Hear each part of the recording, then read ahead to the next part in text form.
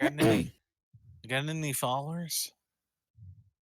Yeah, we're up to 9 followers on the channel and Wow. up to over 200 views on all of the streams that I have up. Um, we'll occasionally get people dropping in to watch part of the stream. Everything looks like it's up. If anybody wants to just double check on a second monitor or anything and see if they see the channel live. Oh, I know that sometimes general chat in the Discord server goes pretty fast, but people who haven't gotten me art references of characters, Gally had the idea for when there's a cool moment, we can switch to really cool artwork of our characters doing something badass or a cool pose. It's going to take me a while because I don't have like full time to do art, but if you can get me like something to work with as a visual reference for your characters, then I can put something together like that. I mean, I might need some help deciding what Oyo looks like.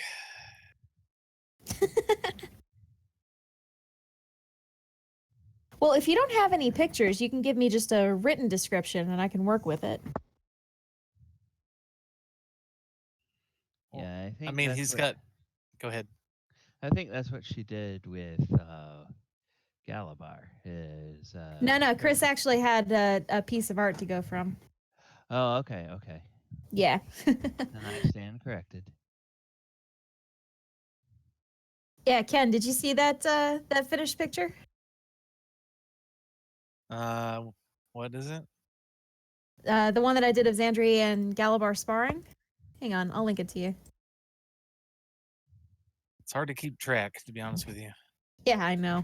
I don't see the finished one. I saw the sketches. Yeah, hang on. I'll whisper it to you. I like that one where you're on the horse. Did a very good job on the horse. Thanks. I'm putting together another one. I'll show you the in progress shot. But anyway, the picture I game's... use for adamant is an old school adamantine golem. Mm-hmm.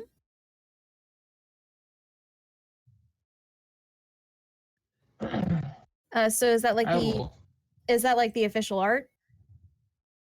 I think it is an official picture. Me. I'll see if I can dig it up. I've got it on my computer. It's just being slow. I forgot to read it. So yeah. Bear with me. Right. So anyway, that was all I wanted to say. Just if you have the time, if you get me a written description or a picture to go by, then I can start putting stuff together like that.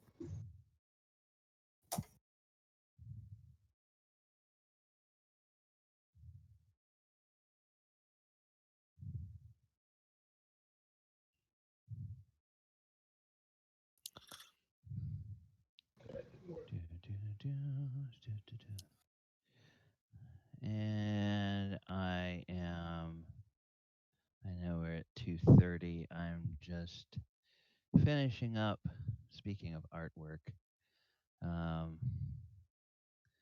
couple of little items that I wanted to upload. And it's so hard because it all depends on which direction our session goes today. Since in this game, as we know, there are opportunities for the game to go several different directions. Okay, good. Let me go to do that. I'm going to bring this back here. There's a theoretical limit at some point in Roll20 to the amount of Hello. Hey Ash. Hey Ash, how you doing? Hello. There's a theoretical limit to the amount of files and artwork you can connect to a campaign.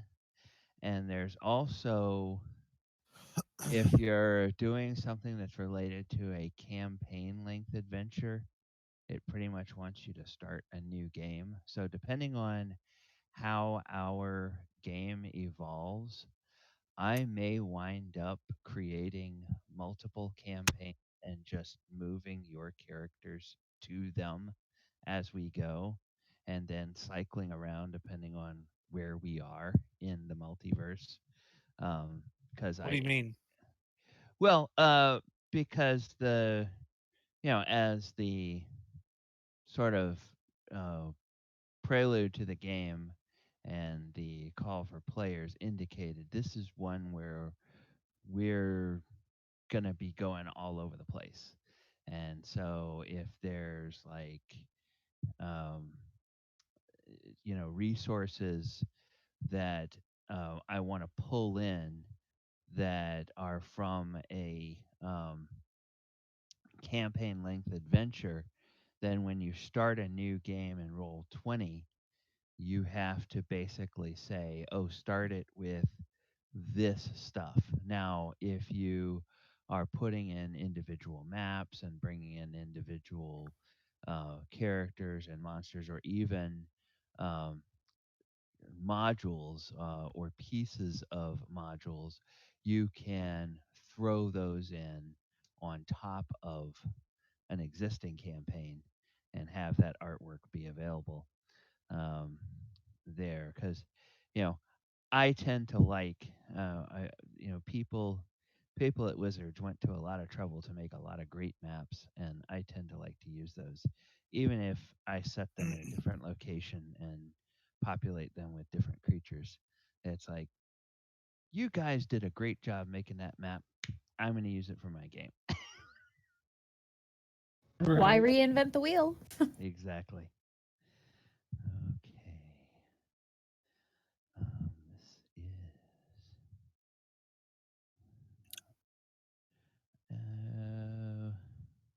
what do I want to call this? Artwork. That's what I want to call it. Okay, so there's a blank panel there for artwork. All right. Um, let us return to another place and time. Several weeks ago, when last we left um,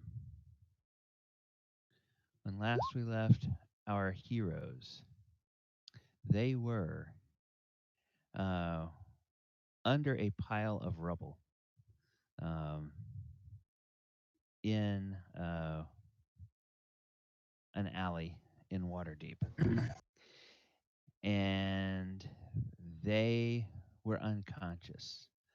The last thing that they had seen is they had seen um, Tacinda Verlassen whisked away, um, carried against her will, her unconscious or limp form, um, taken up into a Githyanki ship. That ship scurried away, firing some energy bolts that blasted up the street and knocked down the wall across the alley, which was the rubble that knocked out the players. Before that happened, they had seen that um, the Blackstaff and Barnabas Blastwind had both been in the area on dragons, or on, I guess Barnabas was on a dragon and the Blackstaff was on that big animated griffin statue that normally sits up on the shoulder of Mount Waterdeep. And they were flying around and, fighting against the Gith. As it turns out, when the alleyway collapsed, a lot of the Gith soldiers were crushed in the rubble. The dragon and its rider were able to get out of the way and beat a hasty retreat, because they were there for a specific mission, and once that specific mission was done, um, they were going back to stage to get more orders for whatever they were supposed to do next. Um, and as they took off, Barnabas and the Blackstaff immediately went into rescue mode, knowing that they had allies, not only the heroes, but also members of the City Watch that had been caught in that collapsing um, rubble in the alley. And so, with no more immediate threats, they decided we are going to go and help what we can. And so it is that our characters now find themselves starting to wake up. And we're going to go back. I did not have my notes last time that we were playing these characters. So I was kind of winging it. So this time I'm going to give you the official um, account of what happens. Um, all right. Each of you gradually regains consciousness in a four-poster canopy bed, except for Adamant. For those of you that find yourselves in a bed, the sheets are fine linen, and a spring breeze blows through an open window, carrying hints of charred wood smoke and the echo of faraway hammers and saws. Two attendants stand by each bed, both of them wearing clerical vestments. One of the attendants by your bed wears the livery of the Church of Lathander, church known throughout the city as probably the ones that are most concerned with healing and preserving life and limb. Um, that particular attendant is clearly a low ranking acolyte or healer who's trained in administering herbal remedies or potions. The other attendant is a member of the clergy, either that you have told other people you follow or that they kind of guessed maybe you might follow. Um, uh, Zandri. So there's sitting Uh, four. yeah, Zandri. There is a cleric of Sune there, but it is not Silkala. Yeah, Uh, she was speaking to Zandri last week. okay. Yep. Thardrum. There is a cleric of Moradin there by your bedside. That's racist. Can't Um, believe this. and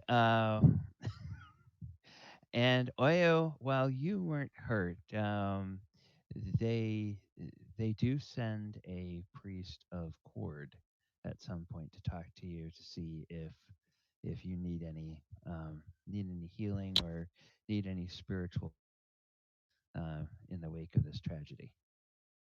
So I guess we can start with Oyo since he is actually awake and was not part of the people knocked unconscious. All right. Um, So, well, have I gone and talked to any of the others yet? I don't remember. you have looked in on them because you came. I think I had my timeline a little off last time.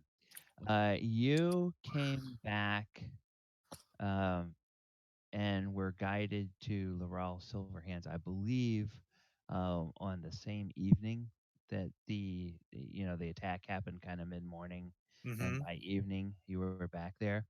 Um, so you have been a guest. You know, Laurel Silverhand did indicate that she had some concerns about your safety through her staff, and said that a room had been set aside for you, and you would be free to stay there until you decided what you wanted to do next. And you're welcome to wait and wait for your friends to recover. So I'm going to say that during that first evening was the first time you saw Barnabas coming by, and he basically talked to you and told you about um, rescuing the uh, rest of your friends. He assures you that he believes they're going to be okay and will make a full recovery, um, and says that he's doing everything he can and he appreciates the efforts that you all went through to try to save Tasenda. Um, then I suppose probably the next morning is when you would see the priest of Cord, who would come and um, would say he would say something to you along the lines of, "You and your friends showed great strength in protecting the people from these fierce attackers. Cord would be proud. Sometimes strength comes in outwitting your opponent, and it looks like you were successful in this. Well done. Do you require any healing or any counsel?"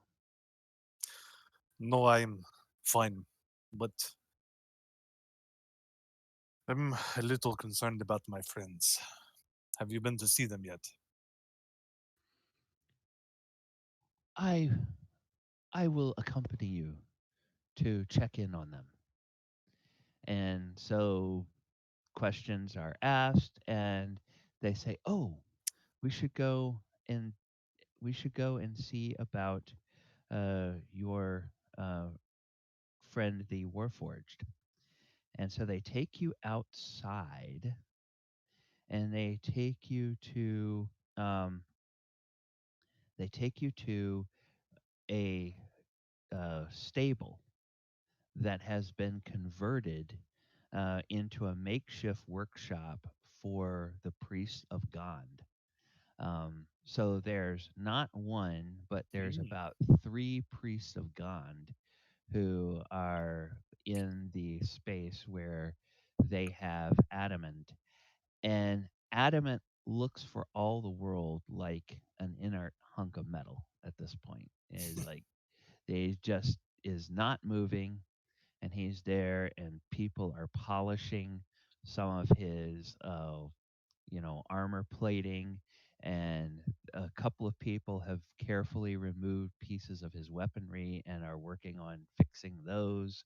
um, and they assure you that they will all be put back, and he will any repairs that he needs will be completed.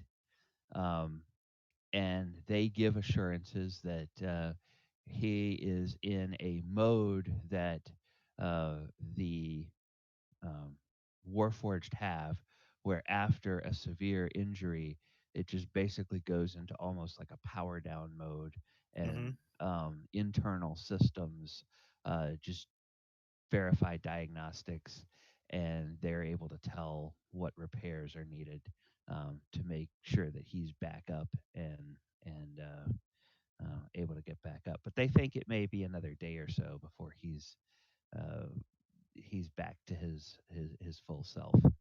Very well.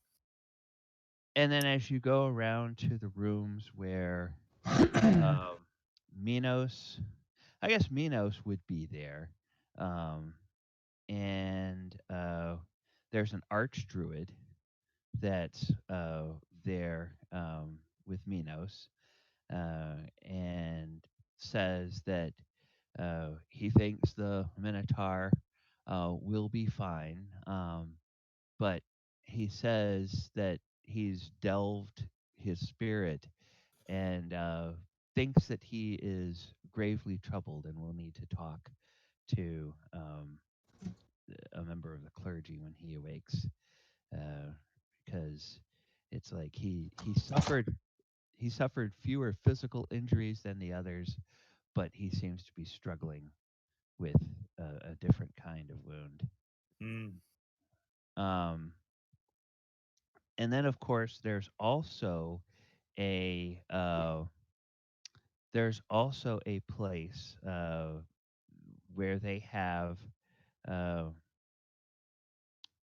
a little uh, place off to the side on the ground floor where they have set up some couches, and they had been tending to Lunacea there. But she seemed to recover, 9 lives, feline stuff. She seemed to recover a lot more quickly than everyone else. And she actually managed to slip away, and she is gone. And they did not know where she was until they got a message that said, thanking them for their help in recovery, but she was leaving. She was leaving Waterdeep, and you know, was going to head off on her own. So that's all they know about her. But as you go and look in on your other friends, they are in the rooms as described, and the priests give a prognosis that yes, it'll be another day or more before they regain consciousness because they were pretty badly beaten up, but they all are expected to recover fully.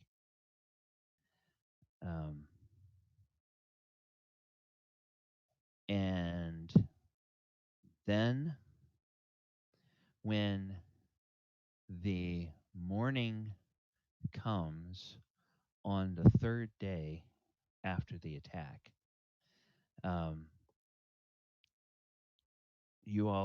the rest of you slowly begin to regain consciousness.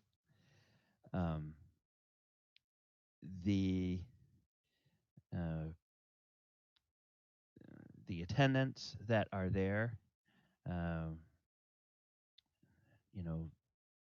each of them bids you to be careful about trying to move too quickly.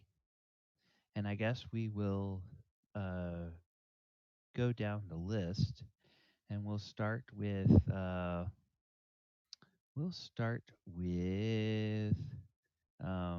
Thardrum. So as you wake up, you see a priest an acolyte of Lathander and a priest of Moradin there. And as you open your eyes, the priest of Moradin says, "Praise the Creator. You wake. How are you, my friend?" Bloody hell. Oh, what happened? Oh, well, you just decided not only to attack your enemies, but to take down every damn bloody brick in that alley. Wow, I Good, don't remember any good of it. shot. Where am I? Why is there a priest of Moradin and a priest of Lathander here? Oh, you were Is this a bravely temple? injured. No. No, you are in So I the don't home. see Lathander and Moradin very often together. No, you are in the home of the Open Lord of Waterdeep, Lady Silverhand. She has extended her hospitality to you and your friends as you recover. She is gravely concerned about your health and your recovery, and it is by her grace that you have been tended here. Um, Myself and a member of my order, as well as a member of the Church of Lathander, have been here the entire time. Why am I here? Like, how is everyone else doing? What happened? I'm confused. Last thing I remember, a GIF teleports behind me and kind of whacked me. I don't remember anything about bricks. Yes, your Well then, we'll just keep that between ourselves. But if I were you, I would tell the story that you took down the entire alley with your mighty weapons by yourself. That sounds good for a dwarf. Um, the as far as we can tell from the reports that Barnabas Blastwin have told us, um, you all fell under attack by the Gith there near Trollskull Manor. You were trying to fight your way into the house, and more reinforcements from the Githyanki showed up. And when they were able to kidnap Tassinda Verlassen, they discharged some kind of energy weapon that collapsed the wall of the adjacent building, crushing everyone um, who is left in the alley. It was touch and go whether you all would survive for a minute, but thanks to the quick actions of the Black Staff and Barnabas, you were pulled to safety before any permanent damage could be done. So, Jacinda was kidnapped. And Yes. everyone nearly died. Yes. Okay. That's a bit extreme. And now I'm in a house. Yes. As soon as you all are awake, Lady Silverhand will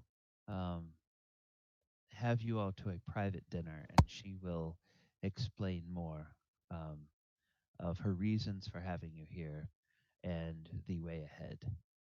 Um, I'm afraid that your previous lodgings, Trollskull Manor, um, were devastated by a fire that broke out after the assault ended, and so that is no longer a habitable structure until it gets rebuilt. Um, so That's for very now, sad. I left yeah, my armor in that place. well, we will So everyone have else to. is alive. Yes, everyone else Okay. is alive. So we failed, but we didn't. We're still going. Okay. Yeah, Oh, and during that conversation, we can say that Oyahusa comes in, um, on one of his rounds to check on people, either on his own or with a clergy member. So, Oya, if you want to say anything, or if you just want to poke your head in and say hi, that's fine. oh yeah. How are you doing? You look all right. For apparently we had a building collapse on us, but you look okay. You Yes, look a my lot better. friend. I'm sorry. We got separated. Oh, well, I kind of did run off on my own. I had to dive into the sewer to avoid the dragon blast. Ah, that sounds very Oyo. My But, head really hurts. I well, don't know. We rest. spent a lot of time in the sewer recently. So, You want me to yeah, get these fools out of your room so you can rest? it would. Yeah, my head hurts so much. Let's go, gentlemen. Those gift swords do weird things. Yes, they are quite strong. Yeah, everyone told me that the gift were idiots who jumped off dragons and killed themselves. Next thing I know, they're teleporting behind me. Then everything went black. I thought I was dead. If my wife finds out I was dead because you guys told me the gift were idiots, I wouldn't want to be you. And now I'm waking up in a bed that's a bit too big for me. And not as nice and comfortable as a rocky surface. And my head really hurts. Well, with a little bit of time, you will feel much better, and we will have an ale together. Apparently we have a dinner. I don't know if you've heard. Yes, I hear many things. We have much planning and discussing to do. Okay, my head might hurt still by then. I'll try and stay concentrating, but you guys might have to deal with that. Say hello to everyone else.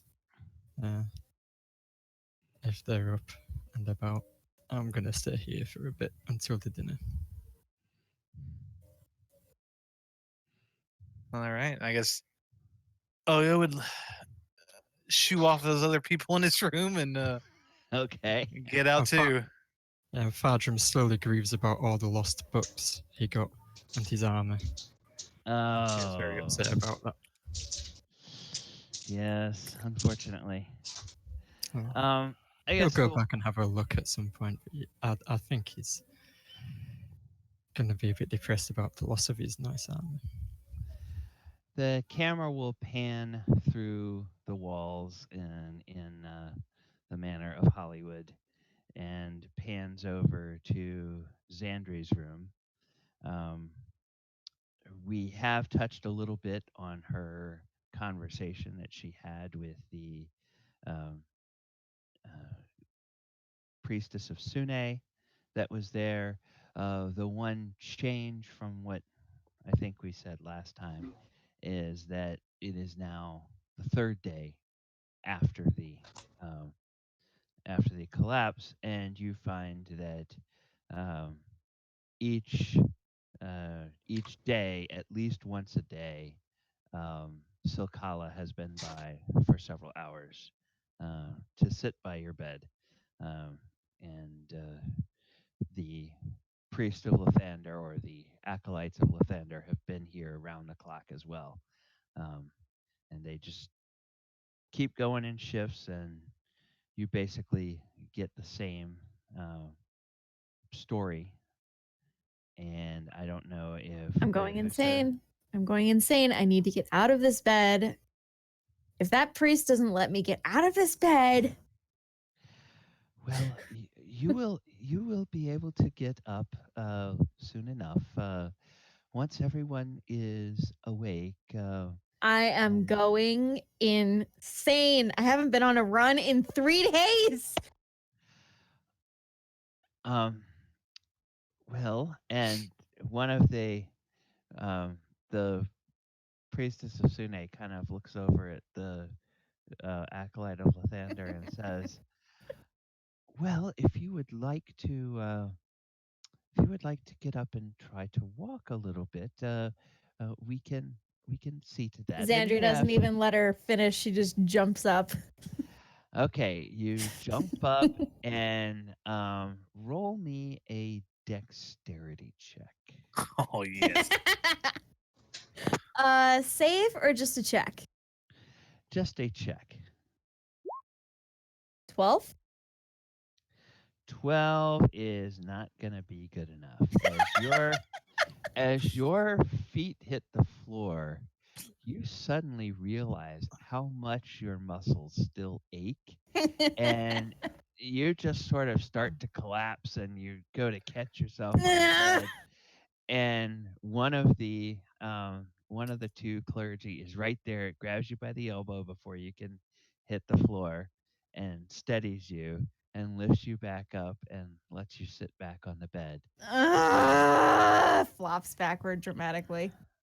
Oyo's leaning against in the door jam. Knocks on the side of the door. Who let you in here?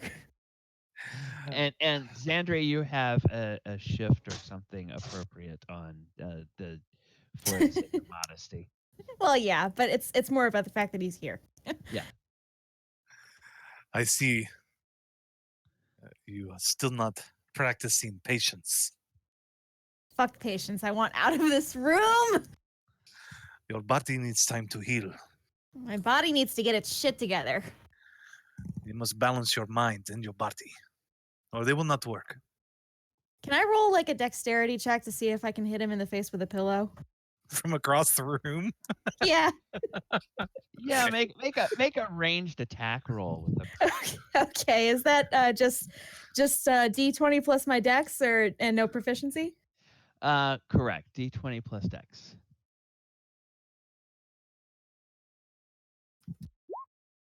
6. Oh Yeah, boy. you throw it and it kind of tumbles and falls almost at your feet, and the priest of Lathander, or the acolyte of Lathander, looks a Yeah. little aghast, and the priestess of Sune just just kind of smirks as if, yeah, this is kind of, we were told to expect this. Oyo just doesn't skip a beat, just kind of slowly walks over, picks up the pillow, and walks over to Xandri. And he has a different expression tone on his face and his voice, and he says, and he like hands her the pillow, and Xandri, Snatch. you're rest, my friend, okay? Get better.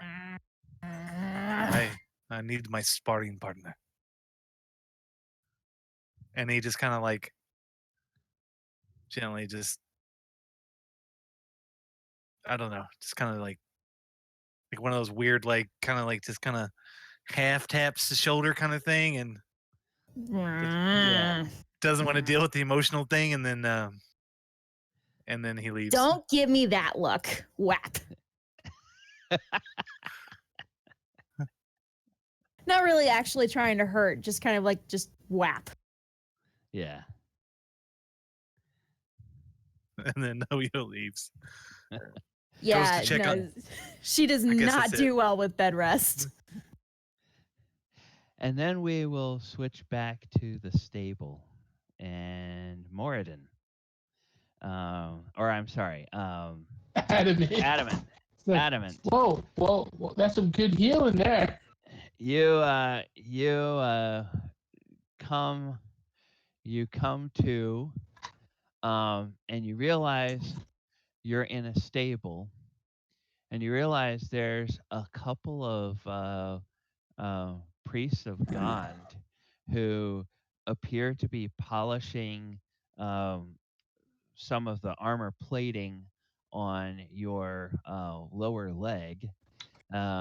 And then there's a priest of Moradin who is there and is looking very appreciatively at the weaponry that you have and the shield that you have integrated uh, into your arm and your armor. And as you move, he goes, "Oh, you're awake! Great!" He ever so gently plucks the gnomes off his body. Yeah, No more shining. they It's just going to get marked up later. Oh, okay. Well, as you wish. We did a complete diagnostic, and everything should be functioning nominally. We have repaired a crack on the weapon that you had. We have buffed out your shield, and we have had to replace one plate of armor that was too badly damaged in the collapse of the rubble. But we've managed to match it exactly to the same coloration that it was before. So you may feel like it's new, but if you look at it, you would never be able to tell it's any different than the original. Good. Bilgegar would be happy. Yes, and may I say, quite the craftsmanship. Quite the craftsmanship. Hey, if you ever find yourself near the Temple of God, and you would permit it, of course, we would love the opportunity to study more about the craftsmanship, and perhaps we could even help to design some upgrades if you would want them in the future. I shall think about it. Oh, wonderful, wonderful. Okay, hey boys, looks like our job here is done. And so they start running around, whoop, whoop, whoop, gathering up their tools and putting things away and whatnot. And so if Oyo wants to wander by, he can. Otherwise, Ah, gnomes. Okay. Duh, we're good. Okay. Yeah, you will. They will give you the same message. The attendant from Lathander, who actually kind of feels really out of place because he has no idea what he's supposed to do to help a Warforged. Kind of none of Just kind the of Lathander. he passed the Lathander priest on the head. Yeah. Okay, I And understand. he informs you of the situation that it's been 3 days since the attack. Um, the word has started to get around that your other companions are regaining consciousness. Tells you that you are at the home of Laurel Silverhand, who is the Open Lord of Waterdeep. You are her guest, and that she plans to have a private dinner with all of you this evening once you've regained some strength to discuss more about the situation that has happened and what has, what is to come next. Um, and Well he then, indicates, go ahead. guess I'll be going inside then. Okay. And of course, the Warforged, you don't have that same sort of pesky thing with the muscles being achy and being a little weak after 9 years. You could just and all of the machinery works as it's supposed to, all the joints and the servos and everything, and you are just able to um, ambulate around as you wish. Um, and so I don't know if we can sort of say you either wander around and check on your companions or Yeah, pretty much. okay. Uh, He'll go visit Andrew just to piss her off more. okay. Is there anything that you all wish to do between the morning that you wake up and later that evening when you are called to dinner, or do we just want to hand wave that time? Well, as soon as Andrew's legs work, she wants to check on Thardrum because the last she saw of him, he was already unconscious and then a building fell on him. So, Okay, well then we'll go ahead and we'll do that. So yeah, it takes maybe 15 minutes. It's like you have to sort of uh, first work some, you know, work some movement back into your arms and legs, and then you steady yourself on the edge of the bed, and you're gradually able to put more weight, and it's just like it's like an extreme case of having very stiff, very sore muscles. Once you start working through them, you're then able to begin to get back. You might limp a little bit for an hour or two, but after that you'll be fine. ha, So ha, ha! Just walking out the door. Well, I hear this terrifying ha ha ha coming near my room. No, I'm going. You're not stopping me. and they don't stop you, and they kind of walk you almost as far as the door to your room, and then once they realize that you're not going to topple over, they just sort of let you go, but they do admonish you that Lady Silverhand does have some concerns, so please do not leave the house. Lady Um, Silverhand has some concerns, and I leave the house. Now be nice. Be nice. She's cranky. Some people get We've had- cranky when they're overtired. Sandra gets cranky when she can't go out and move. We've Not had this gonna be- discussion. Be nice. Listen, you overgrown hunk of metal. You're just jealous that I didn't get laid up for a few days. It's like resounding clang as she punches his shoulder and stomps towards Thardrum's room. I did Okay. get crawled all over by gnomes. Yeah, infested with gnomes. I'm sure worse things have happened. So it's kind of Thardrum, is this your room or am I about to embarrass myself? Hello. Come in. Hey, opens My the head door. hurts a bit less now. Oh, sorry. I'll talk a little bit softer. How are you feeling? Bit fuzzy. Can't remember stuff. Apparently, a building fell on everyone. Yeah.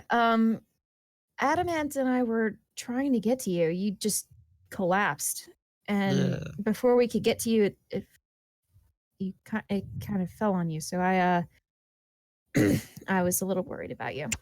How are you feeling? I've been better. I honestly thought I was probably gonna die, but you know, at least I'm okay now. We were trying to get So, to you. We wouldn't have let it happen. yeah, I shouldn't have gone so far ahead. I was a bit unsuspecting of the whole magic teleport. I'm gonna learn how to do that. I've decided. It's a pretty good trick. Well, if you learn that trick, That's- teach it to me. And then I'm gonna read about the gift because I don't trust you guys anymore. What do you mean you don't trust us? Especially Minos and Adamant. They kept talking about how the gift were idiots who jumped off dragons. But you know, Yeah, Kinda Adamant got- gets a Well- look. kind of got bested by them. Look, he got pissed off and he did stupid shit, okay? I don't know what you want me to say. He was an idiot. Damn near killed himself before he got his swing on me. I should have stayed with the group a little bit. But yeah, I thought I could get there in time, but the whole teleport thing was Yeah. a bit of a shock. Yeah, I think it took us all by surprise. Also, I'm thinking, because you know, if I died there, I wouldn't have been able to send any of this money to my wife. So, you have Yeah. a bank account. I need you to Yeah. help me open a bank account. Okay, I'll help you do that. I don't really Then- trust other people with my money, but Listen, Xandri kind of looks at Adamant and makes a face like, ugh, I'm just gonna have to bite the bullet. Syl told me what you specifically did that night that I met her. That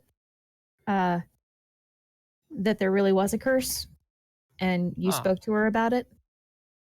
oh yeah, that was just a happy coincidence. Yeah, I You should know, look but after your body a little bit more. oh, shut up! I already deal with that from Oyo. But look, I just thanks. I appreciate it. You're welcome. Hopefully, we have some productive meetings and we can get some revenge on some gift. Oh, there will be revenge. I don't care where they came from. We'll get them. We'll I'm gonna find them be and we'll get them. Master hunter of gift. You and me both. Probably Adamant and oh yeah, well, I guess Minos too. I haven't seen Minos or Luna. Oh, They said they were all right, but I Yeah, heard someone Luna. say Luna left. oh, okay. I Well, it was a big thing. Oh, he was walking around without a scratch on him, the smug Yeah, I know. bastard. Apparently, he jumped into a sewer because he's. Yeah, 'cause can he's do so that. smart. Sulk. She doesn't actually say sulk. That's what she's doing. Is sulking. Well, Mhm. I'd better get back to bed before I fall over and have to crawl back. But Yeah, make sure. I'll carry you back. no, you will not.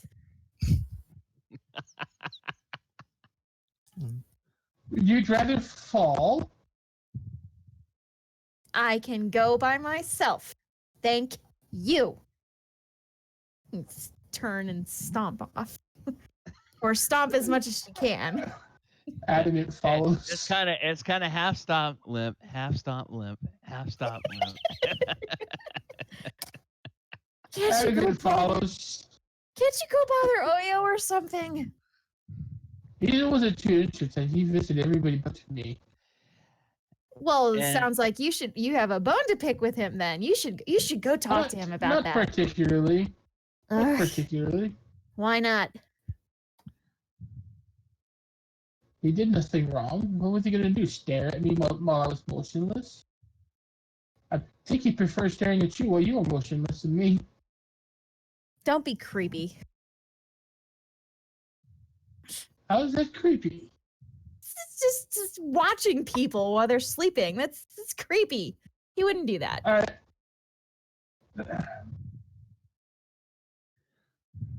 That's how I sleep.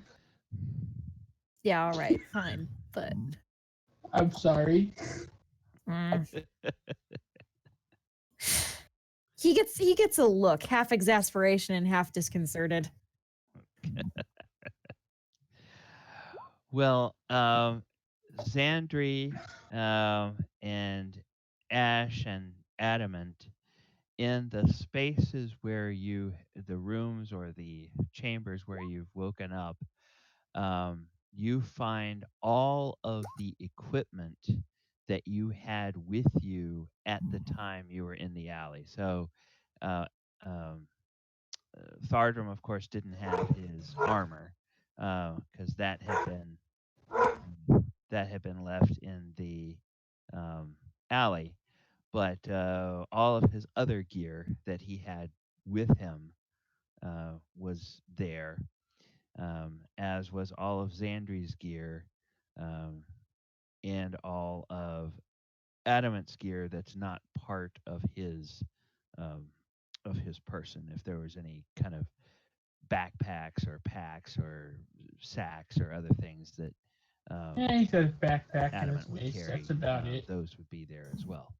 Yeah. Um, Xandri's been like sharpening and polishing her double-bladed scimitar like it's a teddy bear, since she can't do anything else. Yeah, actually, you can and you probably would do that yourself, but you find that your armor has all been cleaned, your weapons have all been polished. If there was any wear that you had noticed on some of the stuff, you've seen that's been kind of repaired. And the same goes for everybody else. It looks like they've really taken the opportunity to try to get everything back to um, optimal order, optimal working order there. Um, and then we go. We'll advance if everyone doesn't have anything else they need to do. We'll advance to the evening. Um, you all find your own clothes there. There's a wardrobe that your own clothes are there. There's also what looks like tailored clothes for each of you. There is a set of um, serviceable, brand new, running around kind of everyday clothes. There's also a set of formal wear that has been tailored for you. It may or may not be in colors that you would normally wear, but it's all sized correctly for you, um, and you all have that available to you. So Adamant gives the clothes kind of a funny look. yeah, in your case, it would be kind of more like almost like a belt or a bandolier or something like that. Since you don't really need any clothes, but it would just be sort of something, and maybe with a cape that is of a formal nature that you would have there. You're not told that you should wear anything in particular, but you are told a couple of hours ahead of time that uh, Lady Silverhand will be having a private dinner for you that evening at 7 p.m. in her personal dining room on the ground floor. If Adamant's not sure about how the thing works, then after Xandri's done her makeup, she can give him a hand. Okay. All right. So that's kind of like a little bandolier that goes from one shoulder down to the waist on the other side, and it has like a little cape that fastens around his neck with a little brooch um, that is reminiscent actually of the house of your of the dwarf that created you, Adamant. So it reminds you a little bit of his handiwork. He'd The have way trouble with the fastening of stuff. That's about it. Oh, come here and stop fumbling. I'm not fumbling. You are. Your fingers are as thick as sausages. Come here. Just I'm not that big. Blah, blah, blah, blah, blah. Results speak more than words. Click. There you go. Thank you. You're welcome. And then he ruffles her hair. That's you jackass! I spent 2 hours on that. Swatting at his hand. Well, the attendants lead you down to the main floor, and they lead you through the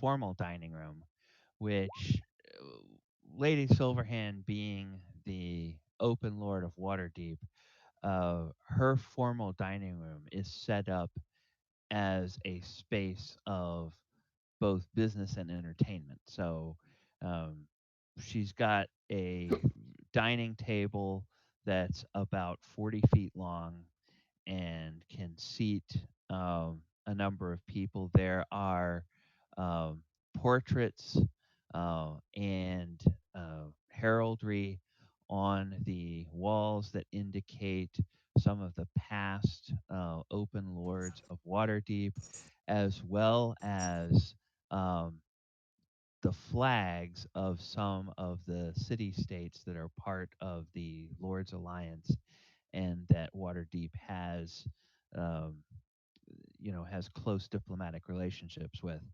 So you get the sense that probably if she probably would entertain diplomats or have important visitors or those types of things, and she might be having even kind of working dinners that she would host here. But that's all. Everything there is sort of put away and just set for. Um, it's not in use at this time, and they take you through to a much smaller dining room. Um, and in it, you see four people that are waiting for you. One of whom all of you recognize, and a second who several of you have seen fairly close. Um, Barnabas is there. I should say there's 5 people. Okay, so there's going to be 10 of you in all. So Barnabas Blastwind is there. And next to him is a rather young looking, dark skinned human woman that some of you will recognize as the Blackstaff, Vadra Safar. There is Lady Silverhand herself is there, looking very much the open lord of Waterdeep. She just sort of, her presence just radiates this command and confidence that she has.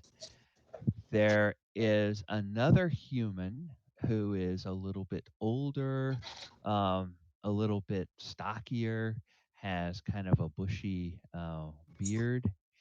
And then, quite surprisingly, there is a drow man that is in the room who looks like a very dashing figure, and he's not dressed in Is traditional. that Drist?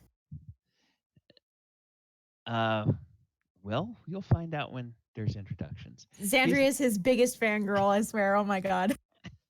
He's not dressed in traditional uh, Waterdavian guard. He is dressed more in clothing that some of you may have seen.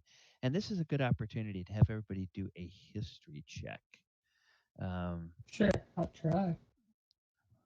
Let's do a history 4! check and see if you. Okay. Did you say it's about a drow? Yeah. Ah, okay. Hang on.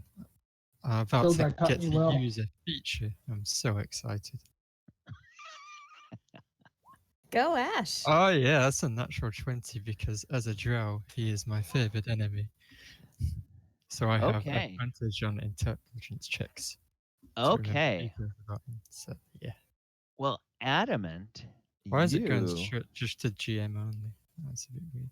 Yeah, that is kind of strange. How do Adamant, your natural 20 lets you realize that the clothes he wears are reminiscent of the style of clothes that nobility from Luskin would wear. Luskin is another city-state on the Sword Coast, a little bit to the north of where Waterdeep and Neverwinter are. And Fardrum, your natural 20 not only allows you to recognize the dress as being from or in the style of Luskin, but also lets you recognize a brooch that has the sigil of a drow house on it.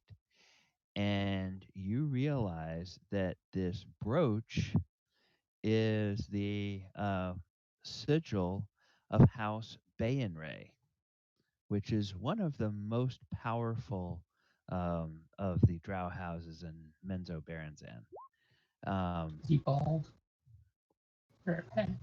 And it's so that's kind of unusual to see someone who is at least presenting themselves as both nobility and a member of a drow house in the company of the Open Lord of Waterdeep. So that's kind of different. And Lady Silverhand says, "Welcome, my guests. Thank you for coming to this dinner. I would like to introduce you to our other dinner guests. These are some of my closest advisors and a visiting dignitary that we have in our midst. I believe all of you know Barnabas Blastwind from the Order of Mages and Protectors." And Barnabas, he gives a little bow and a nod. And some of you may have had the pleasure of seeing the Blackstaff, Vajra Safar. And the dark-skinned woman, she nods and gives a little curtsy. And then she points to the heavy-set human and says, "This is the Waterdeep hero Mert, one of my closest advisors, and someone who has served this city for more than a lifetime." And he kind of smirks and he says, "Well, yeah, when somebody locks you in a magic weapon for a century, it kind of extends your abilities, to live and experience things, but not sure I want to be that confined again. And he gives a little grin, and then she points to the drow, and she says, "And this is the um, this is the new lord of Luskan, Jarlaxle Baenray. He is down. He came to Waterdeep a couple of days before the attack to discuss Luskan's possible uh, inclusion into the Lord's Alliance. But since the attack, he has offered um, the services of Luskan's wizards and considerable amount of treasure from the Luskan treasury to aid in Waterdeep's rebuilding. So Huh. I thought that he would be a good person to have at our dinner. Come, please sit. And she uh, gestures towards the table. There are 10 places set. Um, the table is large enough that in this room it is cozy without being cramped. And there's room for servants to come around, and there's a couple of servers that are in house livery that are standing off to the side, and there's a space set um, without a chair, but there's plenty of chairs there, and they kind of do this thing with adamant where they're not sure, do you want to sit or would you rather stand, or how does what works best He can. for a warforged? He inspects the chair to make sure it would hold him. Yes, it's a very sturdy chair. It looks like they realized, oh, okay. And there's actually another one that's kind of a heavy build over there, and it looks big enough that maybe a minotaur could use it, but of course, there's not been any sign of Minos, so we're not sure. We're not sure where he is in game. We're not sure what's happening with him yet. Um, Well, just to be safe, Adamant will grab the one that was meant for Minos. Use that. okay, all right, and so as you all sit down, they begin um,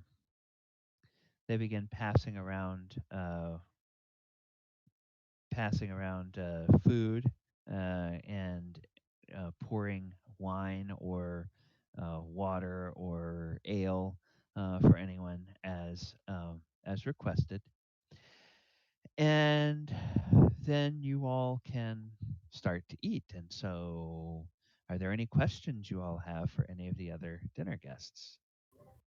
Sorry, how did you introduce Jarlaxle again?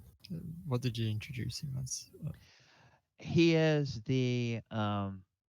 his actual title is the um, she would tell you he's the Lord of Luskan, Mhm. and he is on a diplomatic mission to Waterdeep to discuss the admission of Luskan into the Lord's Alliance. They are one of the major city-states that has been um, kind of by mutual agreement, they've been excluded from the Lord's Alliance in the past, but now um, they feel like they want to be part of the Lord's Alliance, and perhaps that's because they have a new Lord who has a new direction for the town. Can I ask him how he became Lord of Luskan? I thought Drow was a matriarchal society. Uh, he gives you a grin and he says, "Oh yes, my good dwarf. Um, most of the time we are. In fact, my allegiance, my liege lady, uh, the matriarch of House Banray, she would likely not approve of me taking uh, titles for myself. But as I always say, when on the surface, follow the ways of the surface folk. And here I have been able to carve out a bit of a living for myself.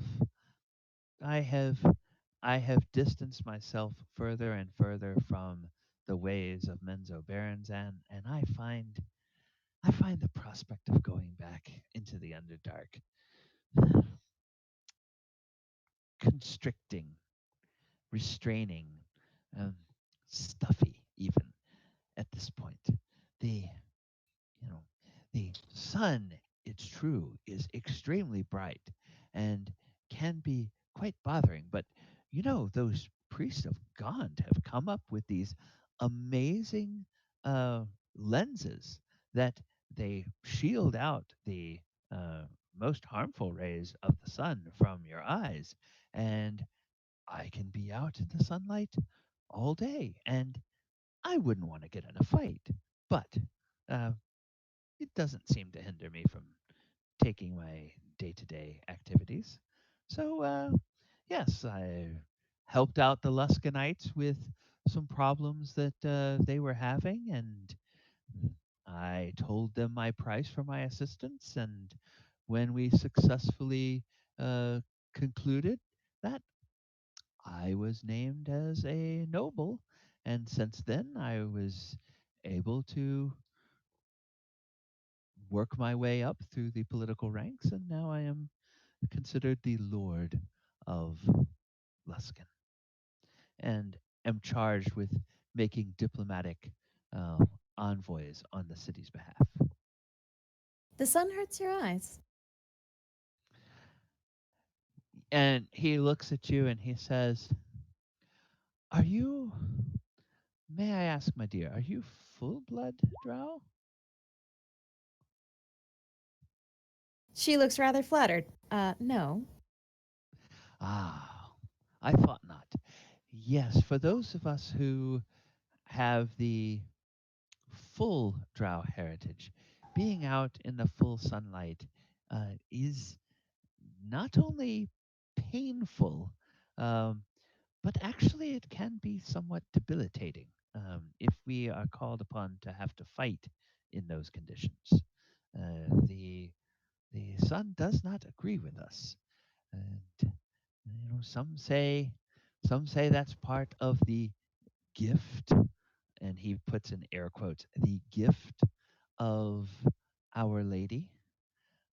Others say it is a curse that is upon our people.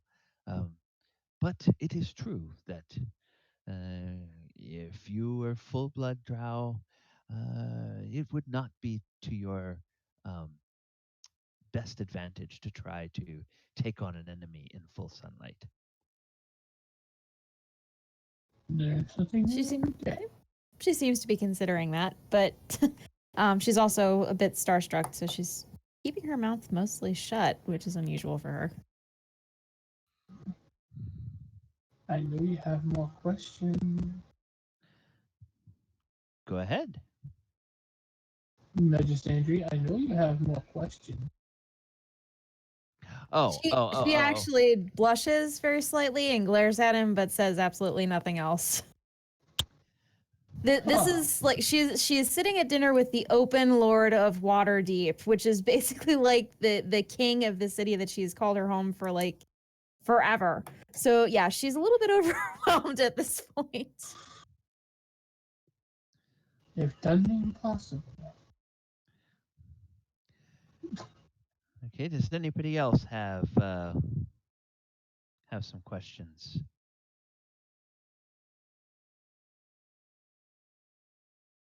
I guess Oyo would start speaking up. Okay. What are your intentions after the attack? I imagine no one heeded my warning, but where do we go from here? Ah, yes. Well, that is part of the reason that I brought you here tonight. Um, is to thank you, first of all, for your role in helping to save the citizens of Waterdeep. The city is officially observing 10 days of mourning, a full 10-day of mourning because of the um, attack and all of the lives that were lost and the citizens that were taken from us. Um, to the best of our count, there were over 12,000 citizens slain during the raid, which lasted only an hour, mind you. Over 1,000 were taken as slaves, and over 8,000 were wounded badly enough that they required aid from uh, acolytes or priests or those with the skill of medicine. And nearly 60 blocks of Waterdeep were reduced to ash and rubble from the dragon attacks and the destruction that the Githyanki spells caused. So that was a heavy price. Perhaps the heaviest price of all for those of us with a sense of the history of the city were the loss of two of our city's silver dragons. Pigiradeg fell battling two red dragons in the castle ward, and Lagilat was slain by a pair of Githyanki spellcasters while he defended children who were in school at the Temple of Denir. Waterdeep defenders did strike a blow against our attackers, though. They slew over 150 of the Githyanki warriors. They managed to capture one of the Githyanki astral vessels thanks to a team of brave commandos from the Order of Mages and Protectors. And she looks at and nods at Barnabas, and he kind of solemnly nods but has a little smile on his face. And one of the red dragons attacking the city was also slain. Before he died, Pagiradeg managed to drag one of his opponents from the sky and dash him to the cobblestones below. But you prevented it from being much worse. And Barnabas takes up the story. He says, "Yes, we understand from interviews that we conducted after the attack was over that you were over in another part of the city. And when the attack first happened, people noticed you helping citizens to get into the sewers and out of sight. And that seemed to have inspired others across the city. And in total, more than 3,000 people sought shelter in the sewers in the areas that were closest to the heavy fighting. And it's likely that many more citizens would have been taken, killed, or wounded had you not set such an example. In fact, as I talked with our friend Volo, he said that every day as people come to the yawning portal to tell their stories about what happened during the attack, he hears time and time again that people say that they were saved by someone who told them to get in the sewers because that's what the heroes were doing.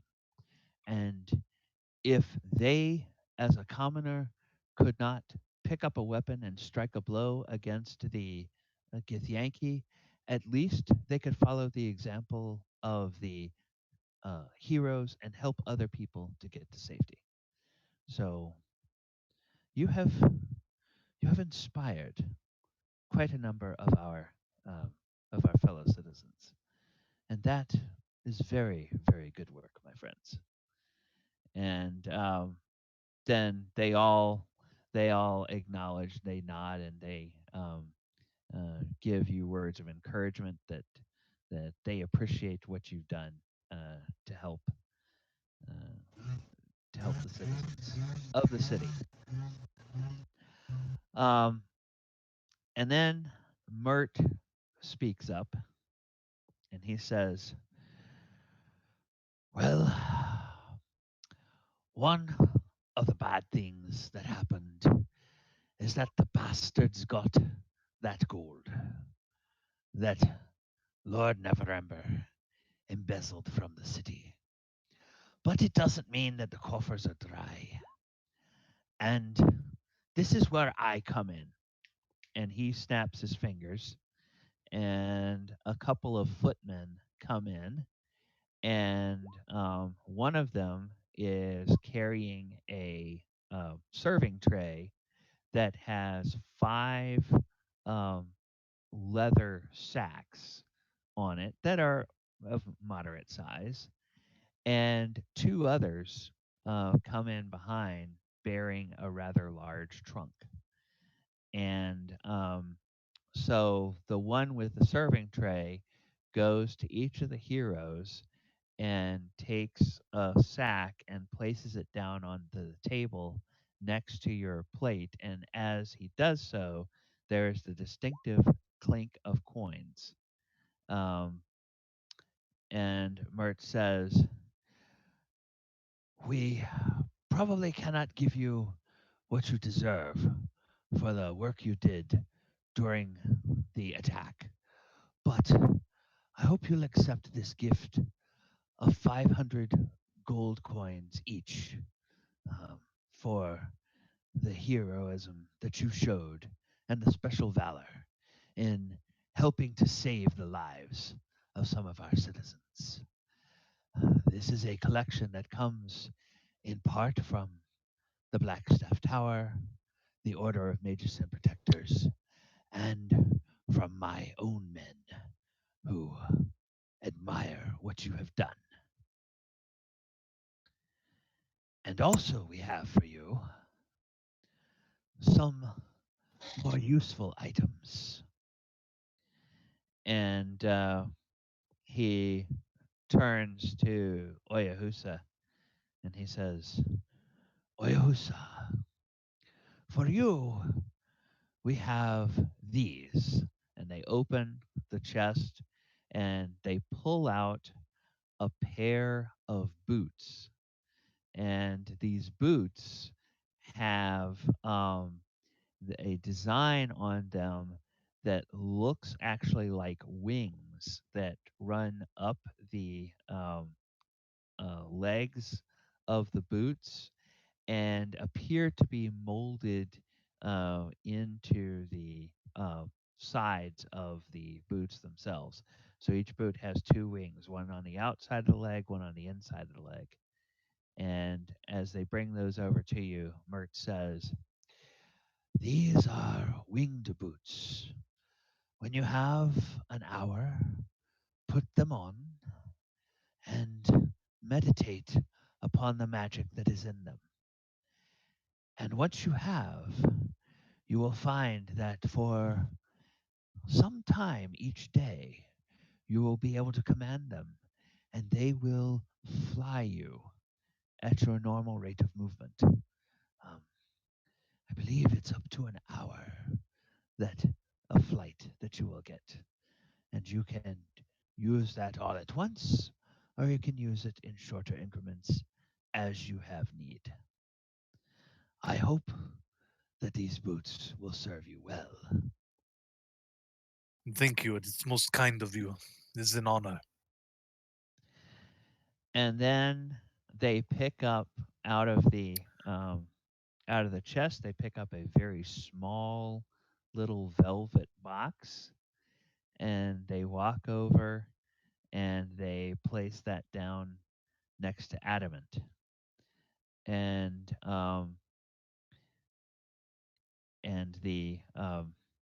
Mert says, Adamant, we're puzzled at what might be of most use for a Warforged, because while we've encountered them before, they're not so common. And we asked the Priest of Gond, and they suggested that perhaps the ability to avoid sinking, should you ever find yourself in the open water, would be good. So in that box, there is a ring. As a magic ring, it should resize itself to fit over one of your digits, and it will permit you the ability to walk on water as you need to. Oh, I do truly dislike sinking to the bottom of rivers. That is excellent. Thank you. No, Very, pick very up good. the box and stash it away. Okay. Yeah, it's a gorgeous little ring. It's gold, and it's got like little carved wave designs in it on the outside. And you find whatever digit or attachment you want to put it on. It will slip on, and it will over the next hour just kind of snugly lock itself into place until you're ready to remove it. Excellent. Yeah, he puts that away for now. All right. And next, Sandri. And the two attendants reach down, and you can hear some clanking and some clunking, and they pick up a set of plate armor. And this plate armor has the sheen of adamantine, and they bring it over towards Zandri, and they place it down next to her chair on the floor. And they say, Mert says, please accept this gift of adamantine plate armor. You have proven yourself for many years one of the greatest fighters to ever go through the gladiatorial arena here in Waterdeep. And you deserve protection as you help your comrades. Perhaps if you had had this armor, then even the side of a building would not have been able to crush and fell you. It is our hope that it will serve you well, and that you will vanquish many more foes while you have it. Zandri had been looking almost deflated from the moment that the casualties were mentioned, and she had stopped eating. But looking at the armor, she kind of looks, her jaw drops at first before she remembers to close it. And she sits up straighter, and she looks rather more like herself. And she has to swallow for a moment before she can speak. And then she says, my lords and ladies, I am honored. Thank you. And she just sort of almost looks like she's about to cry. Very, very, very pleased but trying to maintain dignity. And you know, um, Barnabas gives you a little wink and a nod, and Mert says, "Thank you for your service to our city." And then they reach in and they pull out another set of armor, and this one sort of has the uh, dull gleam of mithril, and they bring it over to Thardrum, and they set it down, and they say, they say, "Thardrum, this is mithril plate armor. We had a set, and it just so happens to be sized for a dwarf. We know that your people are the masters of working mithril, and that it serves you well. We hope that this armor will provide protection that you may need for the adventures that surely lay ahead of you. For we know that your wife would not be happy with us in Waterdeep if we allowed any injury to come to you that we could have prevented. So please accept this gift." Does it look like it's been made by dwarves? Give me a gosh, what would be a good check for that? Can a dwarf not tell dwarven armor? Yeah, I mean, do you have any special feature for that? Because No, I was I just, can tell stone. yeah, I was trying to figure out from. Let me look up the. Where are That two, we? I think we're both smithy, so. Yeah. Oh, whoops, that's not right. That's not the right one. I believe he would be able to tell using one of the related skills to blacksmith tools. Oh, okay, yeah. I don't Which have that would make blacksmith sense. stores. Oh, okay. I mean, I was literally asking, is it a style? Like, Oh yeah. It looks I'm not like it's asking if it okay. definitely is dwarven made. Like, I'm not asking if I know the exact smith who made it, but does Okay. it look like it's a dwarvish style? Yes, it definitely looks like it's made in a dwarvish style. Um, you would even you would even say it looks fine enough that some, you know, mythical dwarven lord like Brunor Battlehammer might look resplendent in a suit of plate mail like this. Oh, Um, yes. so Zandri might try and keep it together, but Fadrim doesn't mind. He's like wiping a tear from his eyes. He's like, "It's beautiful. I will never take it off.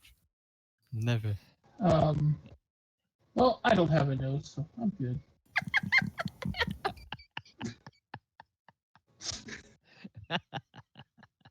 Never again am I going without armor. I'm not sure I deserve it, but I'll try and wear it well. All the time. and so then also Galabar, who is kind of quiet, and most of you haven't had a chance to get to know him much yet, but he's there and he's introduced as someone. Well, Xander would know who he is from her days in the gladiatorial pits, and he was introduced as someone who, in his own way, had been helping against the, helping get people to safety. And after the most of his other companions were slain, um, is the story that he told. And so he wants to join up with Xandri and her group to see if he can help with any further missions that they have. So they have a cloak for him, which is made in the style of kind of a sea creature, and they name it as a cloak of the manta ray. So that's what he gets. And let's see, where are we? 402. Okay. We'll go ahead and get through the rest of the dinner, and then I think we'll take a break. Okay. So the after the gifts are passed around of the tokens of the city's appreciation, as Lady Silverhand says, there's another purpose behind the dinner, and a reason that Laurel Silverhand wanted her advisors and a diplomat at the table as well.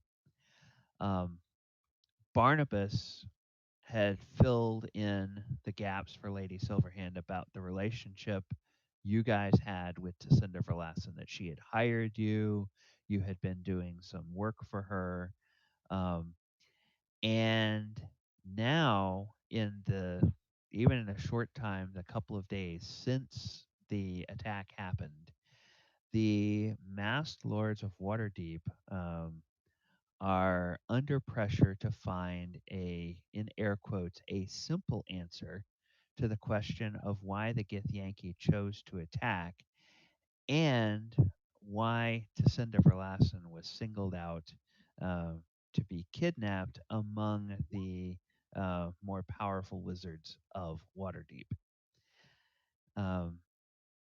So, of course, Barnabas desperately would like to track down where Jacinda has gone, and would like to try to rescue her from the Githyanki captivity. And the Blackstaff and the wizards at Blackstaff Tower, they are all certain that they could not have taken Jacinda Verlassen off of the plane of the natural world because of the curious dimensional fetters that they detected but could not do anything to break. So wherever they are, they presume that they're somewhere on Toril. But yeah, they definitely didn't come from a different plane. I would know. I can sense planar portals. yeah.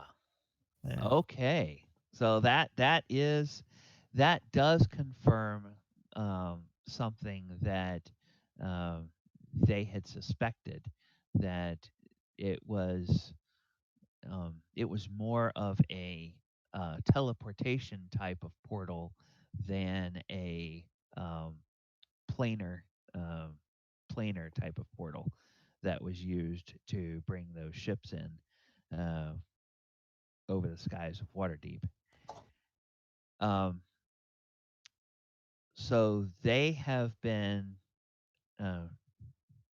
Barnabas and the Blackstaff are starting to think about an espionage mission, and trying to design something maybe that they could take a small group of hand-picked, proven resourceful experts that they could send to try to investigate where the Gith have gone and what is going on. But at the same time, the masked lords are talking about holding an official inquest. And an official inquest would be something akin to a um, where they would call witnesses to give testimony before an assembly of the entire body of the Mass Lords of Waterdeep. This would be a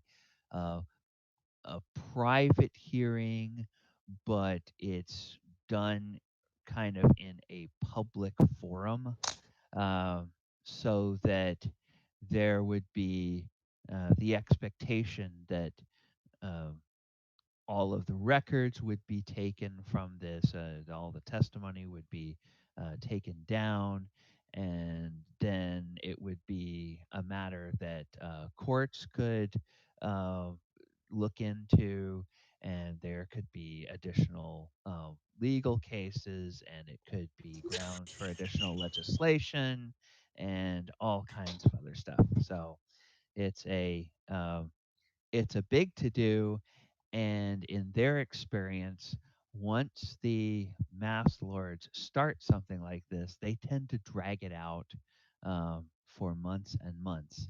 So they are hoping that they can get um, a mission started before they get around to actually having this inquest, because they may well decide to call um, people such as the party as witnesses.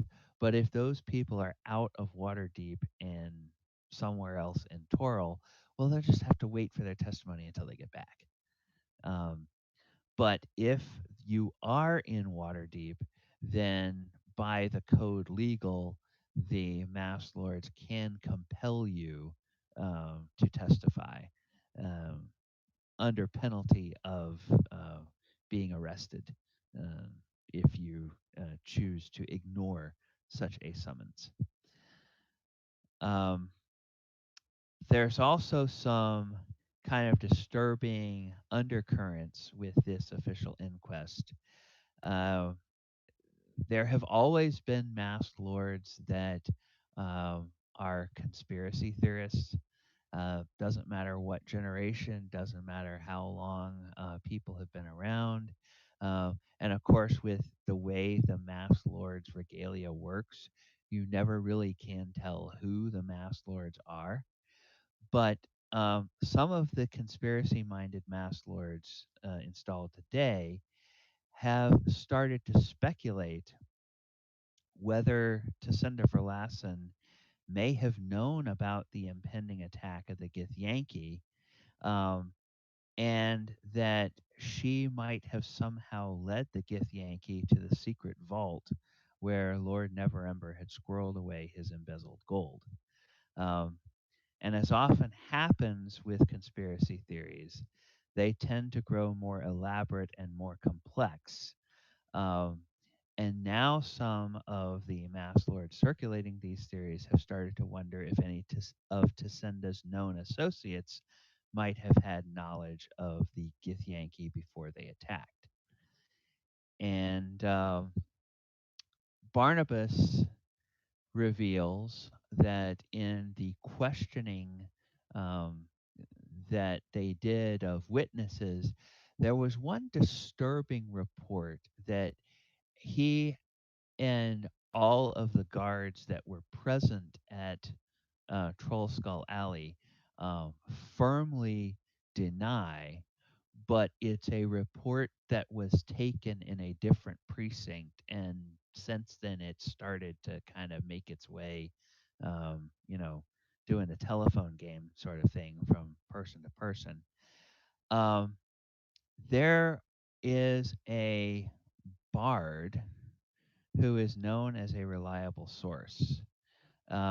He's a bard named Sigitarum, and he performs often at the Crossed Spears pub, which is over in the North Ward near the City of the Dead.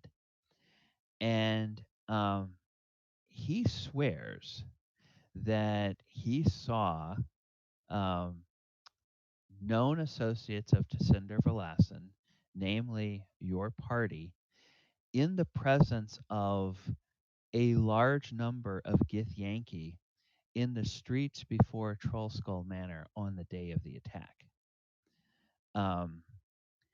And there's and the way the report was done is it wasn't issued as though you were fighting against the Githyanki. It's just that you were in the company of Githyanki. Of course, Barnabas and the other members of the City Watch, they knew that the fight was going on, but as rumors have a chance to grow, who knows where that story is going to go eventually.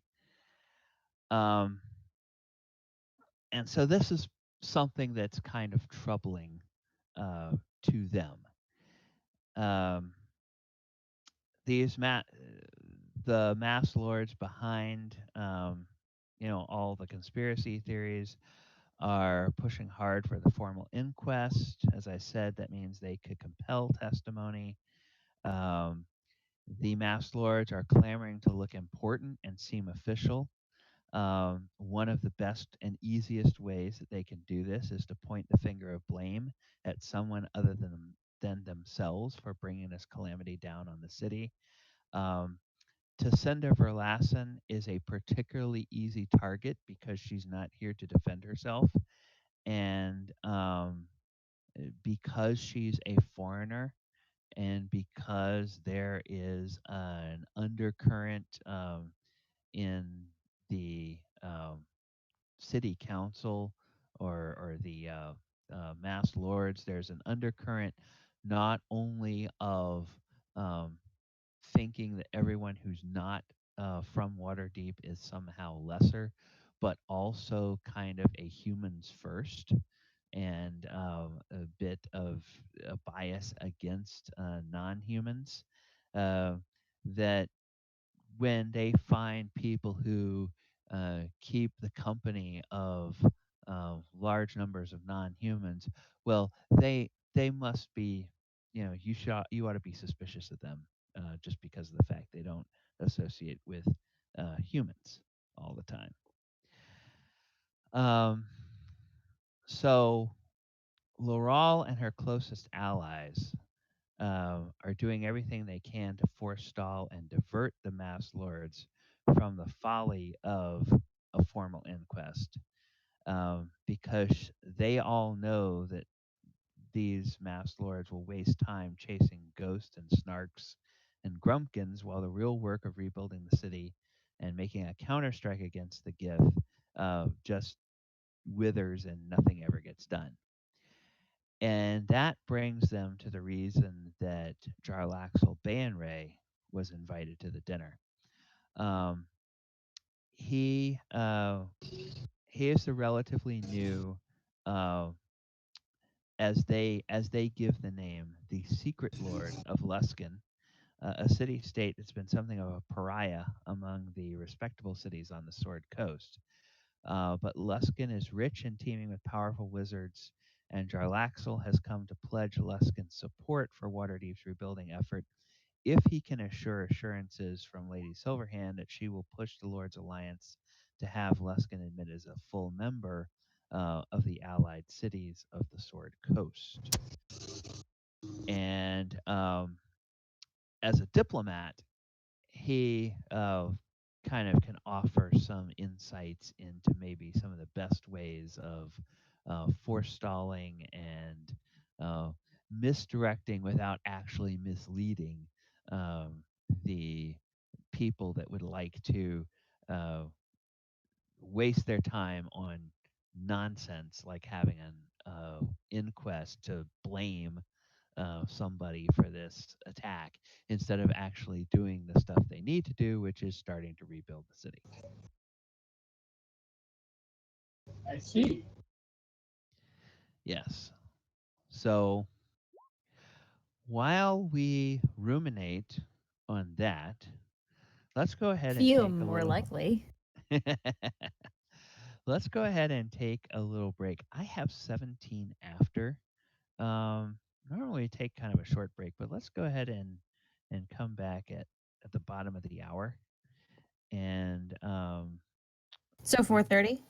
yeah, Okay. 4:30 my time, bottom of the hour wherever you are, and we will go ahead and pick up from there. You okay? Okay, Alrighty. okay. See you at 4:30. All righty.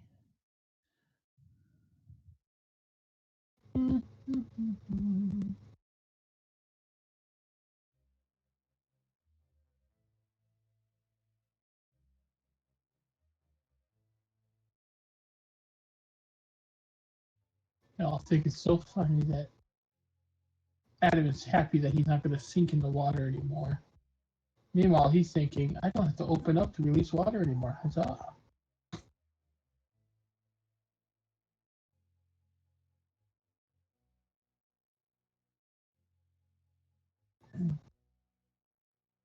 Nobody's there.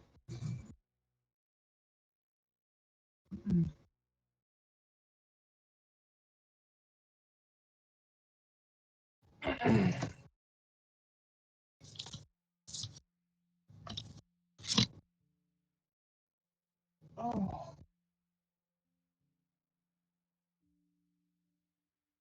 You're not plugged in, right? Okay. That comes through. I thought you could get out of that story. Yeah, I can't believe you actually did it. I know. You saw my response. I don't know anything about that. I've never done anything like that. Never. Ever. You saw my response to that.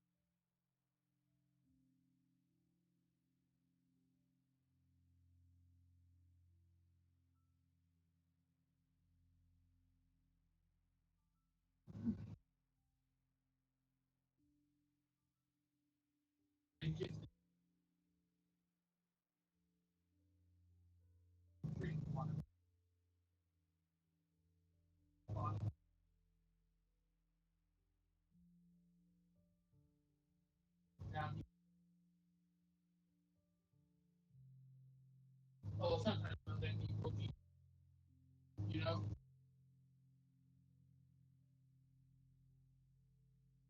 Walk with a bottle of water. Get out the sink, you know. They put the ring on.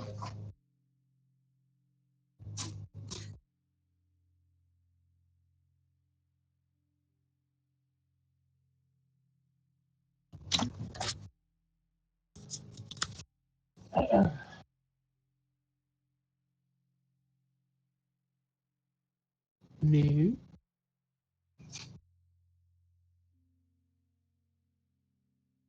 Nobody's back yet.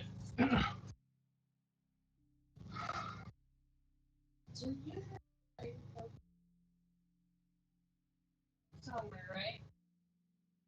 I think he took it from me. No, it fell. It's down there.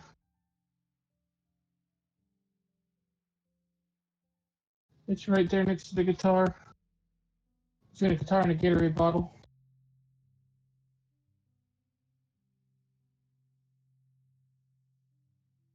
Yeah.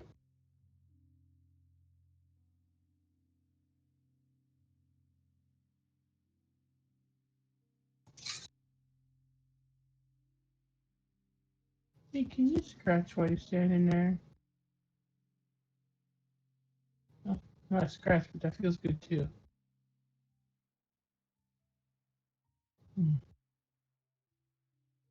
Oh. Oh.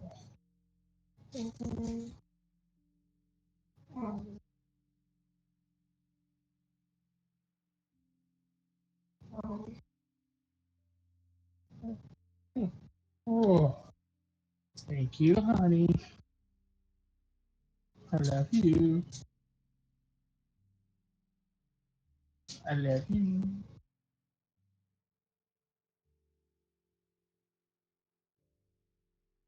You gotta poke me in the back with ibuprofen when I'm driving the Lambo.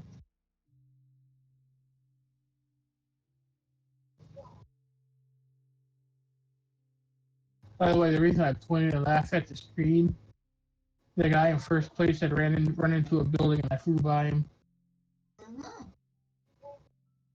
It was like 300 yards from the finish line. So I thought that's pretty damn funny.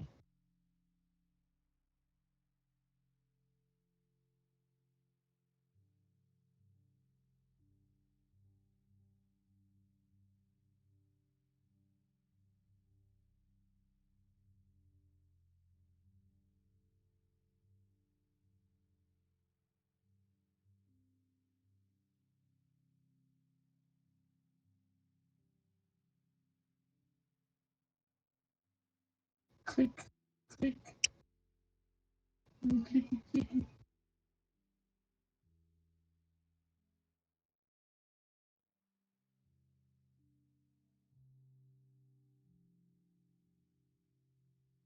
Neighbors on their yard too, huh? No, that's still good. Oh. You just going to town, huh?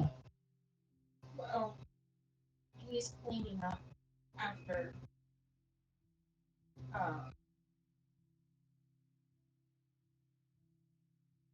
trimming the hedge. Oh. Yeah, I guess there's not much to mow, huh? Yeah. We haven't gotten much rain until recently. And even then, it wasn't quite enough. Right? Well, we got some early yesterday morning. Yeah, but not enough to Friday really morning? need a mow yet. But those hedges definitely needed trimming. Yes. Did you have another cord? He stripped it down and fixed it.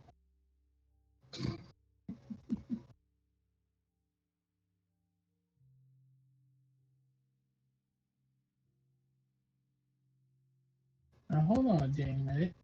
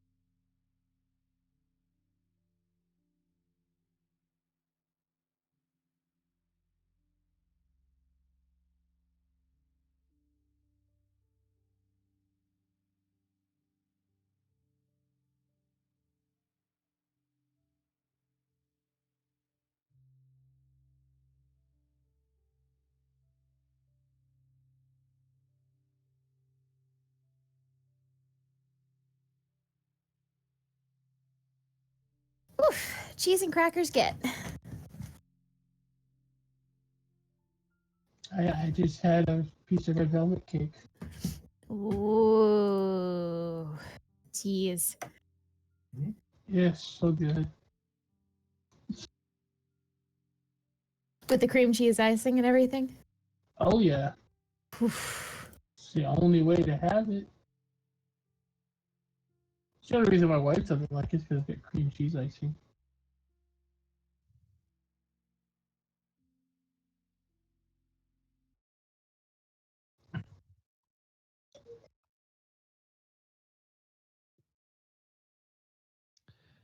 Hello, everybody again. Yoo-hoo! Back, we've got a couple of more minutes, but just cut off the dining and dancing music. I had a question for you. Do you pause the recording while we go on break? No, I don't. I just sit here talking to the wife about her cousin mowing the yard. I Yeah. forgot. Yeah. The Just have to practice muting yourself. yeah, you just have to put that on mute. And what kind of setup are you using as a microphone? I have a Bluetooth headset on my phone. Okay, yeah. You might want to think about doing something that plugs directly into your computer because you get a lot of crackliness. So something that either goes into the 3.5 millimeter jack or the USB jack. Yeah, I don't have anything long enough for that right now, so I use my phone. I can't Bluetooth into my phone because my computer is ancient. Yeah, Bluetooth is not the greatest. Your sound is kind of crunchy at best, and then with all of the other stuff going on, there with all. Yeah, I apologize for the puppy. Yeah. She barks at everything, and every time I thought she stopped, like, okay, I'm gonna unmute myself so I can say, run, run, run, run. God dang it, dog. Yeah.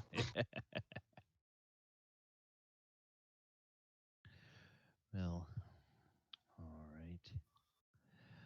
right. Okay, where are we? Okay, we're at 4:30. All right, is everybody back now? Don't Present. take actions back yet.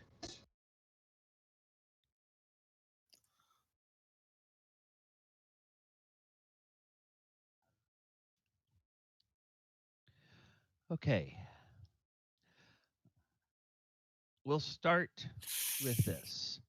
After Lady Silverhand and her allies lay out all of the situation, as is, what questions do you have for them?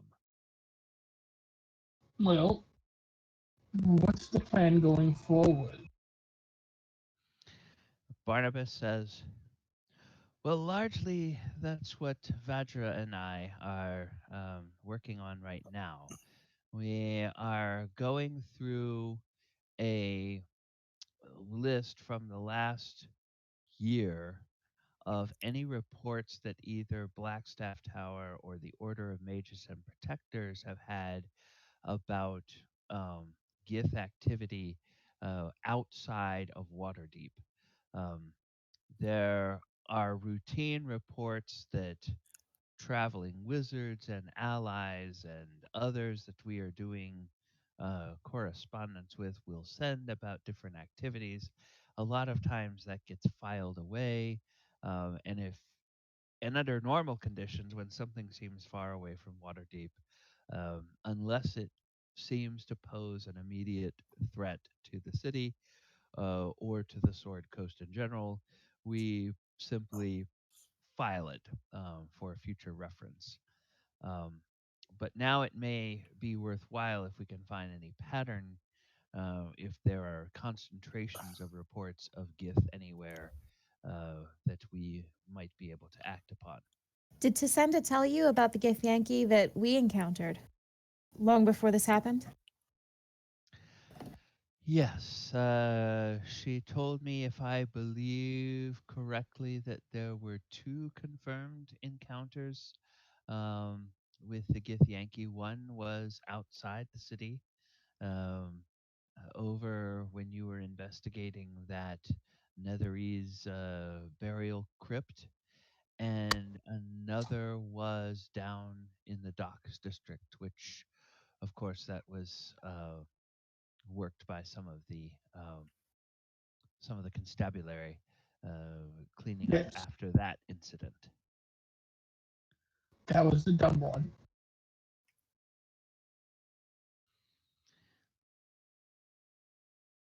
So yes, we were aware of those encounters, um, but while the while the encounter at the docks was exceedingly unusual, um, for a Githyanki to be inside the city, um, there was very little time from the day that happened until the actual attack to uh, see if there were any more around.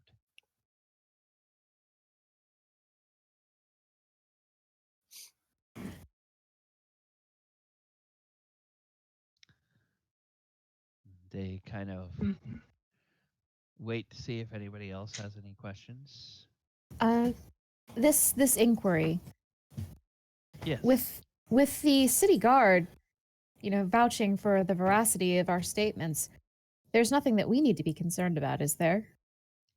I mean, even if this particular bard is of some repute, people Um, know we wouldn't have done anything like that. Ever. and Barnabas shakes his head and says, "No, it will all come out that you are just as people have started to suspect. You are heroes of the highest order, and you were defending the citizens of Waterdeep. The danger will be that these masked lords will find ways to drag out this inquiry, and will have you each in front of the masked lords giving testimony, and then we'll have you there together. We'll have you back individually. We'll have you there to be cross examined by um, other people who have heard rumors of other accounts, and you will just be caught in an endless cycle of nonsense if they are allowed to do that. They are masters of taking an inquiry that should last an hour and turning it into something that will last a year or more.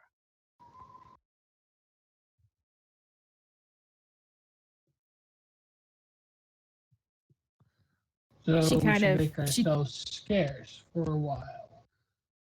Where would you recommend? Is there something useful that we can do? Waterdeep is my home, and I don't want to take this lying down. Oh, we certainly will not. Vatra Safar speaks up for the first time. She's been rather quiet during the dinner, and she says, "Oh, Waterdeep is not going to take this lying down. When we find these Gith, we are going to teach them a lesson about attacking our city. Um, we will make sure that we bring the full arcane forces that we have at our disposal to bear.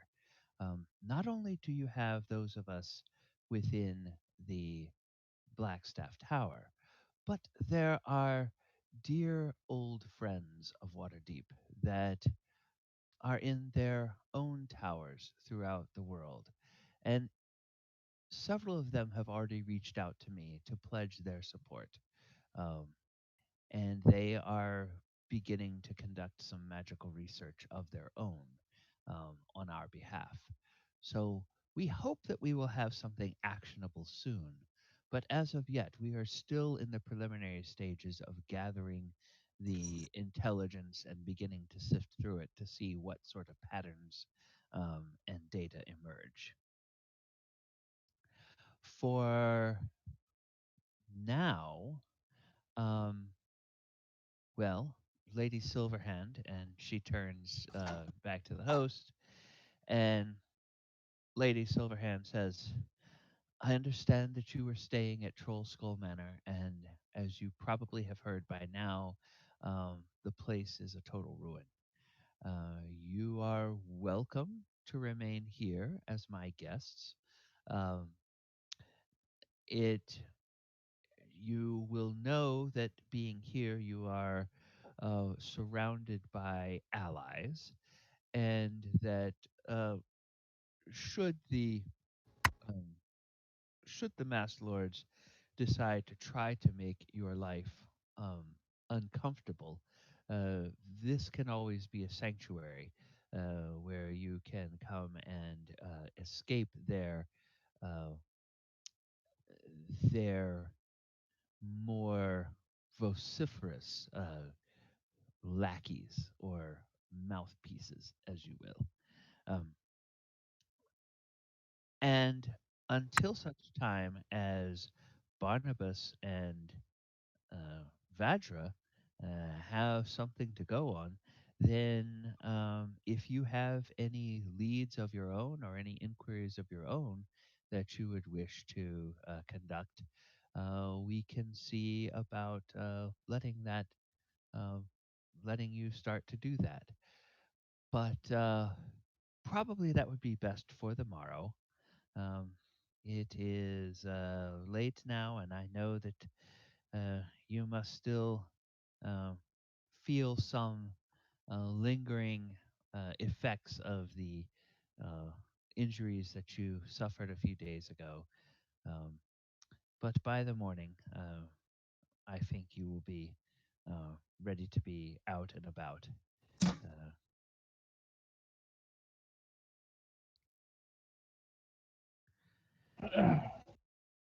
Your hospitality is appreciated. well, I feel I feel that um, I feel like it's the least I can do for ones who have saved so many of our citizens from the fate of slaughter or uh, enslavement to powers as awful as the Gith.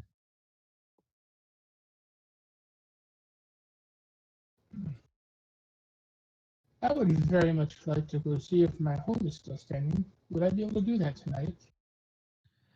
Um, and they kind of all look at each other and they say, "Yeah, there's no reason that you shouldn't be able to. Um, you can go to the gates of the estate and they will let you out and um, we'll let you back in when you return." Excellent. Thank you. Okay. And seeing as how it looks like things are starting to wind down, um, uh, Vadra Safar uh, gets ready to take her leave, as does Mert. Mert says that he will accompany her as far as um, Blackstaff Tower. Um, and Barnabas says that he has some uh, business he wants to attend to back at the precinct before he goes home, but says that he will check in uh, with you all again in the morning.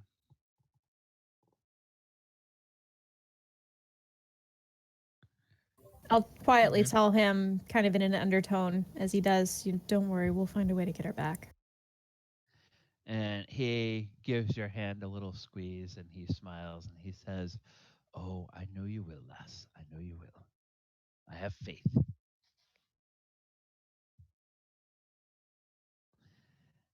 And So,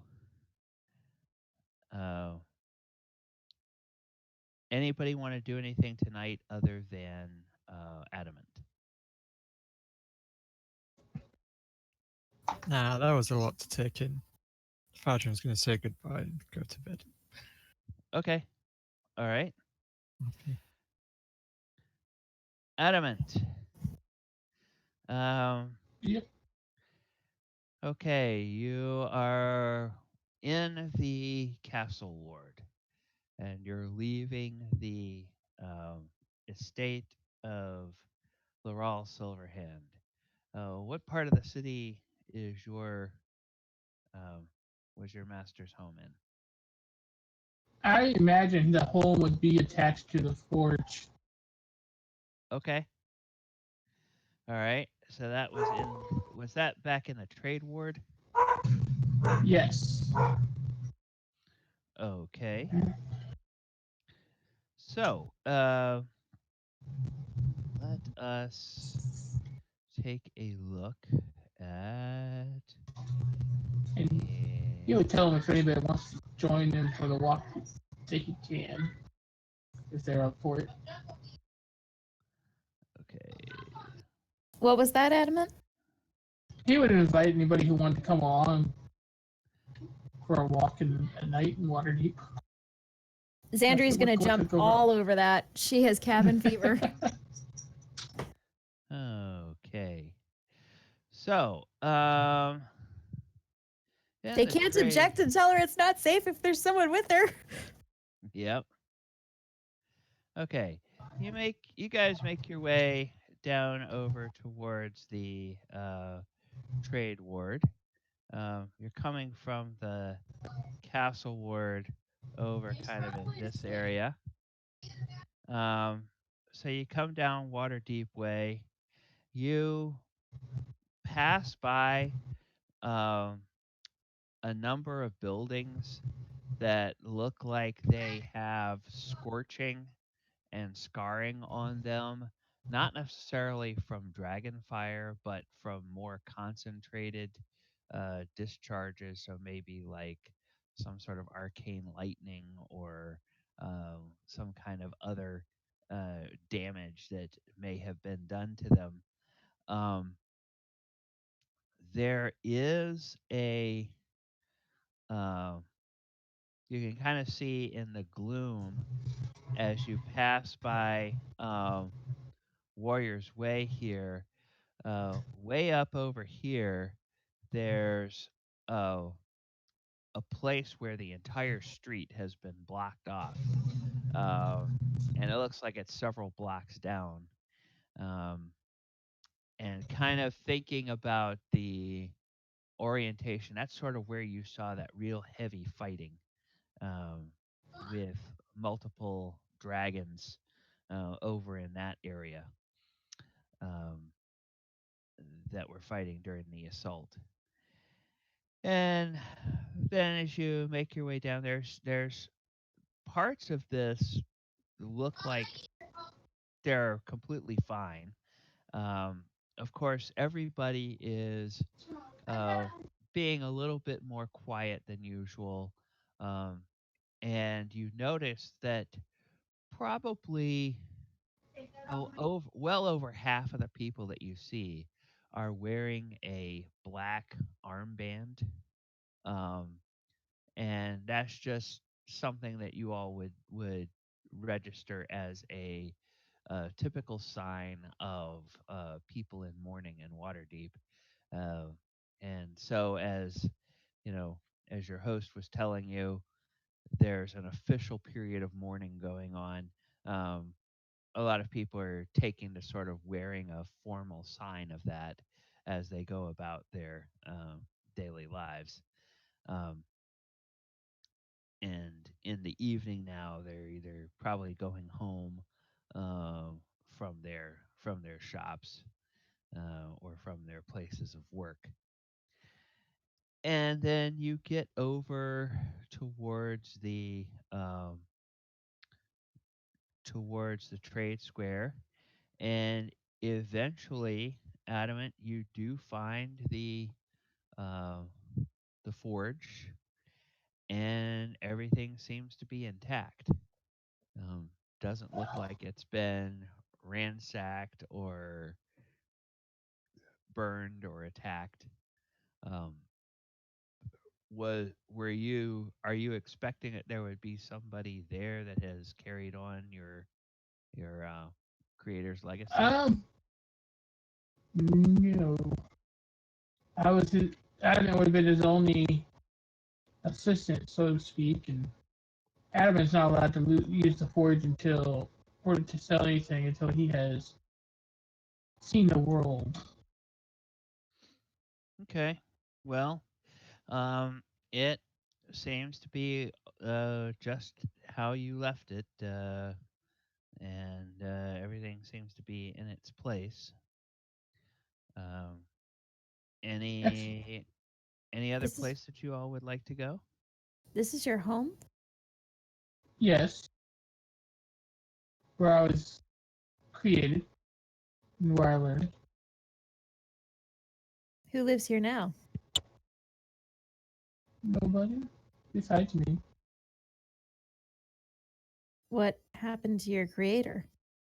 Oh, he died. Oh. Um. Old age. Oh. Oh, that Bilgar with ancient. that's rough. I'm sorry. It's all right. He Oh, died no. happy. Drunk. You're just okay with that? With him fading away and dying and you going on? She kind of gives her an odd look. Shouldn't I be?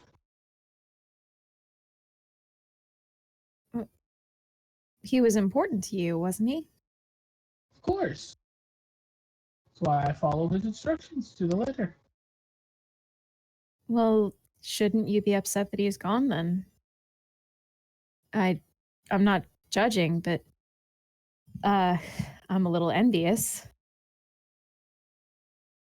I don't process things quite the same way.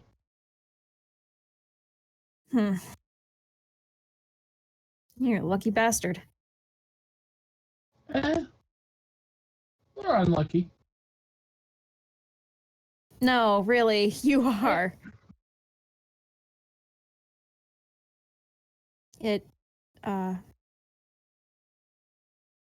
It's not people feel like that when they lose someone important to them, and not having to feel like that, being able to just be confused by it, that you're lucky, that's all. I'm not confused. Well, I understand what happened. He just wouldn't want me to linger. He'd want me to soldier on, as he put it, and do what he trained me to do. well, good on you. Everything looks okay here. You think everything's fine? Yeah. Everything's okay. Okay. She looks around. You look expressly uncomfortable around me now. No, she's looking around to see if anyone's watching, and then she leans in close. I think I might fall over if we have to walk all the way back. Can we take a break? Yes. Yeah, yes, of course. He unlocks the door. I apologize. No, it's fine. Nope, I just need to sit. She needs to take a short There is rest. a bed if you'd like to use it. No, I'm not sleeping here. No, that's fine. Yeah, no, just 5 minutes, 5-minute breather, and I'll be right as rain. I mean, he was old. I'm sure it's a comfortable bed. What? Oh no, it's fine. No, it's. He It's fine. didn't die in the bed. If that makes you feel any better about it. No, it's fine. I just need to sit. I don't need to lay down. You're overcompensating now.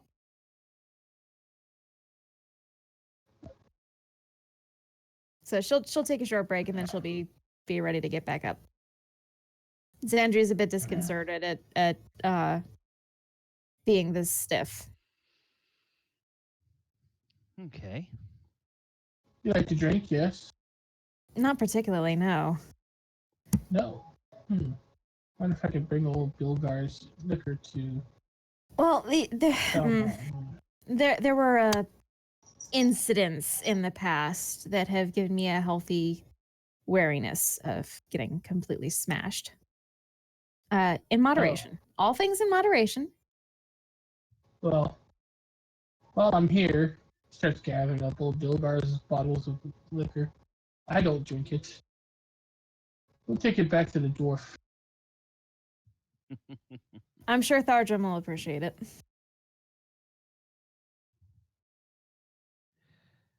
Okay. All right. As we leave them there to rest a little bit,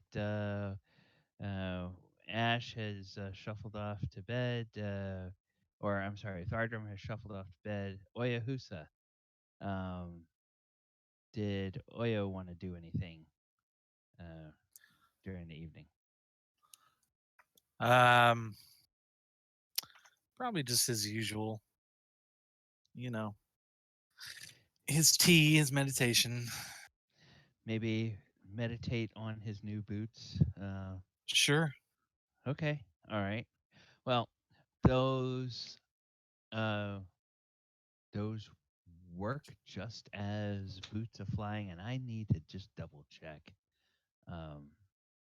They changed the stats on those from edition to edition.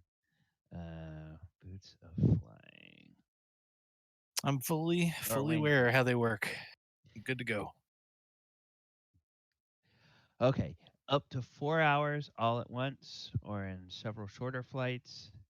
And for every 12 hours that they are not in use, they will regain 2 hours of flying capability. Mm-hmm. All right, so excellent. And you get each character gets their own walking speed. So as a monk, you get your monk speed with those. Absolutely. Yep. So I have one question about the ring of water walking. Okay. If I were to let myself sink in the water and then put on the ring, how fast would I shoot up out of the water? Let's double check. While wearing this ring, you can stand on and move across any liquid surfaces if it were solid ground. Oh gosh, I really could be nasty about that. And I could take that very, very literally and say that if you are already underwater and you put it on, suddenly the water becomes like solid ground to you and it's like you're trapped. Evil. That'd be unfortunate. But That no, would be unfortunate. I think I'm gonna say it would last. It would work in the reverse of some of those spells, like what is the flying spell? If your concentration breaks, you descend at a certain rate until you reach the ground. It's kind of a gentle descent.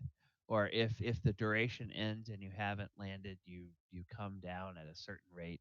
I'm going to say that if you're underwater, you put it on, you would rise at like 60 feet a minute until you get to the surface, and then Okay. the boots would sort of bob there on the surface, and you might find yourself like prone, and then you'd have to maybe succeed on a dex check to stand up, because yeah, it's kind of like solid ground, but it's also sort of moving around. So Be more like Right. standing up on ice skates or something until you get used to them. Until you get used to it. I just wanted to make sure I couldn't use myself as a torpedo. We're good. No, I don't think so. Wouldn't it be like a bouncy castle? Yeah, it might be like a bouncy castle. Yes.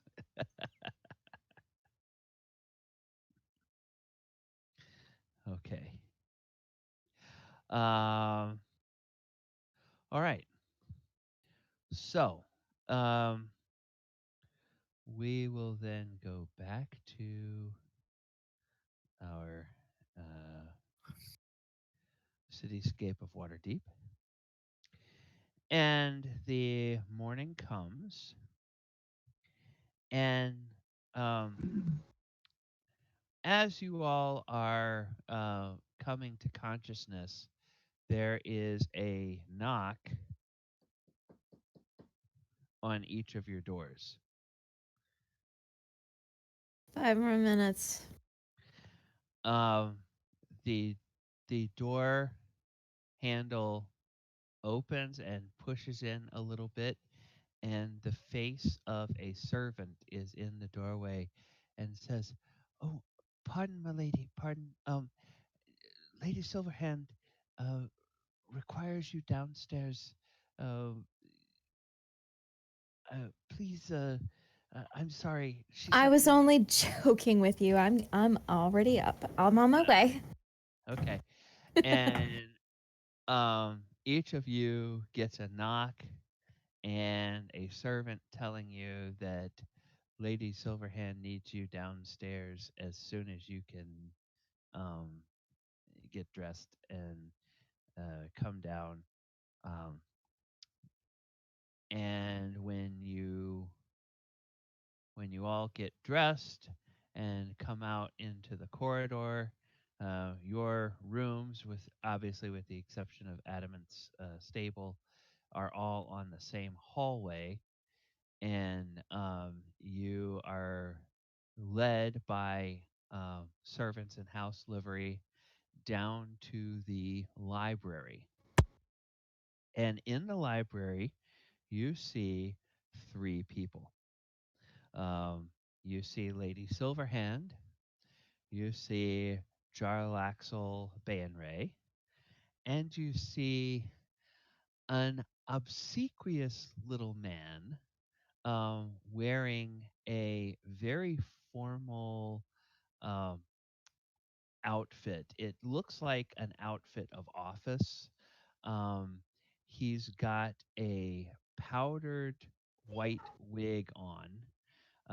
He has little spectacles, and he is kind of thin, uh, a thin fellow, past his middle years, kind of a little mousy looking face, and as you know, he seems to be kind of fidgety. He has a satchel with him. Insight check. All right, be my guest. Yeah, I want to know what kind of vibe I'm getting from this guy because I'm already getting Man. like the hairs on my neck standing up. That's a 4. I'm He getting kind of a looks judgy feel from this guy. he looks perfectly reasonable, Zandri. Huh. You with that mighty 4, Ugh. there's absolutely nothing that seems at all suspicious about this fellow. All right. He, as you all get there, um, he kind of looks at each of you over the rim of his spectacles, and then turns to Lady Silverhand and says, "Thank you, my lady. I am Marcus Alhambra." And she says, "Marcus, I know who you are. I know you are the secretary to the masked lords. asked me to bring my house guests down so you could speak with us. We are here, so speak. And he's, you know, kind of is taken a little bit aback by that. He says, "Very well. I am here to issue a summons to you and to your house guests. In 2 days' time, the masked lords will be holding a public inquiry into the matter of the Githyanki attack.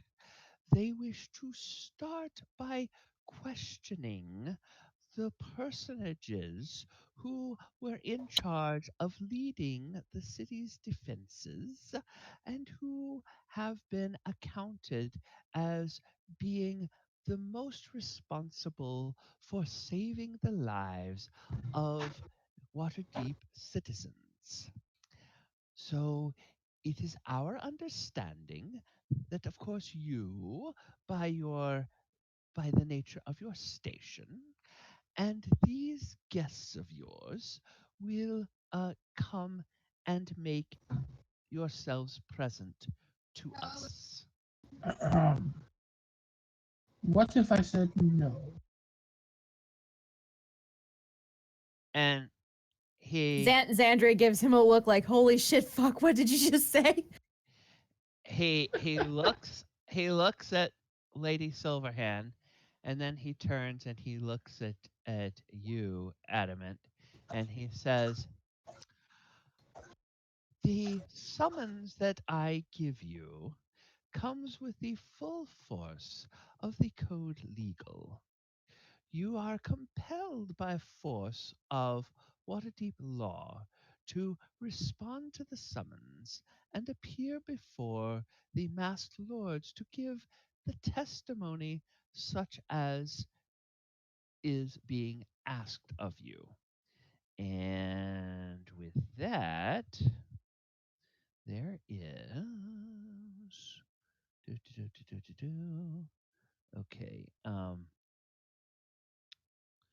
With that, there is a piece of paper. There, he opens up his satchel, and he pulls out, um, begins pulling out papers, and he hands one to each of you. And essentially, the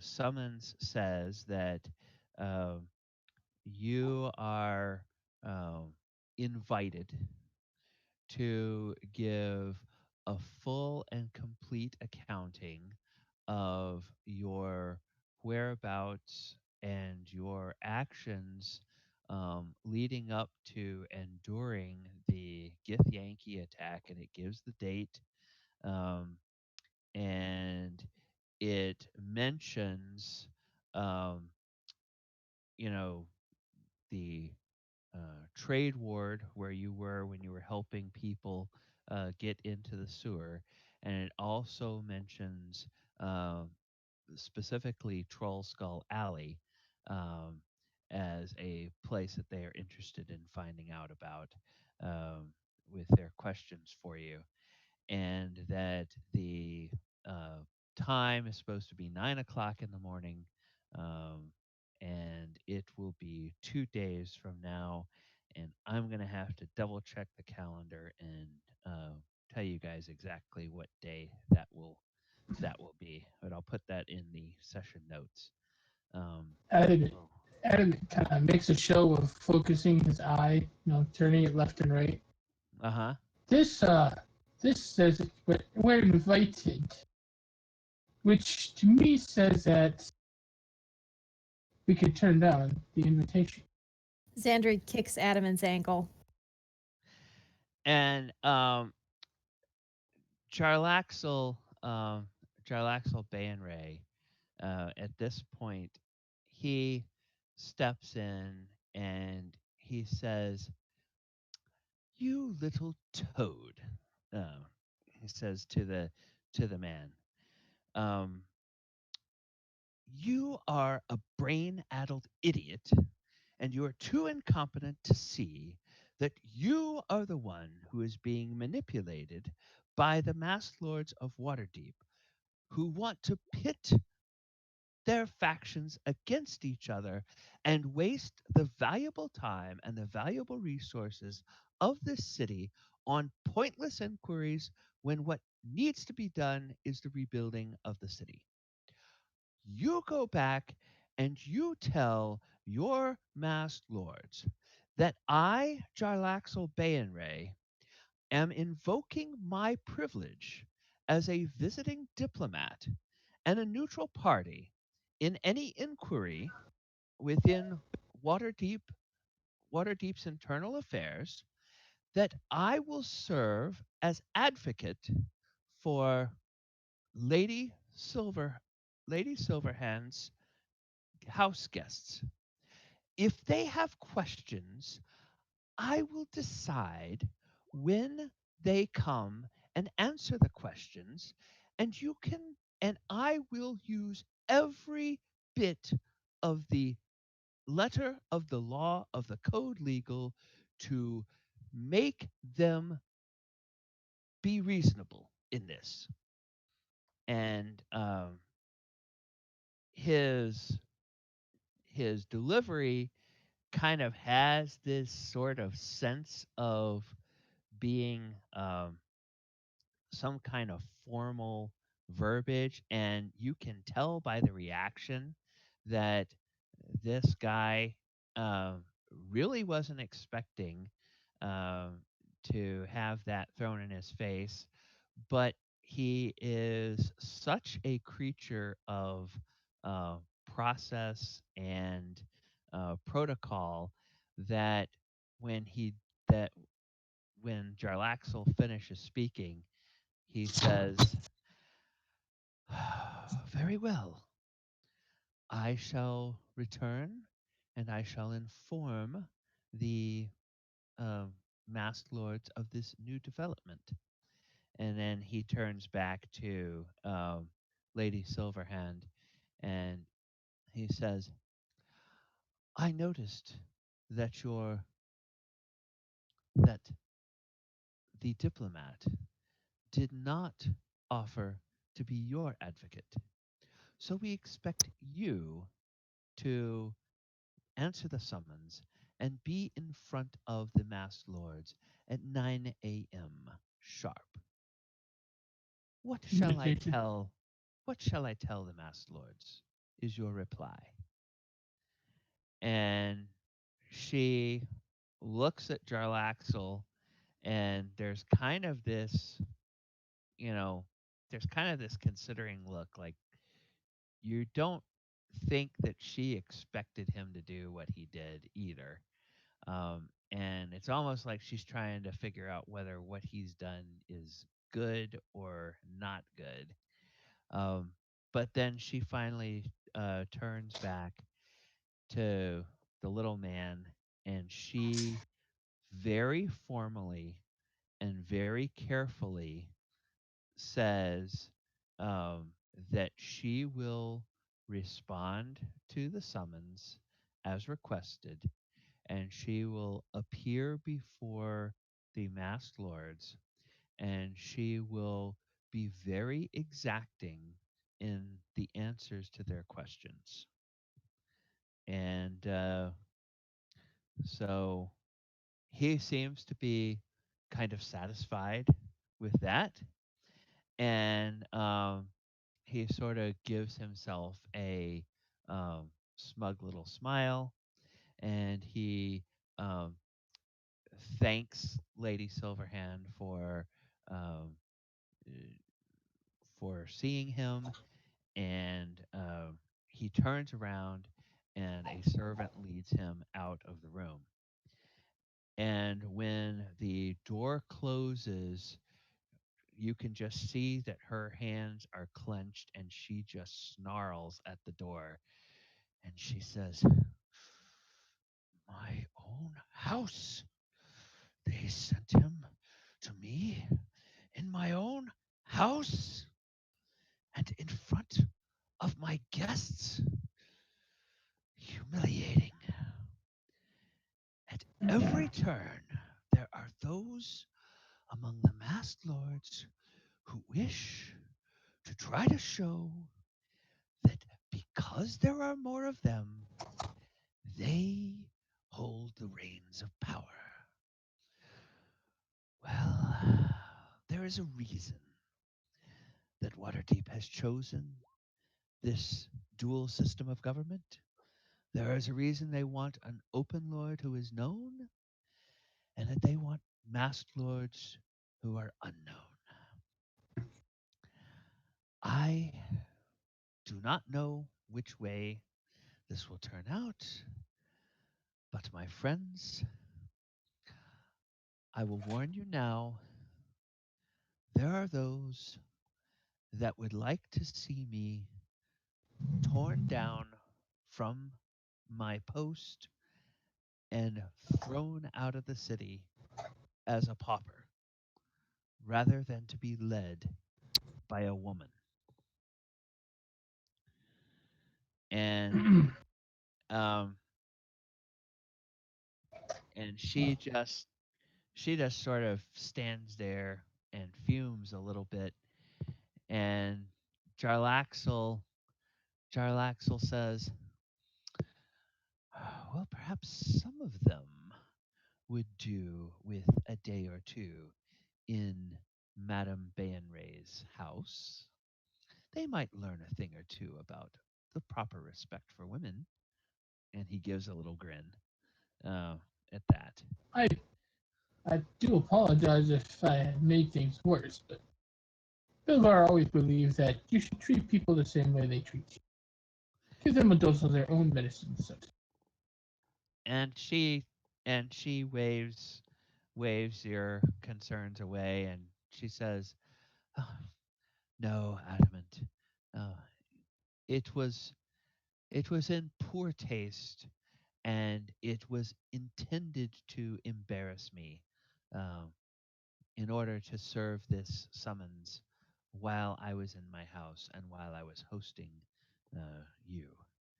It is just a game of politics to so many of them, and they do not care who is hurt, and they do not care about the recovery of our city and the welfare of our citizens, as long as they can make people think that they are doing something.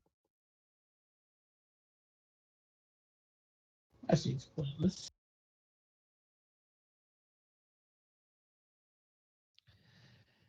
But you all have 2 days, or I suppose you all have 2 days and as much time as Jarlaxle here can buy you before you are requested to go before the um, mass lords. And then she turns to Jarlaxle and she says, "Am I to understand that you were invoking the right of diplomatic representation?" And he nods and he says, "Yes, my lady. I studied for months. I studied every word backwards and forwards and every clause of the Code Legal to be sure that when I came, I did not offend in my efforts to ask for Waterdeep's help in bringing Luskan into the fold of the Lord's Alliance. And in that, I did read about how those who are summoned by a formal inquiry may have representation from a diplomatic envoy of one of the other city-states of the Sword Coast. And so I invoked that Because while technically Luskan is not yet a member of the Lord's Alliance, we are recognized as an independent city-state, and I am recognized within Waterdeep as a diplomat. So and then he turns to the rest of you and he says, I will go in your stead to ask and request a formal list of all the questions that the Masked Lords would like to ask you. And then I will ask for a period of time, which typically can be anywhere from 10 day to 3 months, for you to prepare your answers. And then when you go to answer their questions, I will go with you and serve as your advocate. And if they stray from the questions that they have submitted to us in writing, I can block by the procedures listed in subsection 3, paragraph 47 of the Dale Reckoning 1321 Code Legal, that you are not required to answer those questions that were not previously submitted. So we will see what we can do about buying you some time. Oh, that sounds Xandria's great. head spinning at all those paragraph and subsections and blah blah blah. What's for a breakfast then? Oh, Our drum. Thundrum, I have something for you. Oh, thank you. It's not something I can ever use. And he holds out a big bag of liquor. Oh, what a big bag full of liquor. Like dwarvish ale. Of course. Oh, that is. Where did you get this from? It's usually not what I drink at breakfast. He has no need of it anymore. It's a dead guy's liquor. Oh, there is nothing greater than drinking a dead dwarf's liquor. That's a memory to him. We'll have a fine night with this. Xandria is frantically trying to muffle some Snickers. Enjoy it. He should try some too. I It's a dwarvish Good. tradition. Have a wake. It won't do anything. It will go straight through me and out the foot. Doesn't matter. It's the point that you don't have to drink all of it. Drink a sip. You can save the rest. It would be a waste. Yeah, Lady Silverhand. Oh, go ahead. I'm a bit confused and a bit hungry, and I'm pretty sure having breakfast would be a nice thing to discuss. Yes, the at an inopportune moment, Thardrum's stomach does growl rather loudly, and Lady Silverhand cracks a bit of a smile and says, "Yes, it is time for breakfast. Come." And she takes you. Actually, she takes you to the kitchen of all things, and there's a rather simple table that looks like it's set up and normally where the kitchen staff would take their meals.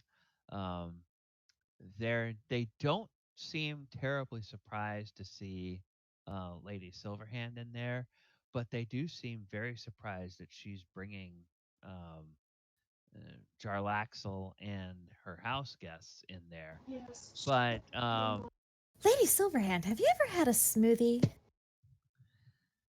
and she says, "A smoothie? I don't believe so. What is in it?" Oh no. A mixture of fruits, occasionally vegetables, but not too many. Sometimes strained, sometimes it's left in for fiber, and you can add all sorts of different bases like vegetable juice or milk. Extremely nutritious, very filling, You refreshing. know what's the best base? Dwarvish ale. Oh my lord, Thardrum, that's like mixing mixing drinks at a bar, not making a smoothie. Well, it isn't not the same thing. I'm a bit No, confused. no, they're not the same thing. No. I don't understand why you would do it then. I thought it was some kind of cocktail thing. This is not. She Don't just feel kind of face bad. I don't palms. understand it either, but I don't eat. So Do you know what you should try? Mix some tomato juice in with it. Try that. What? Dwarvish ale? Sure, Bloody Mary. Okay. And have it with a celery stick. That is not a Bloody Mary. What? don't do it. She's trying to make you healthy.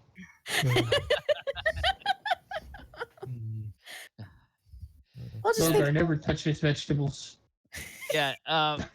Thardrum, you better be careful. You start eating like her, you're gonna start looking like her. That's the worst fit. Don't be insulting. He couldn't. No matter how many vegetables he ate, he couldn't look like me. That's because I'm not a drow. Dirty. Yeah. This is not said out loud in front of Jeff. So. Just to be clear. Yeah, I'm guessing we stopped at the Bloody Mary thing. Yes. Yes. The invisible voice in the universe does not interject into your conversation. So Lady Silverhand just indicates to the kitchen staff that she'll have whatever they're making for themselves. But they make a fuss about asking each of you what you want. They seem to have been supplied by the Gondites. Some specifications on the lubricants and whatever type of energy source that you consume that you convert into power, adamant. And so they bring um, a large quart-sized serving of that over to you. And you can ingest that however you do, whether that's something you put in a port or whether you uh, put it in like you were drinking it, or however. He just opens up a hole in his chest and puts it in. Okay, all right. Um, and the rest of you, they take any orders for what you want for breakfast, and they cook up whatever it is, and they serve you. And while that food is being prepared, um, Lady Silverhand asks, "So, you now have some time. Did any of you have any thoughts on your own investigations that you might like to conduct?" Well, prior to this attack, we had been trying to track down the Stone of Galor. Do you know what ended up happening with that? You mentioned a vault that the Githyanki raided.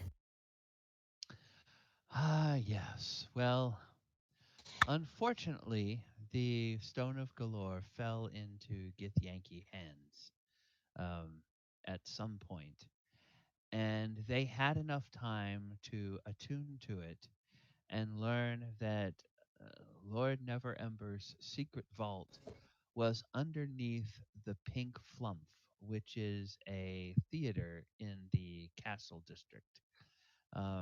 They attacked that of their with several of their dragons and a whole force of their powerful soldiers. Uh, Vajra sent an elite force from the um, Blackstaff Tower to try to repel that attack.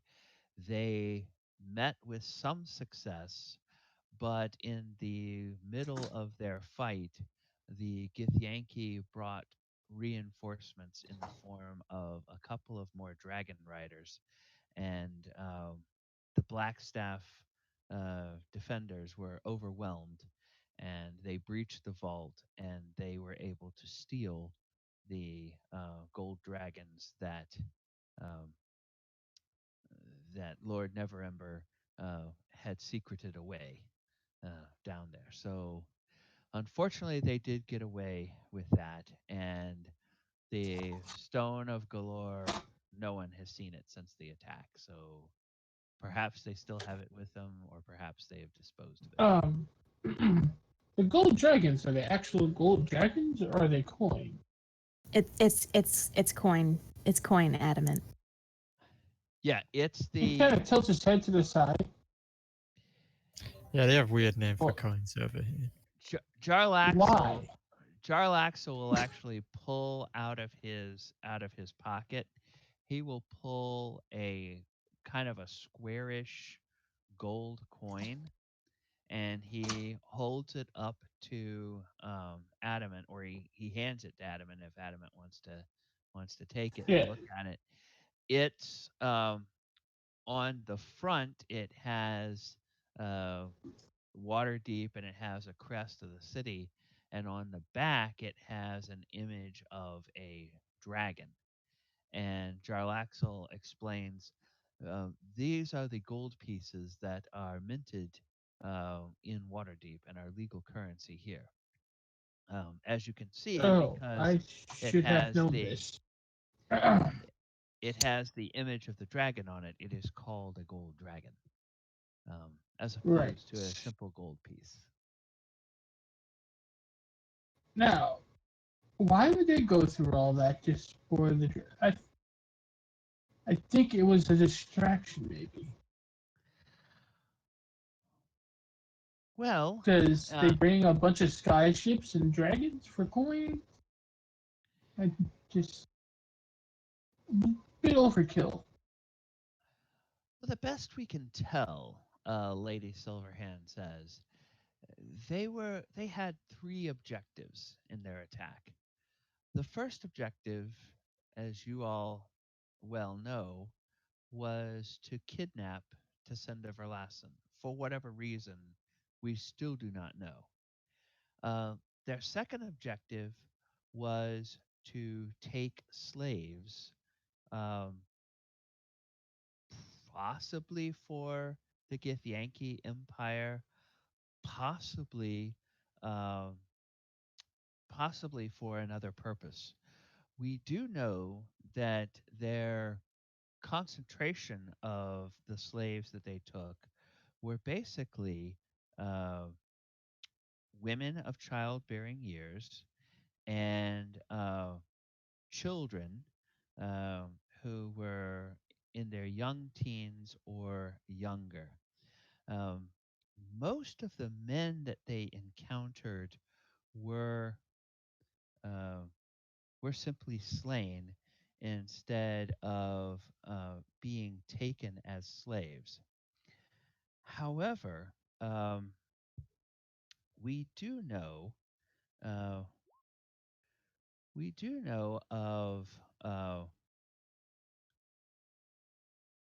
we do know of one uh, we do know of one uh, master weapon trainer who was abducted by the Githyanki and taken away. And uh,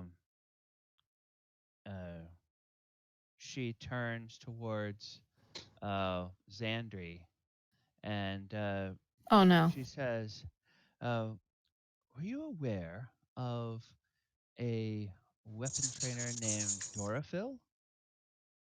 What? What? Yes. They what? They didn't. To the best of our knowledge, he has been kidnapped as a slave. What? And she actually looks like broken by this. She looks horrified. Her skin has gone to a very unhealthy gray shade, and she looks like she's gonna keel over. And Lady Silverhand puts a hand over her mouth and says, "Oh dear, I thought that perhaps you knew of him. I did not realize he was someone that was important to you. She just kind of like stumbles backward and sits down before she falls over. And Lady Silverhand looks up at Jarlaxle and says, Dorifil was one of the finest trainers at the gladiatorial arena. The only thing I can think of is if they took him, if they wanted to use him to train others to fight on their behalf. I cannot imagine that someone who has lived in Waterdeep as long as he has and has been such a loyal citizen would willingly do that. But No, never. He wouldn't have. it is said the Gith have powerful telepathic um, energies, and that some have said they can control the minds of others. Um, I just hope that that Dorifil is able to resist them before they can turn him against us, or turn him towards their purposes of training warriors that will fight for their behalf. I need a moment. Excuse me. And she's just gonna leave the room in a hurry. Okay. She basically, Xandria doesn't want to cry in front of the Open Lord of Waterdeep. That was like her father figure. Like, Xandria outlived her mother and most of the friends that she grew up with, and she was really kind of counting on Dorifil always being there, if that makes sense. So that's a big blow for her.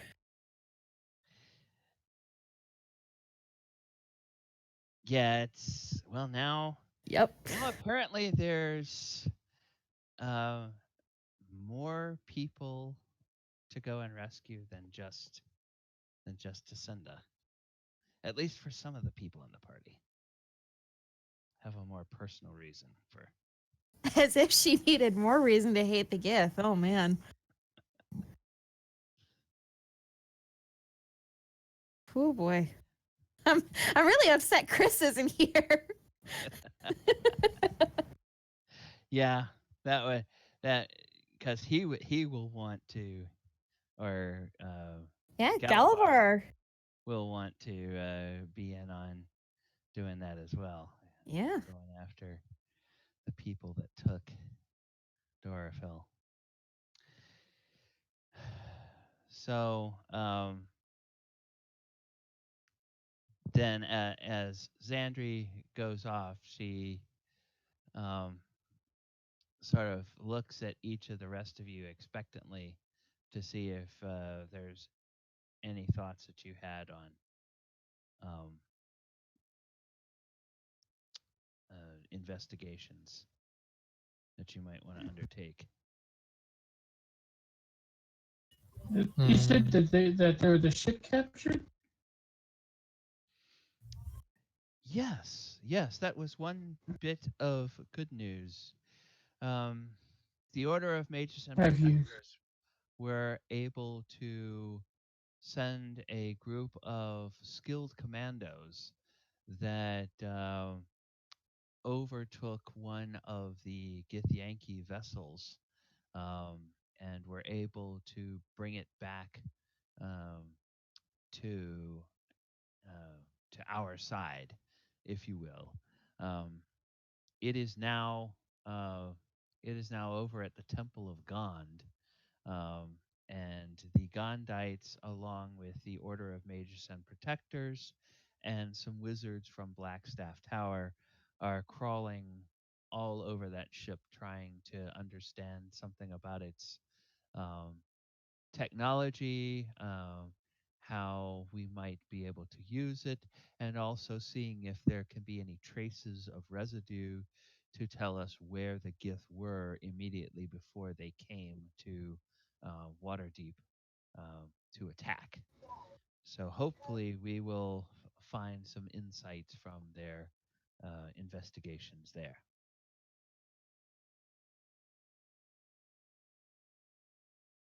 Okay.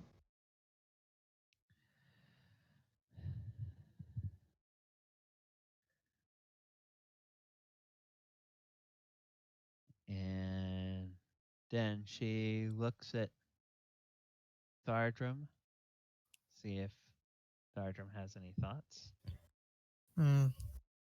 It's kind of a struggle.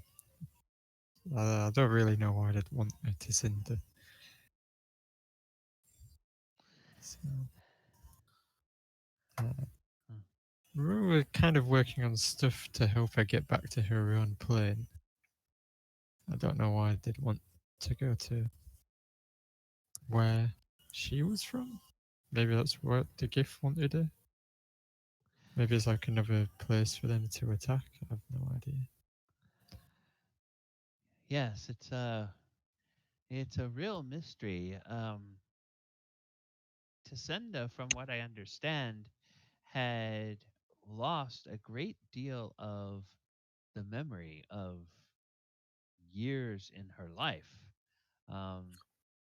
It was as if a void had been open in her experience between the time that she was a fairly young person and when she showed up in Waterdeep.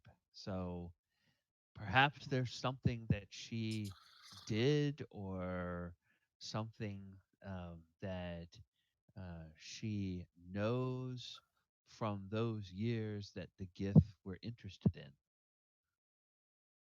Because we have no idea where she came from other than the place she talks about having grown up, which is a realm called Innistrad.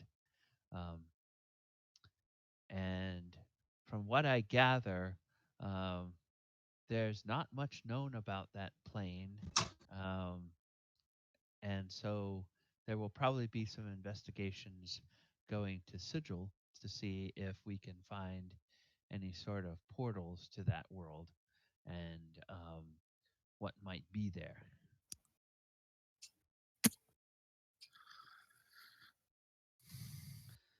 And then she turns and she looks towards Oyahusa to see if he has any thoughts.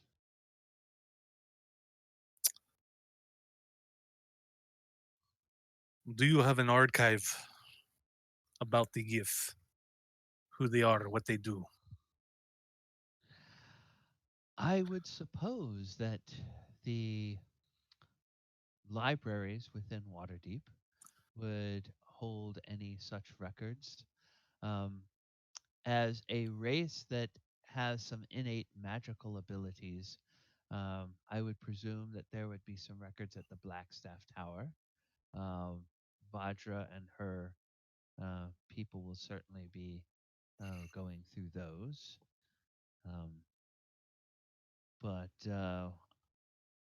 I personally do not have any information on them other than just knowing that they have a reputation to be like pirates. I was a bit skeptical about the stories of flying ships until, of course, they appeared in the skies over Waterdeep, much to my chagrin. But they clearly are a people that have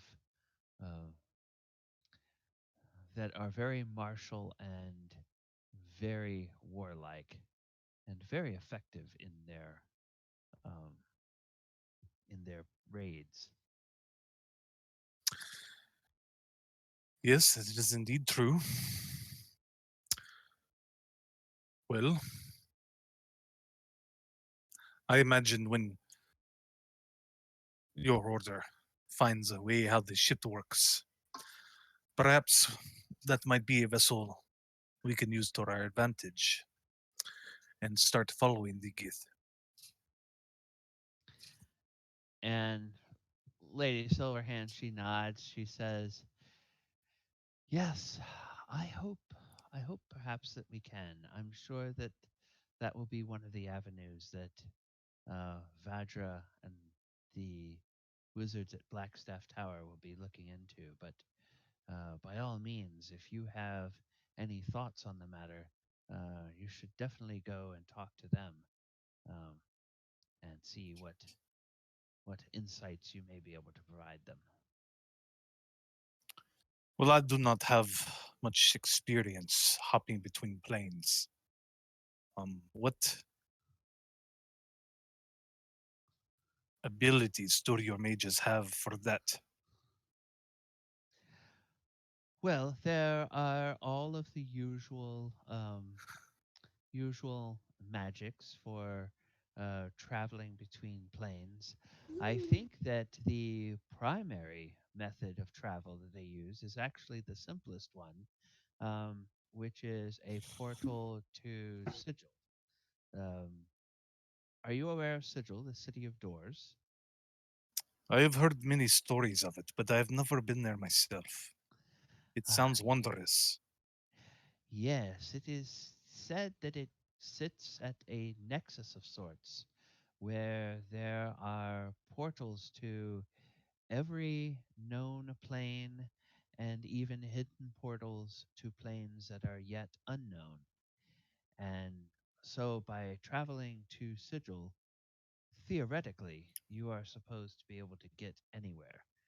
My understanding is that most of the wizards who do travel between planes uh, simply make use of um, the portal to Sigil and then find a door to where they need to go once they are at that city.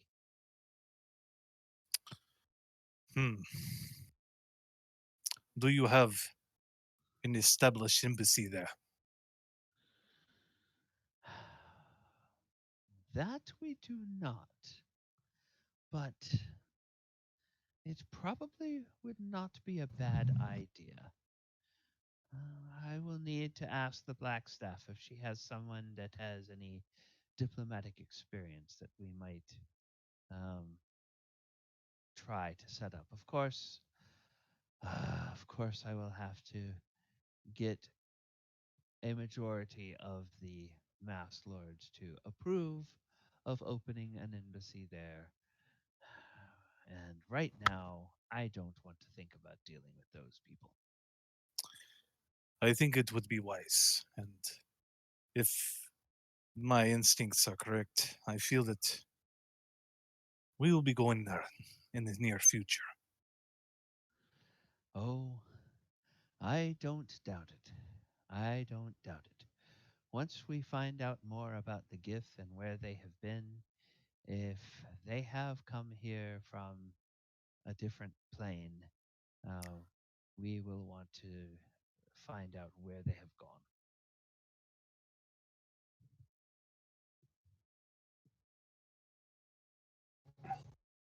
Guess that'd be like all of Oyo's questions at the moment. He's just kind of, Okay. you know him. He sits quiet and Yeah. listens more than he Yeah. talks. Okay. Well, in that case, um, we can go ahead and I will just go down the list of people in the Discord. Um, and I will start with, I'll tell you what, I'll go ahead and I'll start with Adamant. Yes, sir. And in the time allotted to you, which is you at least have 2 days, and then after Jarlaxle goes to the hearing, you'll know how much longer you have. But in these first 2 days, were there any of your um, anybody within Waterdeep that you may have known from your past or other things like that that you would want to go to with any questions about things that are going on? Um, or do you need to kind of hear more from Barnabas and the Blackstaff before you start deciding what you want to do? Well, he would actually, if he wants an update, which you probably want one sooner or later. He'd actually go ask our own. I'm sorry, who would do what? His contact in the Blackstaff Tower, Aaron, or however you want to say that. Oh, okay, okay. All right. So you can, I don't know whether you wanted to go do that now or not. If you do, we can work through that. Sure. Okay. So going back to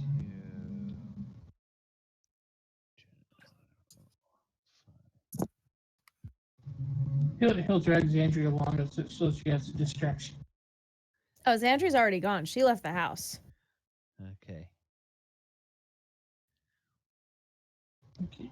No distraction for Xandria. Got it. All right. The oh gosh, yeah. Eh.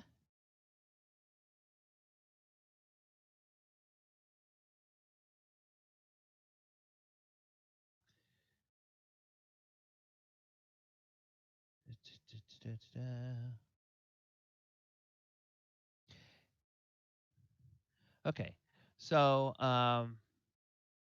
you head over to the Blackstaff Tower, and I'm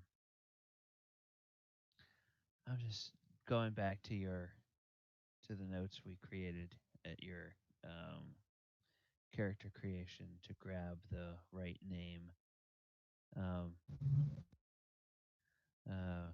Kvelt Kveltalin. Is that's right? Let me pull him up here. Hold on. Yeah.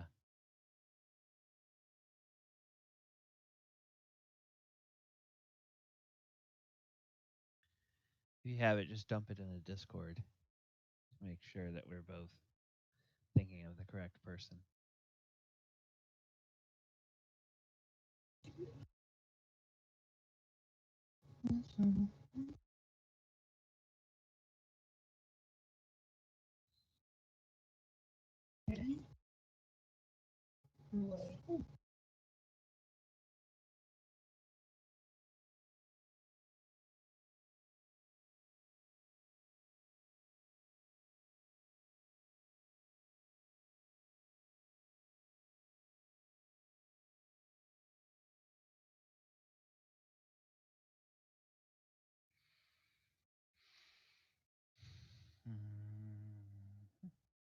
Okay.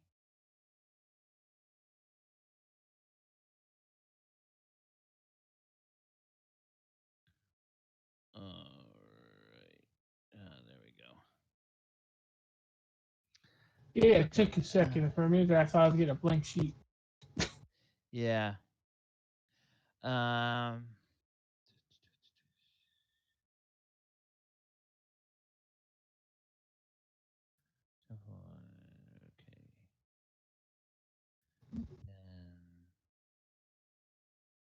No, Rome was the guy we gave the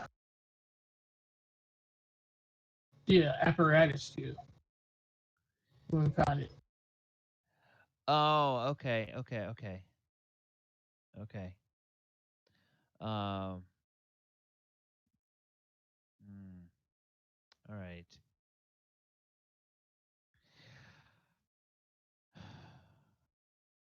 Okay. So you head off to the Black Tower, and you make your inquiries, and you are shown to the lab where your contact is working, and he says, "Oh, hello, Adamant. It's good to see you. Hello. I heard you took a nasty knock in that attack a few days ago." Just some dings and scrapes. Don't blame them again. Yes, well, looks like the Gondites did fine work in buffing out all of the dents and polishing up all of the scrapes. I So have what do not I felt owe? this. I've not felt this good since Spellguard put me together. Excellent, excellent. Well, what do I owe the pleasure? How can I help you? Well, I was calling to see if you had any news on the gift ship that you procured. Oh, well, we're learning some fascinating information um, about gift technology. Um, it seems that they have integrated throughout the ship uh, different propulsion systems that are all powered by psychic energy.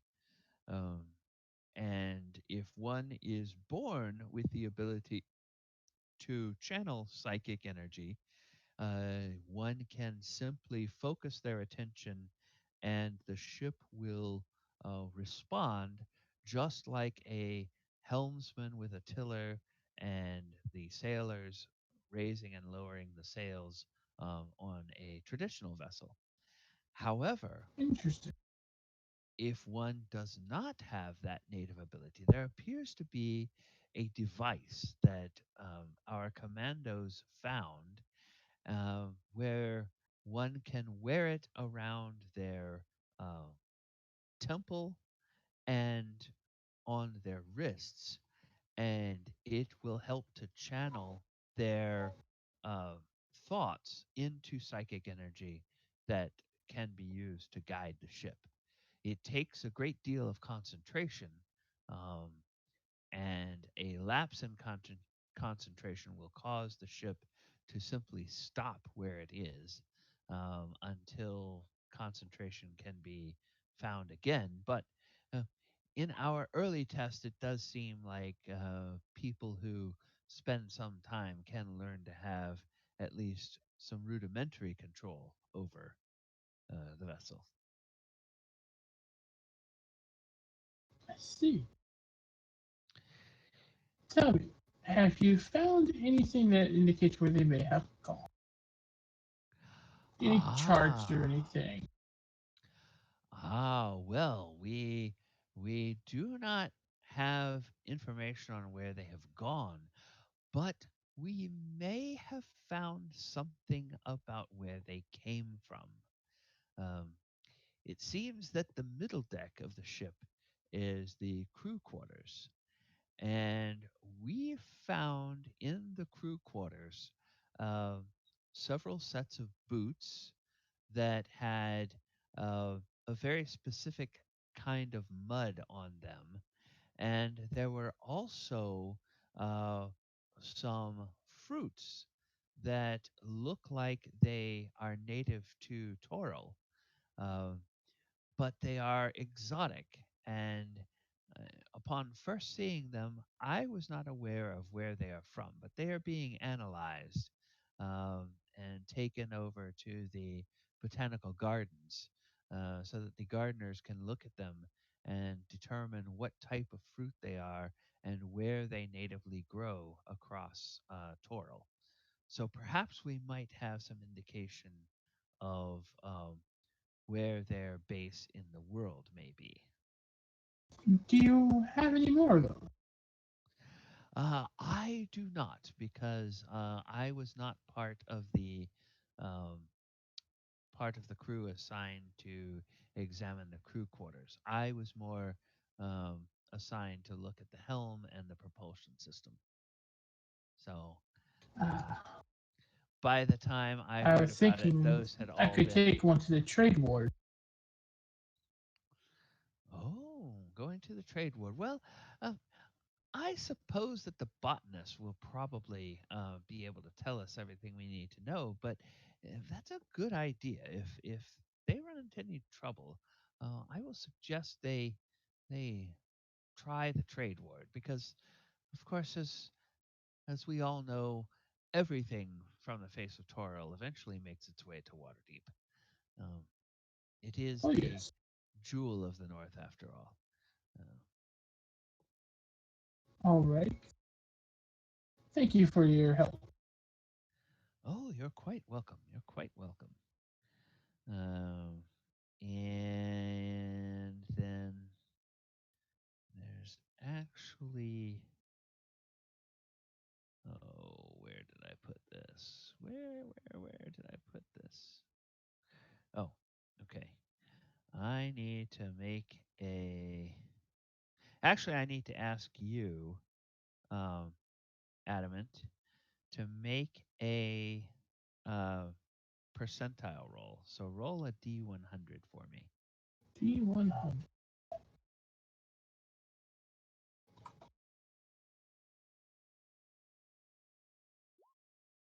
A 91. 91.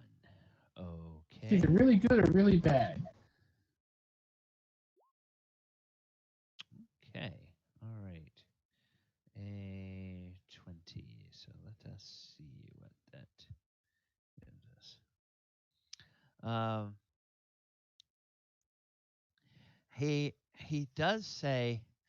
does say, you know, um, that was a curious curious story that I heard uh, when I was on my way to the tower this morning. Um, Hmm. I heard someone on the street saying that they understood that the Githyanki may be constructing a secret base inside of Mount Hotanau, Not which is over hope now. near Neverwinter. I'm not Hmm. sure. I am going to reserve judgment until we find out more about um, this fruit that was found, and if anybody can tell anything about that mud from the boots um, of the Githyanki crewmen before I subscribe to any theories. I need Well, we were evidence. searching for something to check to investigate. That is Ah, something for us to go check out. well, yes, it might well be. Just send me a message when you have more news, and I will take this to Lady Silverhand. Very well, very well. Okay, well, good luck in your investigations, and be safe, Adamant. It's good to see you I again. always am. Unless a building falls on me, that's a little out of my control.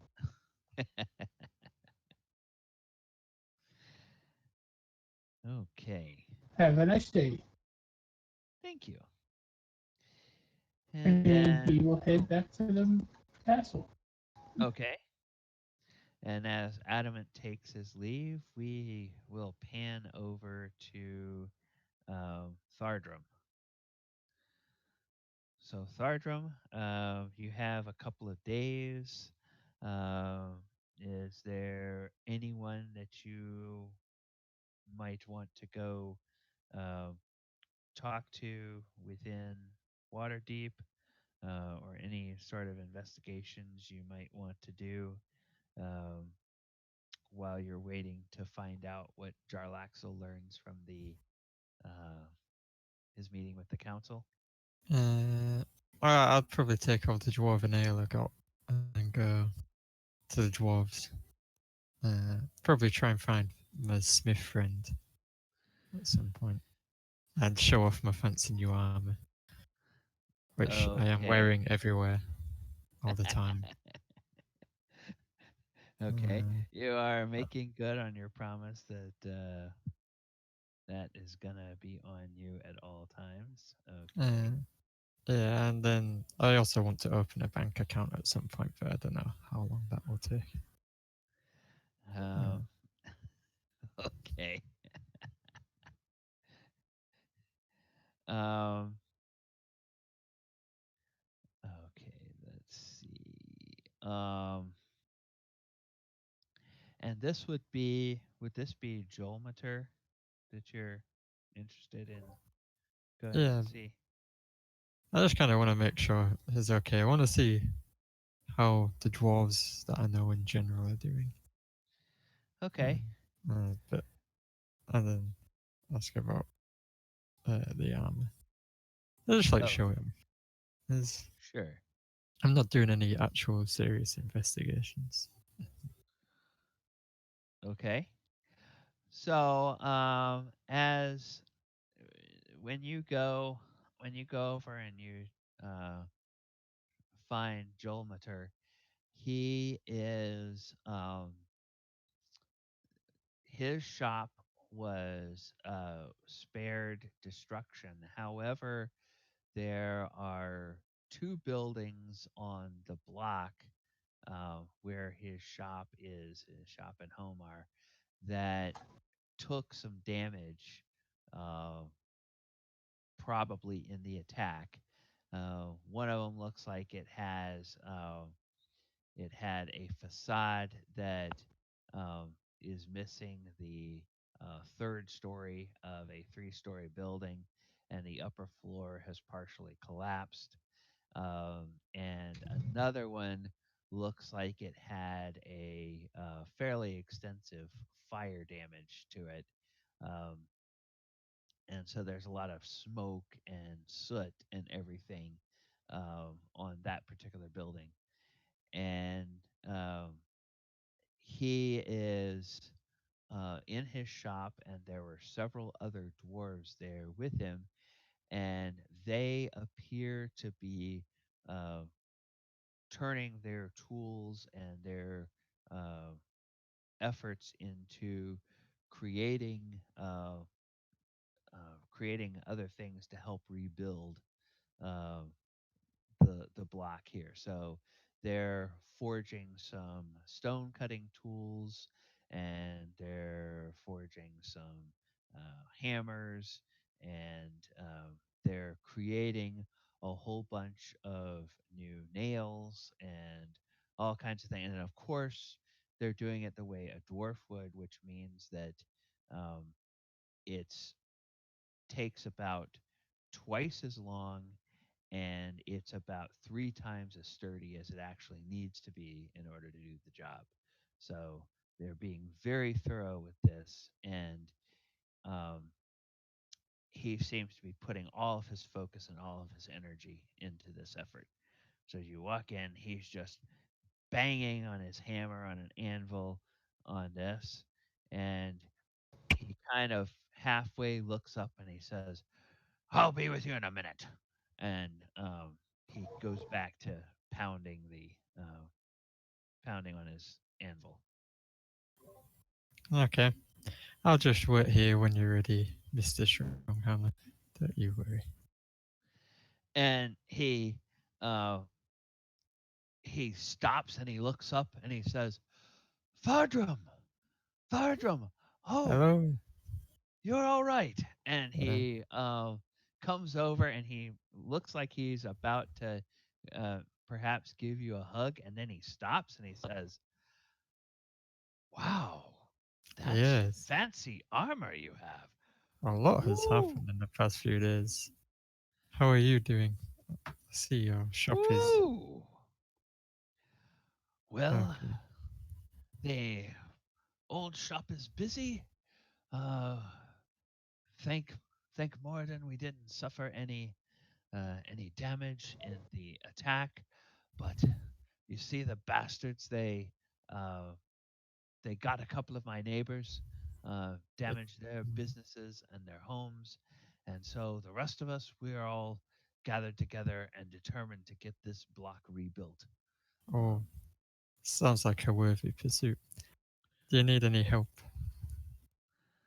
Well, if you got some free time, uh, you certainly can help out. Of course, with now it looks like you must be doing something pretty important in order to get armor like that. So I wouldn't want to keep you from any pressing business that you have. But This was where we helped some people in the invasion, but unfortunately my employer got kidnapped, so I've got bags of free time, I guess. oh no, kidnapped, you say? Yeah, So now wait a minute. You were working with that foreign wizard, right? Is that the uh, one? I guess she was foreign. I'm not really Yeah. sure that's the right term for people from a different plane, apparently, but I guess it's as good as any. Maybe we should have a new status for them. Alien, maybe? Alien sounds so Alien. alien. Yes. Yeah. Foreign, alien, whatever you prefer. Uh, so yes. So she was kidnapped. You say? Well, I certainly hope that everything turns out to be okay. So do I. Well, yeah, I've been given a quite a lot of dwarven ale as well. So after we've done working, get everybody, we can go have a big drink on me. A whole Dwarven bag of it. ale, you say? Oh, now you're talking. Um, do you have enough to share? Because, um, to I tell you might the have honest, enough for one round, maybe. But we can always buy more. I'm happy to buy more. okay, I'll tell you what I'll do. I've had a little bit of trouble getting some of the lads uh, to come out and help. They they get they suffer one attack like this, and suddenly they turn into women. They want to cuddle with their wives, and they want to comfort their children. Well, there's work to be done, and we're dwarves, damn it. They should be out here helping. So I tell you what, I will say that we have dwarven ale. And when I say we, I mean you and me have dwarven ale, but we won't tell them that until it's time to buy the ale at the end of the day. Maybe if they think there's dwarven ale in it, they'll get off their lazy bums and come out and help us out. Uh, Sounds like a good plan. and so he says to one of his helpers, he says, Oi! He says, go down, find Billy and Keely and Feely and Glowin and Blowin and Lowin and see if they'll come and help us out and tell them there's dwarven ale. And so the uh, the guy says, "Yes, sir, right away." And he runs off. And in a few minutes, uh, they come back. And so you all are working a little bit. And uh, as a few hours pass, um, as a few hours pass, uh, they begin talking and everything, and one of them, uh, one of them says, one of them says that you know, there's one thing I've heard about the Githyanki, and that is that the Githyanki are always searching for powerful magical artifacts. Um, I wonder if maybe that Tasunda person knew something about some artifact, and maybe that's why they kidnapped her. What do you all think? And they grumble and mumble and they talk, and some of them think that sounds reasonable, and others of them think that they're daft, and a couple of them say, well, I don't care what Githyanki like. As far as I'm concerned, the only good Githyanki is a dead Githyanki. And I intend to kill a few of them next time I run into any. Mm. And I can chime in on that, you know. I was working for Tassinda, so she had us looking all over for some magical artifacts and and some stuff to use them with, so maybe. I don't know. I'm not a artifact person. We went into at least 2 tombs, to be honest. And the one who spoke up first and talked about what he had heard, he said, see, I told you, they must have been looking for artifacts. Well, now all that somebody needs to figure out is they need to figure out what artifact it was that they thought Tasenda knew about, and then we'll know where they are and where they've taken her, and where we can go find them and kick their asses. And so I'll drink to that, And they there's not a very high opinion of the Githyanki among the dwarves. Um, they seem to think that maybe um, Githyanki, at least for the moment, have supplanted goblins at the top of the list of people that they hate the most. Uh, and Then, of course, all it would take is somebody mentioning the drow, and then suddenly the drow would be enemy number one. You know how dwarves are. The Dwergar are the biggest traitors of all. Yes, and Duragar are the biggest traitors of all. Nobody will ever get above the Duragar. I'm happy to have a few toasts to killing Gif. I also ask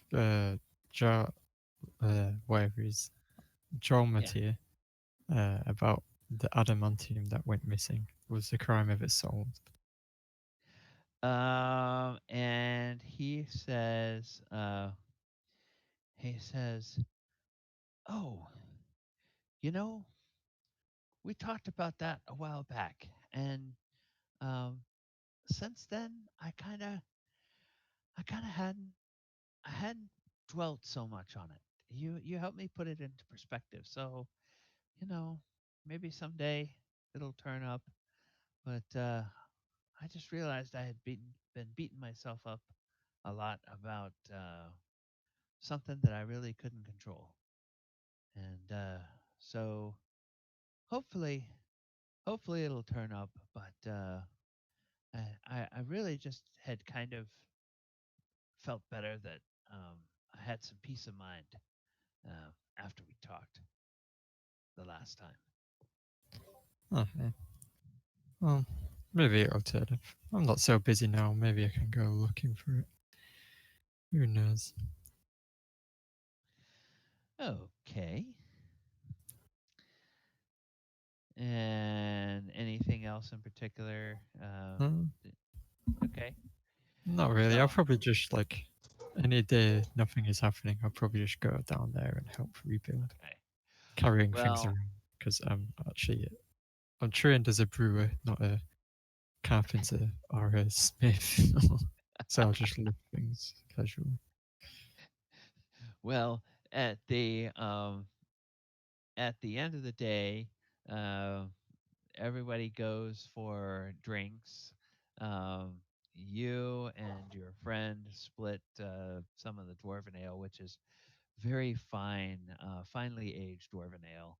Um, and because of your expertise as a brewer, you know the best ale to buy. And as soon as you suggest the first round, and all of the other dwarves realize how delicious it is, suddenly they start falling all over themselves to each buy subsequent rounds. Um, and even after you've polished off your own dwarven ale, you always find additional mugs that somebody else has paid for, that are full until you have drunk as much as you want that night. Um, and then on the subsequent evenings, it's pretty much the same. Uh, they kind of get the impression that when you're around, the ale tastes better. So there.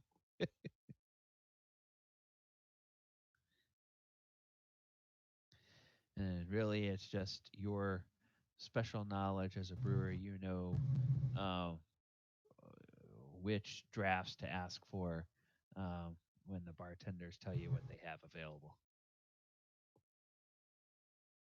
Oh, I'll also at some point mention I learned about I've met a warforged recently who's apparently a very good smith.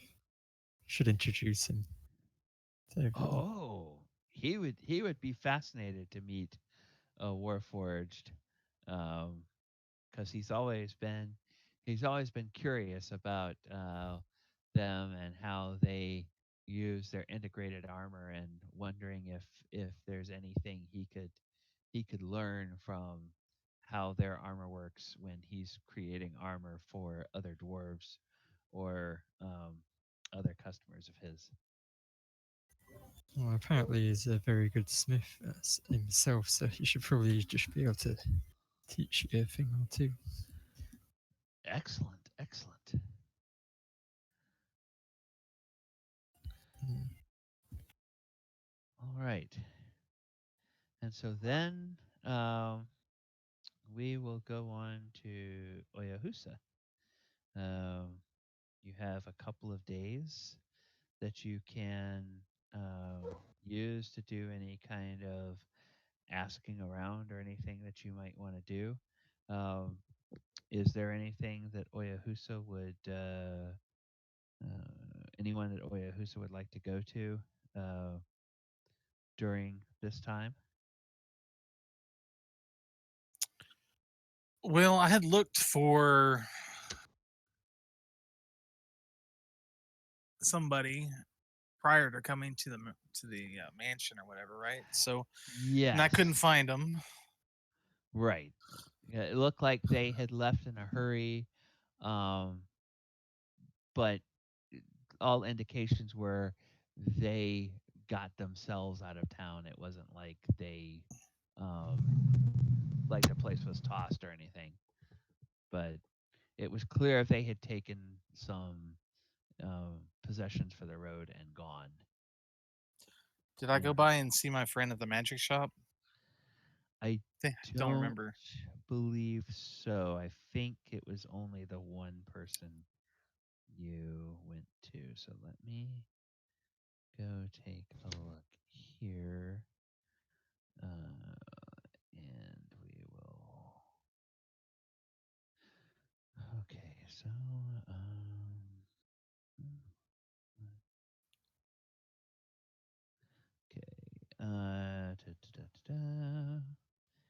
and that I believe is your friend Fastenber. Is that correct? Yes. Okay. All right. Well, you head over to the trade quarter, and as you're as you get to the street there, you see Fastenber's, the sign out in front of Fastenber's shop looks like it is newly mended. Um, there's there's a bit of the decorative landscaping that he has out in front that shows signs of having been uh, trampled, and there is one window of his shop that has a board over it. The other windows are open, and his door is there.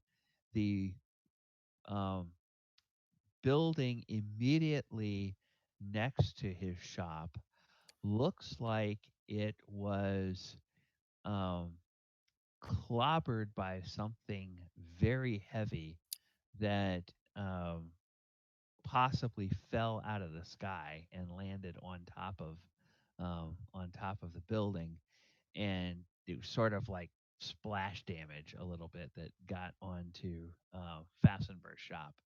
Um, but that building is pretty well devastated, and you can tell just by looking at it that um, nobody would be able to live or work in there until there's some major repairs done.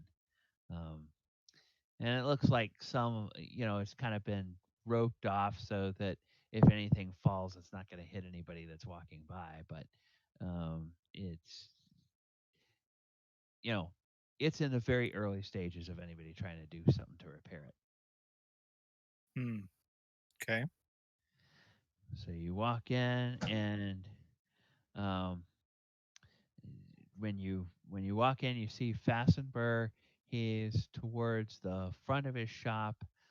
His back is to the door, and he is um, working with something on a low shelf. And the door bell rings, and he says, "Just a minute. I'll be with you in a minute." And he keeps working with whatever it is he's doing down there. I guess I'll slowly walk up to the counter and I'll be like, what would I say? Yasin, Fazenbra, my friend, what happened to your shop? Oyo! He turns around, and there's a big grin that splits his face. He says, "Oyo, it's so good to see you. Oh, I heard that you had been hurt in the attack. I'm glad to see you're up and about." I'm doing fine, but it looks like trolls got in here. Oh, ah, ooh, those Gith, those Gith. You know, I bet the trolls are behind it. I would not, I would not put it past those damnable trolls if they had something to do with drawing those Gith to Waterdeep. Mark my words.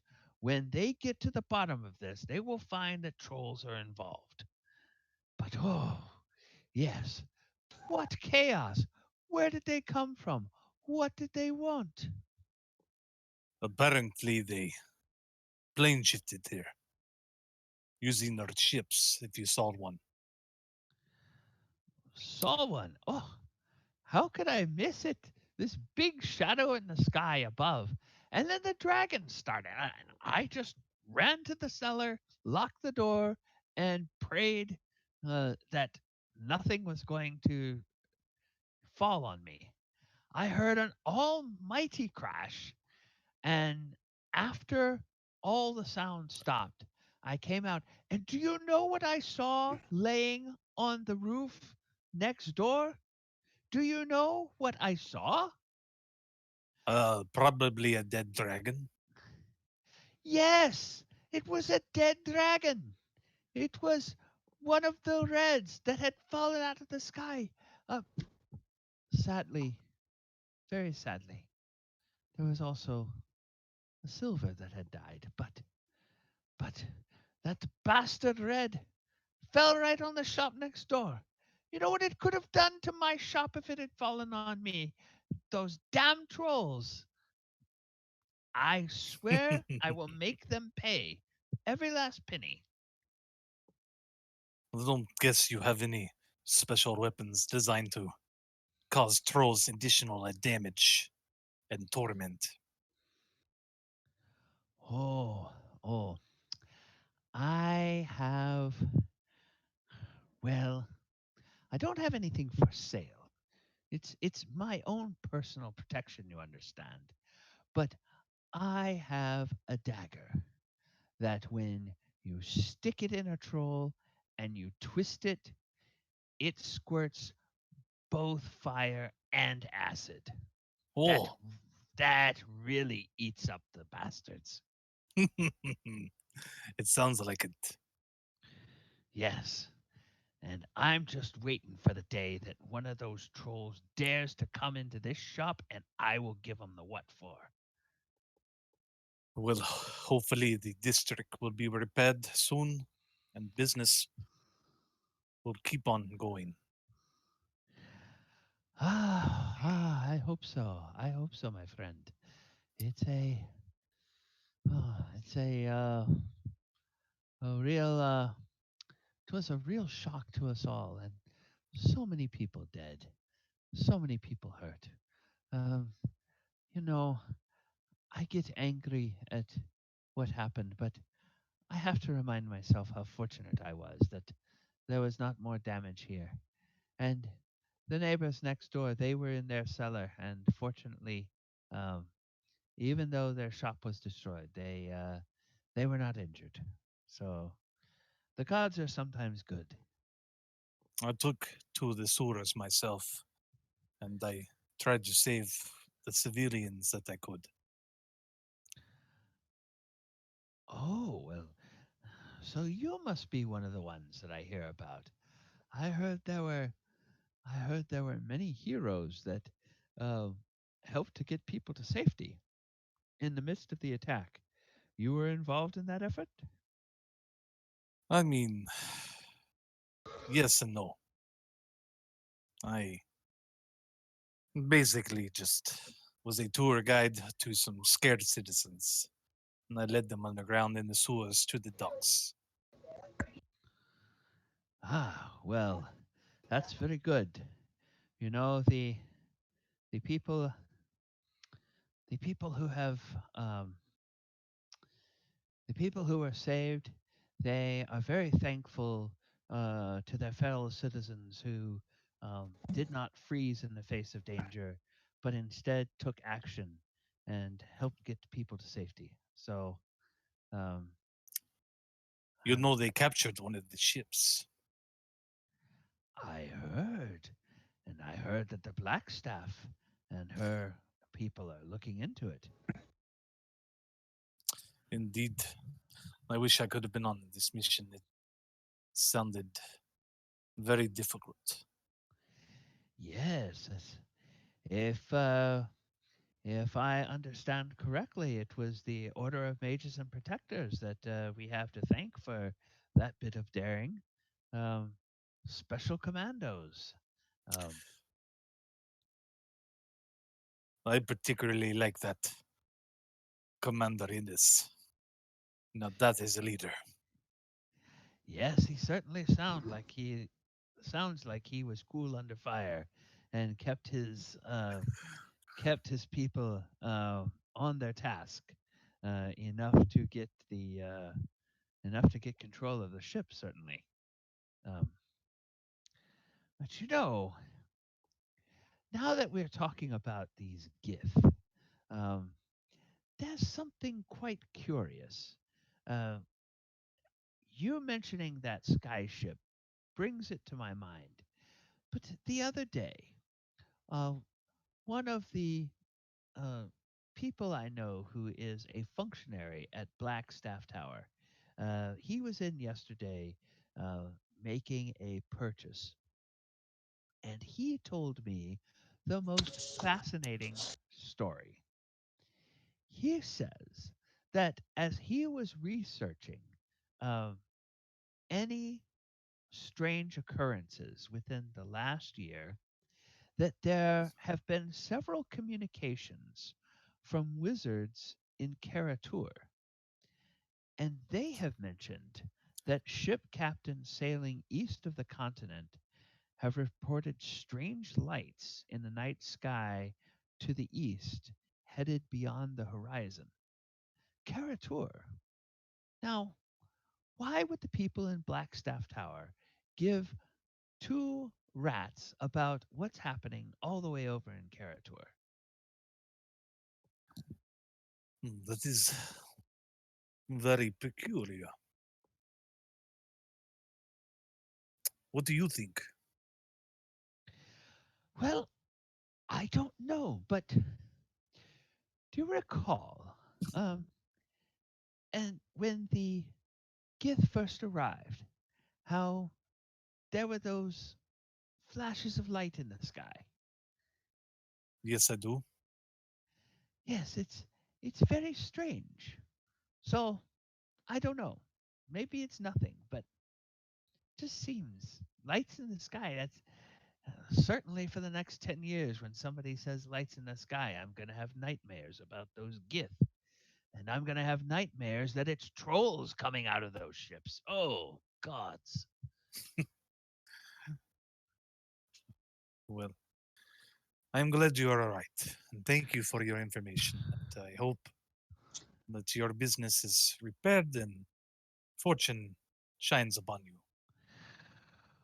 Well, I must tell you that I have had an increase in people uh, coming in looking for wards and uh, magical weapons that would be of use against uh, beings from that fall out of the sky.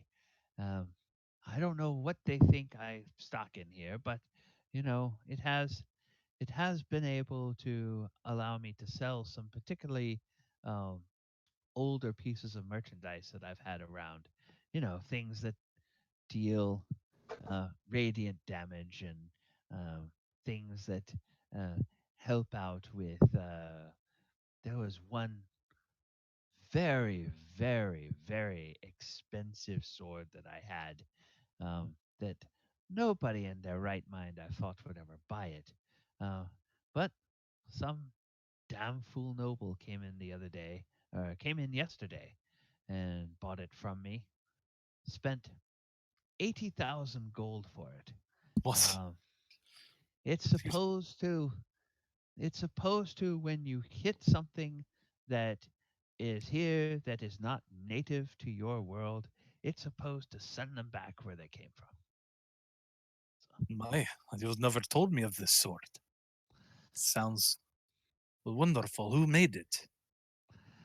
Oh, it was some crazy old wizard that whose estate uh, had sold everything in a lot to different traders, and I had a chance to go through the items, and I realized what it was. Fortunately, the people who had it did not, and so I got it for a song. But then it sat around for ages because nobody was going to buy it. Who could afford that except a noble? And what do nobles want with swords? They usually just want play toys. But I suppose this one was spooked by the Githyanki. So now he has a nice bit of protection. I just hope he doesn't stab himself with it. Yes, I admire a good swordsman craftsmanship. I miss my home and the swords that we have there. It seems so primitive here. Yes, yes, it's it's good to find a smith to make that can make durable steel, but it's so rare to find someone who's able to craft both a fine functional weapon and a fine looking weapon. And the stories you have told me about the weapons from your homeland, perfect balance, perfect symmetry, perfect lines. Ah, they must be beautiful to behold. Not only in function, but in their magical capabilities. Depending on the amount of energy and the craftsmanship of this weapon, it can hold even entities of themselves, Oh, I have heard of such weapons. imbuing Rarely. the wielder of certain special abilities. Yes, yes, I have heard of such weapons. Uh, I have not run across any in my trading. I think they are very, very rare indeed. They were lost Mm. during a great time of trouble in my people, and we have not seen some for quite an age. My elders have not seen some in quite a long time, which is, I'm sure you know, my friend, is a very long time. Oh, yes. Oh, yes. Your people are very long lived and very blessed.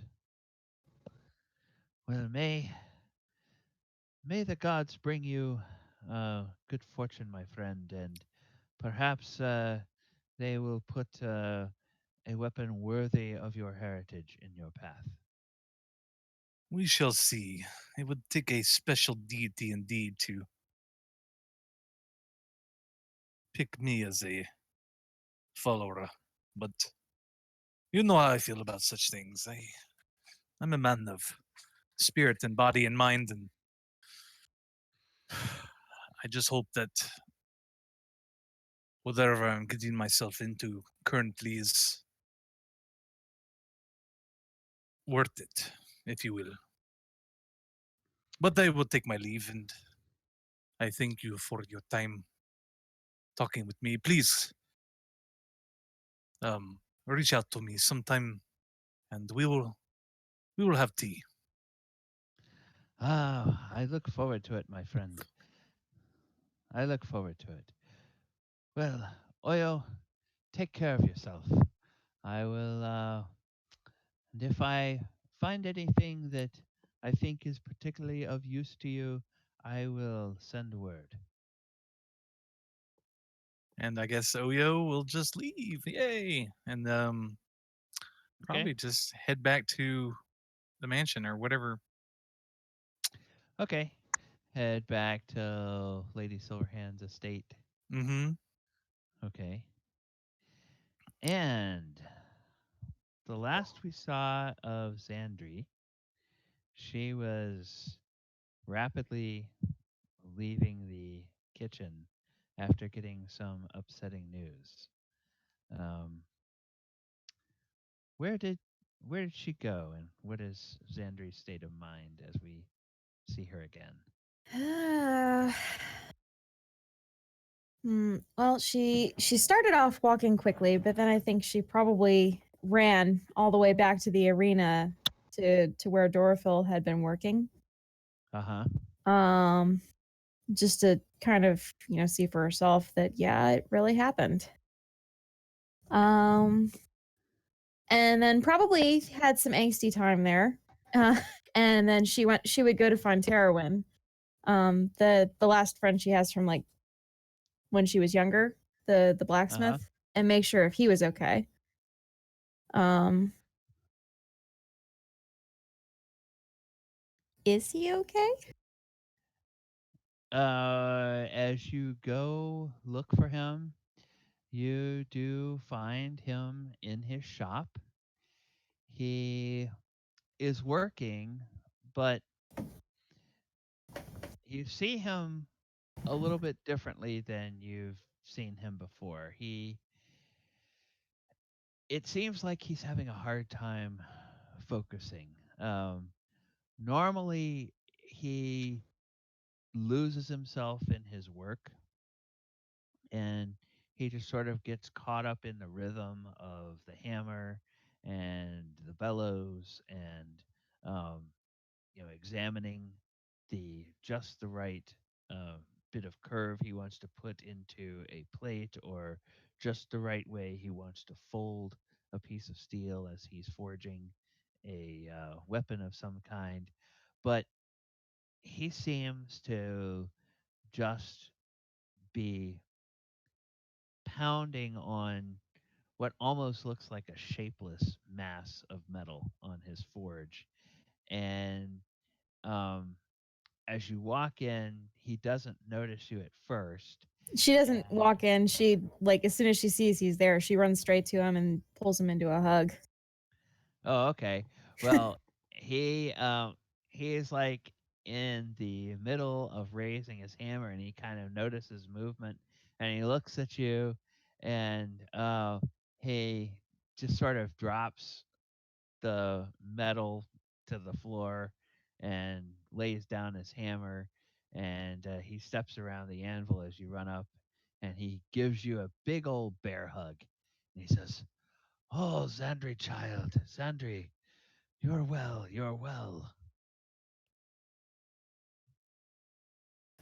Not really, but and she pulls back. I'm glad you made it through. Uh, you don't look like yourself. Well, so much has changed.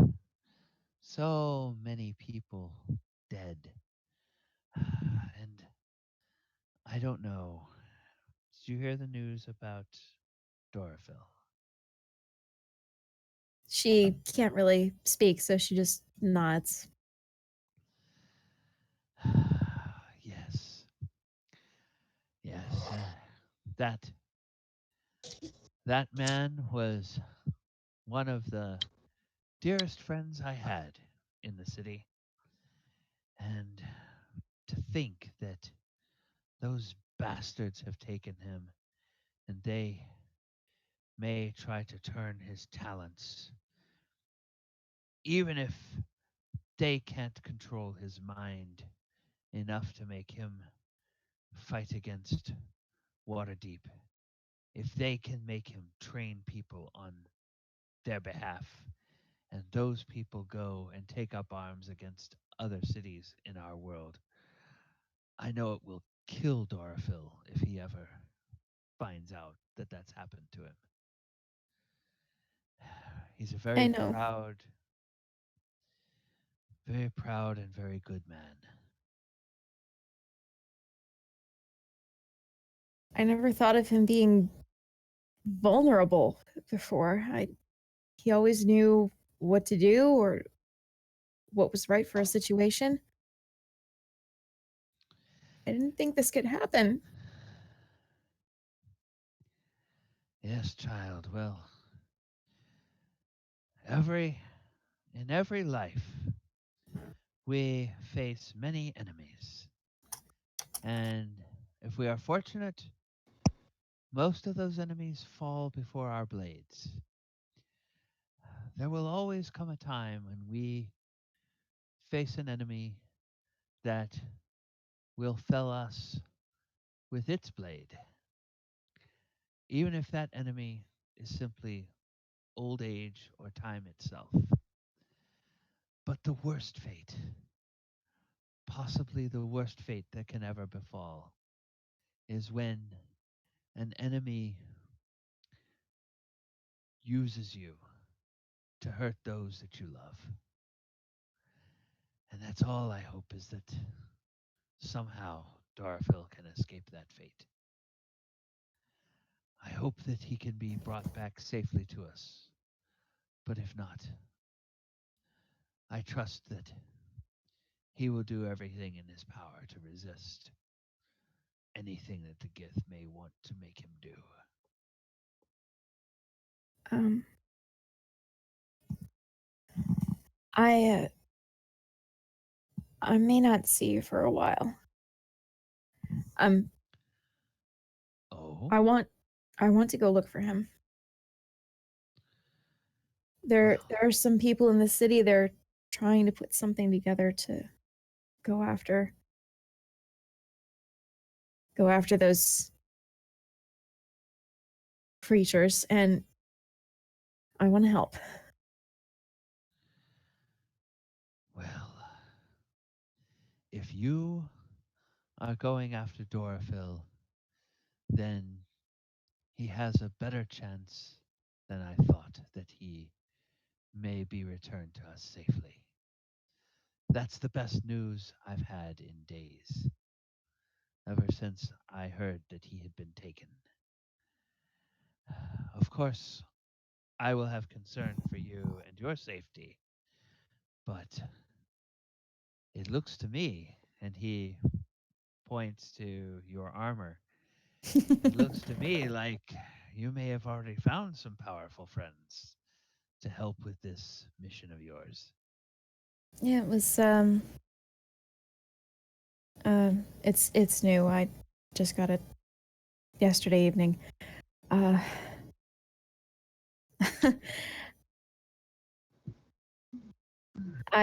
I'm not good at this. I've never left the city. I don't really know what to say, but I'll miss you. Child, I will miss you too.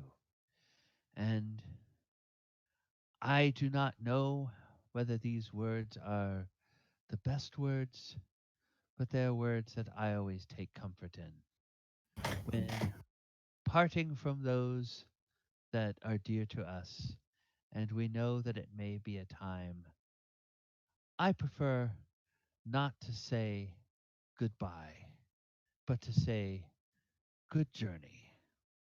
May your road be smooth. May your way be wide. May your mission be successful. And may you bring back many wonderful stories that we can share upon your return. Well, I don't know about stories, but I might bring you a few heads. And she kind of tries to smile.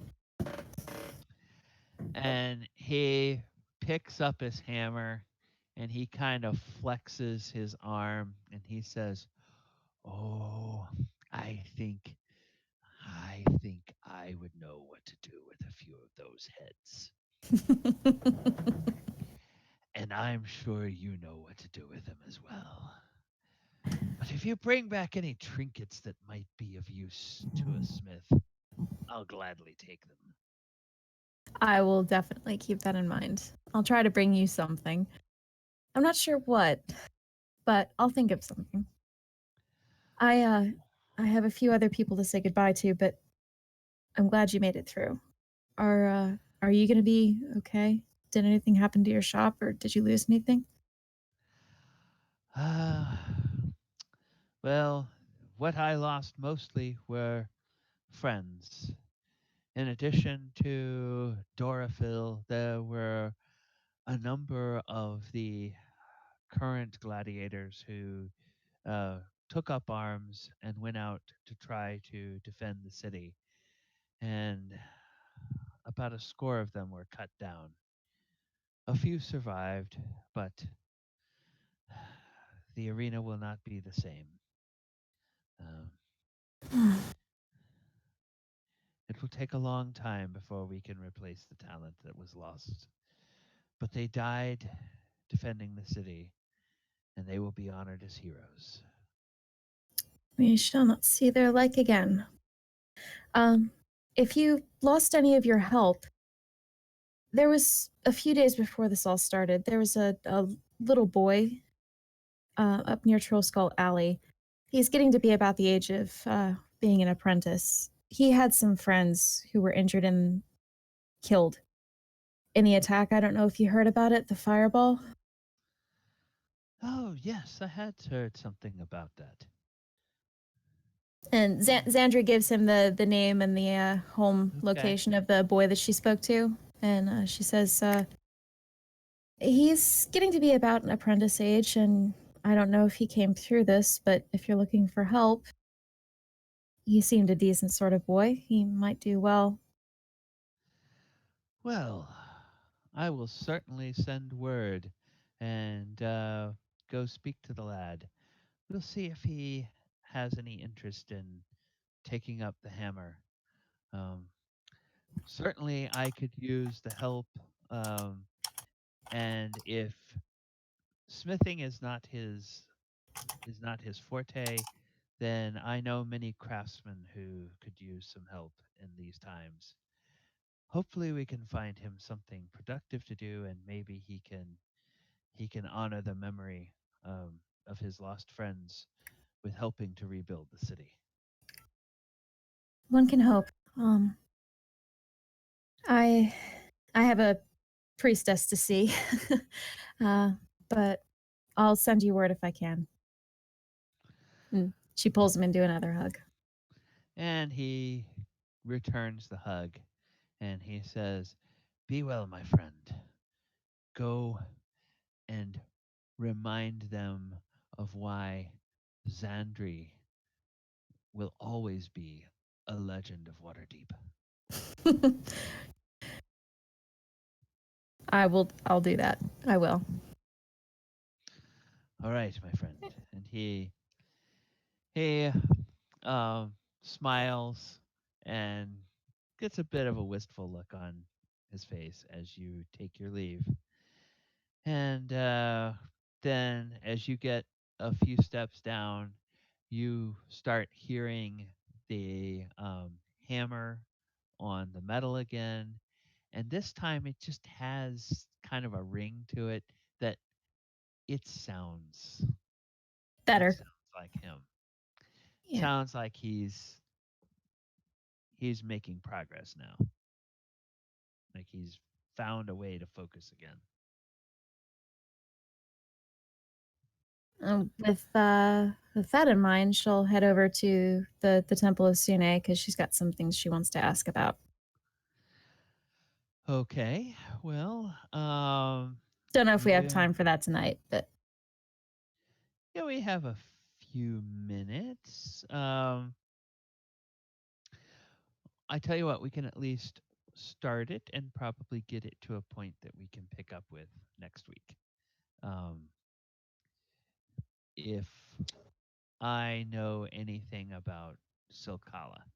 Um, and so you approach the temple, and as you get to uh, as you get near the gates, suddenly you see a figure beginning to run from the main doors of the temple. And after that figure takes a few strides, you recognize, oh yeah, that's Silkala. And she comes racing up to you, and she gives you a big, huge bear hug. pick her Uh, up and spin her around. yeah, she can't exactly pick you up in all of your armor, so you pick her up, and she just plants a big old wet kiss on you as as you do, and she says, "Oh, Xandri, oh, Xandri, oh, Xandri, I'm so glad you're okay. I'm so glad you're okay. I knew you were going to recover. I was there every day while you I were know. in." I know. I knew you were there. Oh, oh, you're. And she like she says, um, I was I so worried about you. Just hugging her. and she says, well, as I was worried about you, but I was so busy during the all the chaos, I didn't even have time to think about myself. All I could think about was the next injured or scared person in front of me, and then every time one of them went away, my thoughts turned to you until another injured person was shoved in front of me, and I had to get back to work. But it was, I suppose sometimes it's good to be busy in the midst of chaos because then you don't have time to realize how scared you should be. Uh, in fact, I heard that you were quite fierce, apparently. well, yes. At first, I had no idea what was going on. Uh, and then when I heard that the city was under attack and that it was um, monstrous pirates kidnapping people and using dragons, Mm. oh, that just lit fires within me. And yes, I suppose I was pretty fierce. Um, but I was determined that anyone who reached me while they still clung to life, I was not going to allow the grave to claim them. I'm glad to say that uh, nobody who uh, came to the table where I was working uh, that was alive uh, left other than being fully healed and maybe not ready to go back into the battle, but ready to live and see another day. I don't know how you do it. I really don't. I get so angry when I think about it. I don't know how you could focus on helping people, but I admire it. I really do. Well, I think that is all part of our calling. And um, she, uh, after you put her down, she um, Bold of reaches you to out. assume she's put down. But yes, I will put her down. Okay. She reaches and takes Xandri's hand and begins pulling her back towards the temple. Um, and says, I think it is all part of the calling. Um, one who has a temperament such as mine, I would I would not know what to do in the heat of battle. Um, I would be I would probably be frozen with all the chaos around. But you give me an injured person, I can see an injury, I can tell which one is the most severe, and I can start working on it, and my mind just goes in the order of what needs to be done. You, on the other hand, you can assess a situation and somehow know which bit of whirling death is the one that you need to avoid the most. And by the end of the next few seconds, everyone else is down on the ground in a pool of their own blood, and you stand alone victorious. You always do know how to sweet talk. Um, I I heard from one of the other priestesses that you had some casualties here. I'm sorry. So Yes, yes, unfortunately. But, you know, we're on the front lines of uh, defending defending those in need, and when the Gith came close to the gates, uh, our priests and priestesses who were outside jumped right into the fray. They took down some of their enemies, but yes, some of our own fell. And but we know that they all rest in the embrace of the goddess now, and they know they know the truest meaning of love.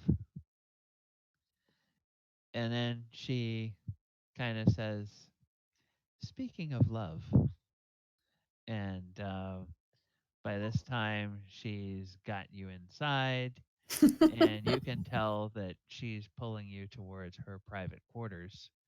And as you all walk down the hall towards her private quarters, we begin to see the blackness fade in from the edges of the screen, and it goes to a little pinprick that's just enough to see the door open and then close, and then we fade to black. nice. And so ends our session for this evening. So we are now in the middle of uh, trying to figure out what's going on.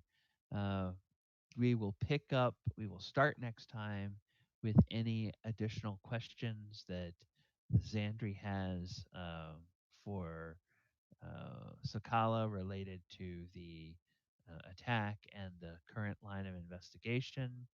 Um, we will probably get a chance to peek in on Jarlaxle as he has to deal with the. Oh boy. Shoot, I really feel bad enough for making him dredge up memories. Uh, and we will see perhaps what Barnabas and what uh, the black staff have been able to uh, uncover in the next couple of days. Dun dun dun. Yes. So, if you guys think of any more questions that you have for your contacts or any other places in the city you want to go, we can also do that as we're moving towards the trial. I know today we didn't have a whole lot of dice rolling, but it felt like probably a good break from all the fighting we've been doing the last few sessions. So Yeah.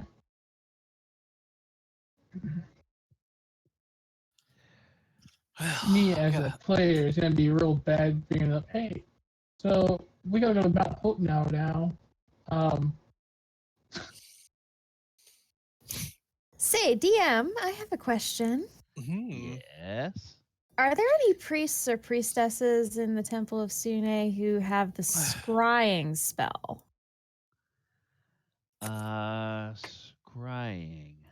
Let me take a look at that. It's a cleric spell. Yeah.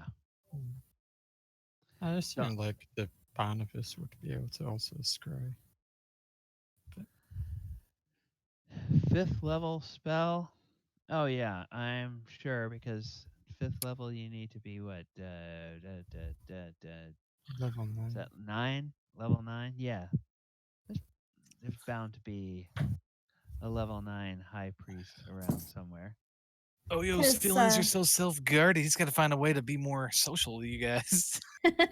Doesn't talk hardly at all, does he? Well, he did a good job. I guess. I feel Yeah. like my Did voice. a I awkward feel like shoulder tap. yeah, that was funny.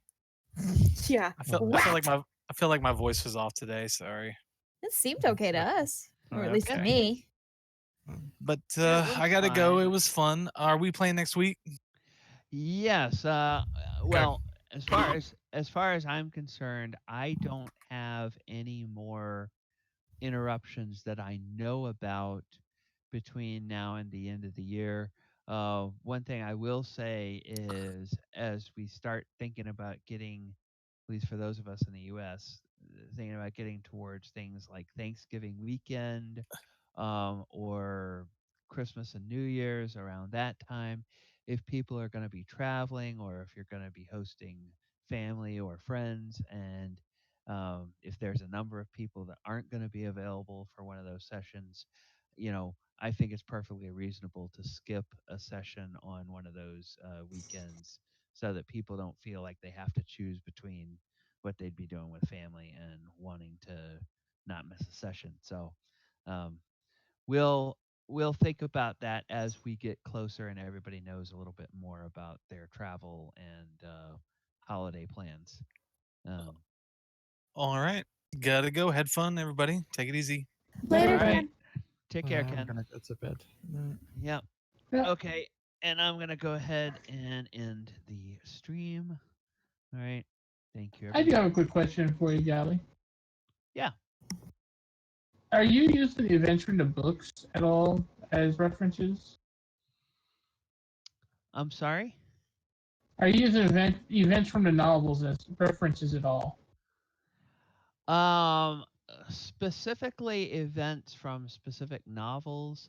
Not so much. I am using a number of um,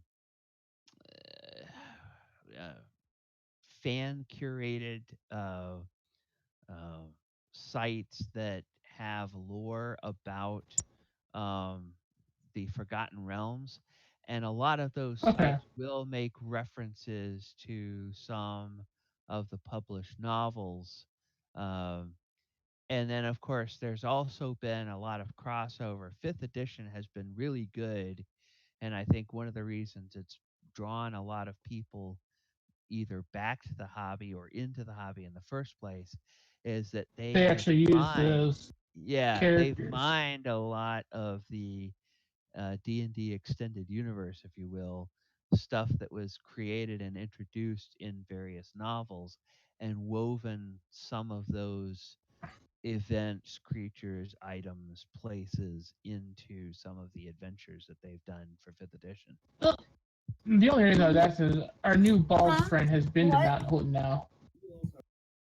Okay, good. Your new who, friend? Our new bald friend has been to Mount Houghton now. Oh, okay. All right. It was kind of a mixed experience for him. Okay. That's why I feel kind of bad bringing that up. Oh damn! Oh my gosh, I just realized my mic was in the on position instead of the off position. Oops. Oh, Yeah, Happens. I cut off the stream a few minutes ago, so Okay. no worries. So DM, what I'm thinking is when Xandri went back to where like Dorafil was living and stuff, Mhm. that she picked up something that was his, Okay. and she's going to ask if there's anyone at the temple to see if they can scry where he is, using that as a focus. Ah, There nice. you go. Okay, good. All right. Well, why don't you DM me something that you think she would have picked up? You know, it can be like whatever. Probably A the shirt or the old training sword that he used to use when he was fighting with her. the old training sword. Okay. Yeah, so it was definitely his. It was, Dorafil's. yeah. Okay, Dorafil's old training sword. All right, that sounds great. Okay, that sounds fantastic. Okay. Everyone else. Okay. And I will go ahead and write up some notes. I don't know that I sent out any notes from last time because it was more like that one off, just Yeah. Yeah. that.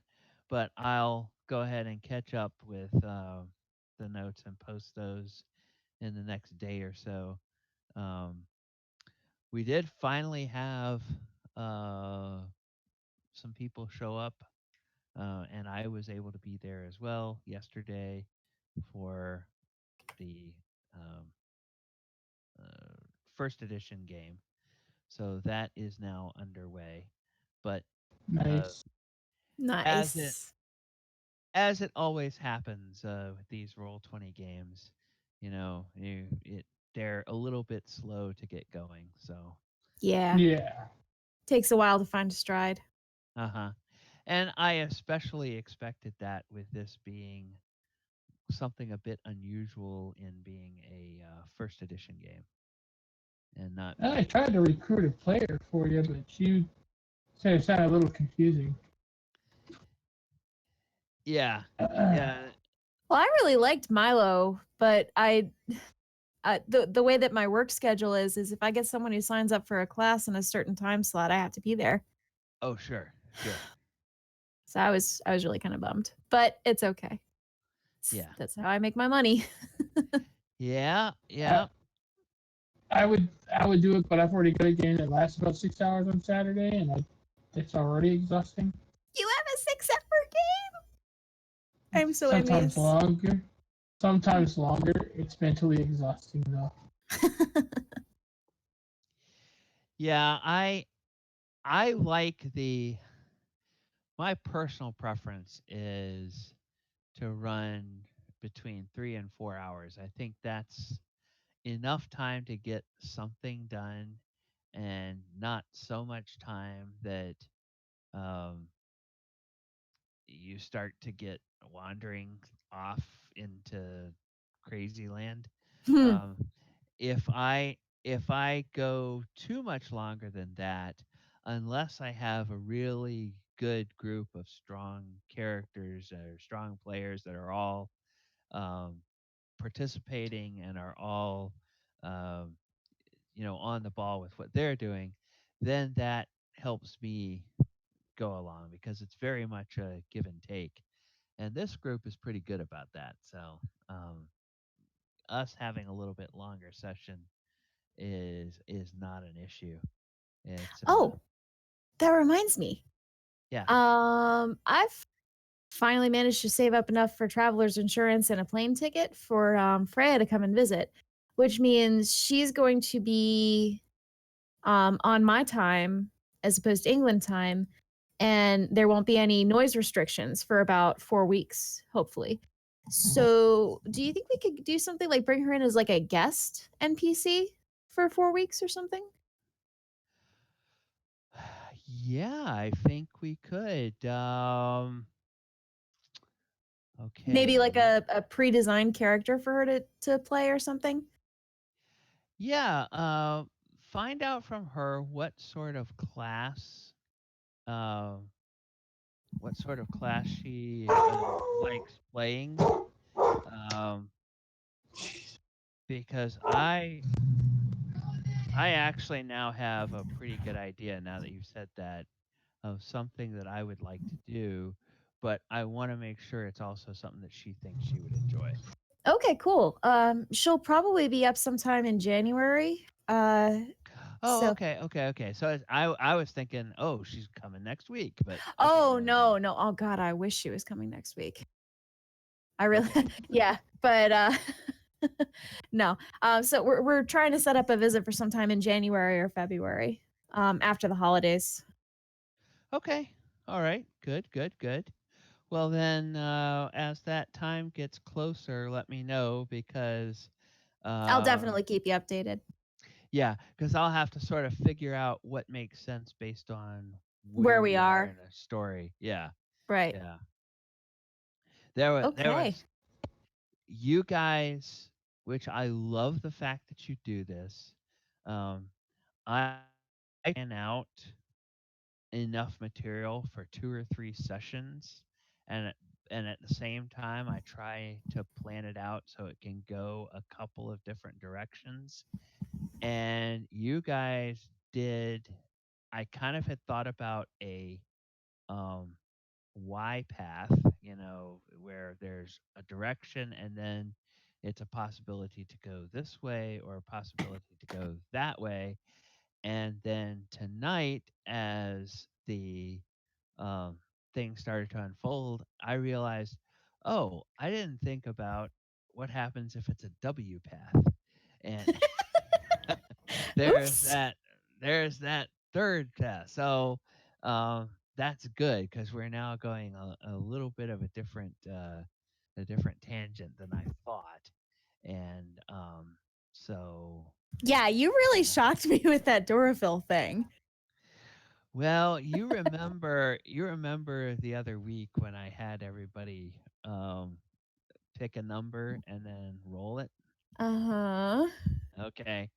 Well, I had made rules about that, and I did also count on, um, some people possibly doing what I believe it was Character and Ken did, being sneaky little bastards and picking a number right at the top or right at the bottom.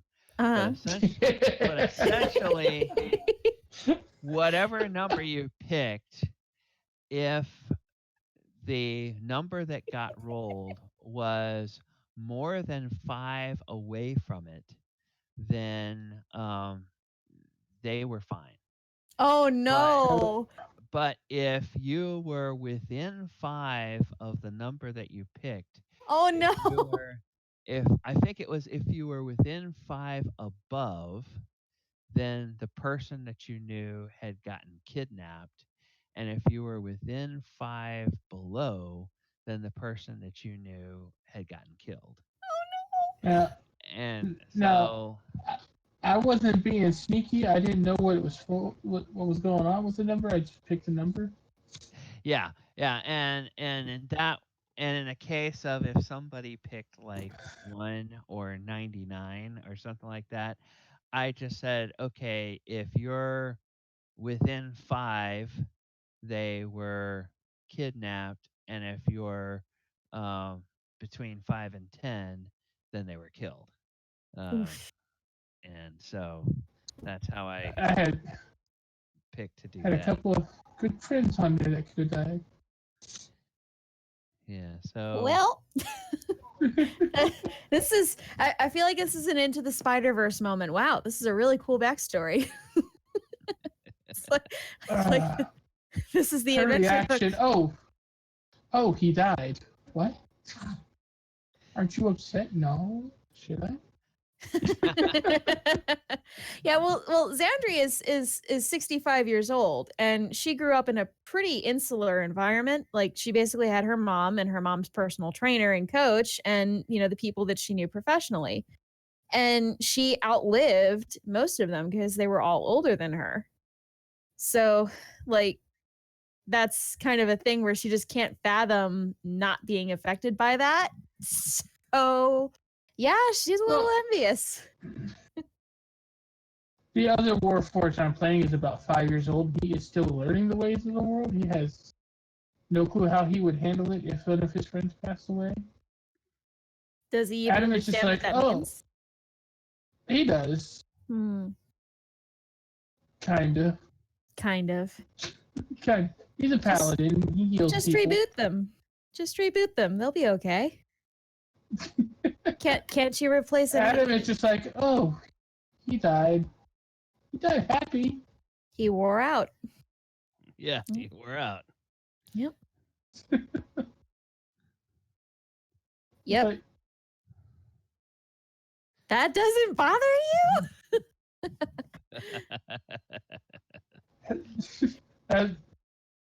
and kicking the Warforged probably wasn't a good idea. Yeah, her toes were smarting there. What? Yeah, It says by invitation. That means you can be turned down. Clang.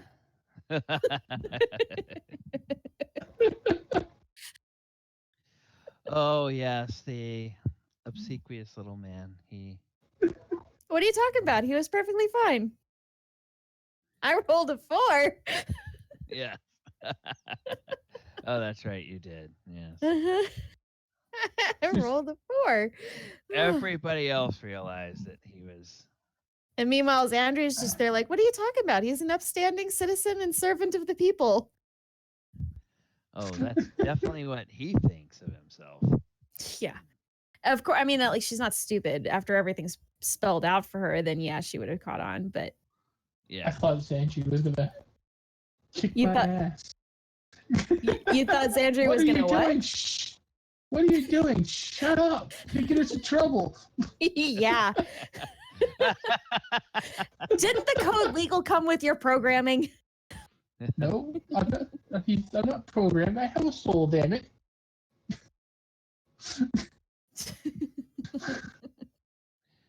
Yeah. It sometimes the way character plays adamant, there are times I think he's more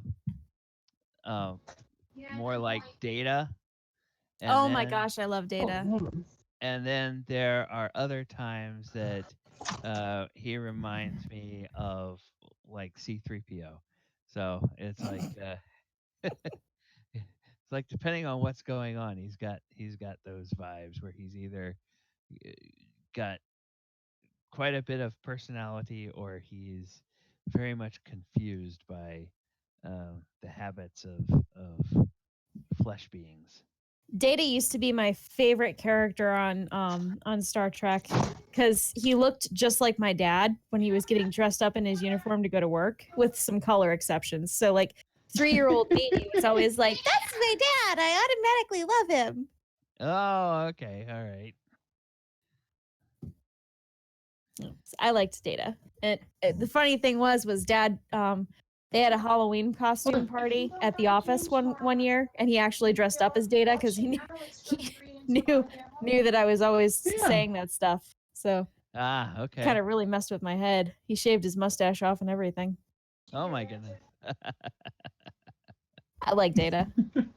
Yeah, he was a fun character. He was sort of the foil of okay, everybody, look at all the silly things that humans do. Mhm. And, He and was. how I think one of my. Go ahead. Go ahead. I was gonna say, I think one of my favorite Data moments was from one of the movies when he was scanning for life forms. He did that little song. Oh. After he put that emotions chip in, everybody's looking at like, the hell? Yeah. Wait, Data put an emotions chip in at Yeah, one point? Oh, Lord. more than once. Oh, dear. Yeah, I think there was one episode of the TV series where that happened, and then there was one movie where that was a subplot, and I believe part of that all stemmed back from the um, the two different androids that his creator made, Data on the one hand and Lore, the one that was kind of more renegade and out of control on the other one, on the other hand. Yeah. Laura had his emotions chip, and he Yeah, was batshit crazy. yeah. Next Generation was a really good show. It was. It still holds up in a lot of ways today. I liked it. Yeah, it's there's a nice thing that I suppose we think of um the one good thing that Gene Roddenberry did is he had a knack for understanding sort of kind of timeless and universal struggles that people have, and from the different series, um, you can tell based on what was going on in the history of the world at the time those were being created, you can tell sort of what they're addressing, but the same issues are always plaguing, people, like different, political philosophies or different religious philosophies, or, the Oh big God, questions. Yeah. one of my favorite episodes was the one where a shipboard medic takes a person from a planet that has like Stone Age technology onto the ship and heals them. And he gets the impression that Captain Picard is a god because of all the Oh, Yep. technology. yeah. Yeah. The last Star Trek that really did that kind of stuff was Deep Space Nine. Oh, I used to love the theme song for that one. I actually But had it on. nowadays, the new Star Treks are kind of crappy. Yeah, I've been trying to get into the what is it? The one that's out now, the Discovery. Um, is that the is that They're the not very Star Trekky anymore. uh, yeah, I mean, and it's different.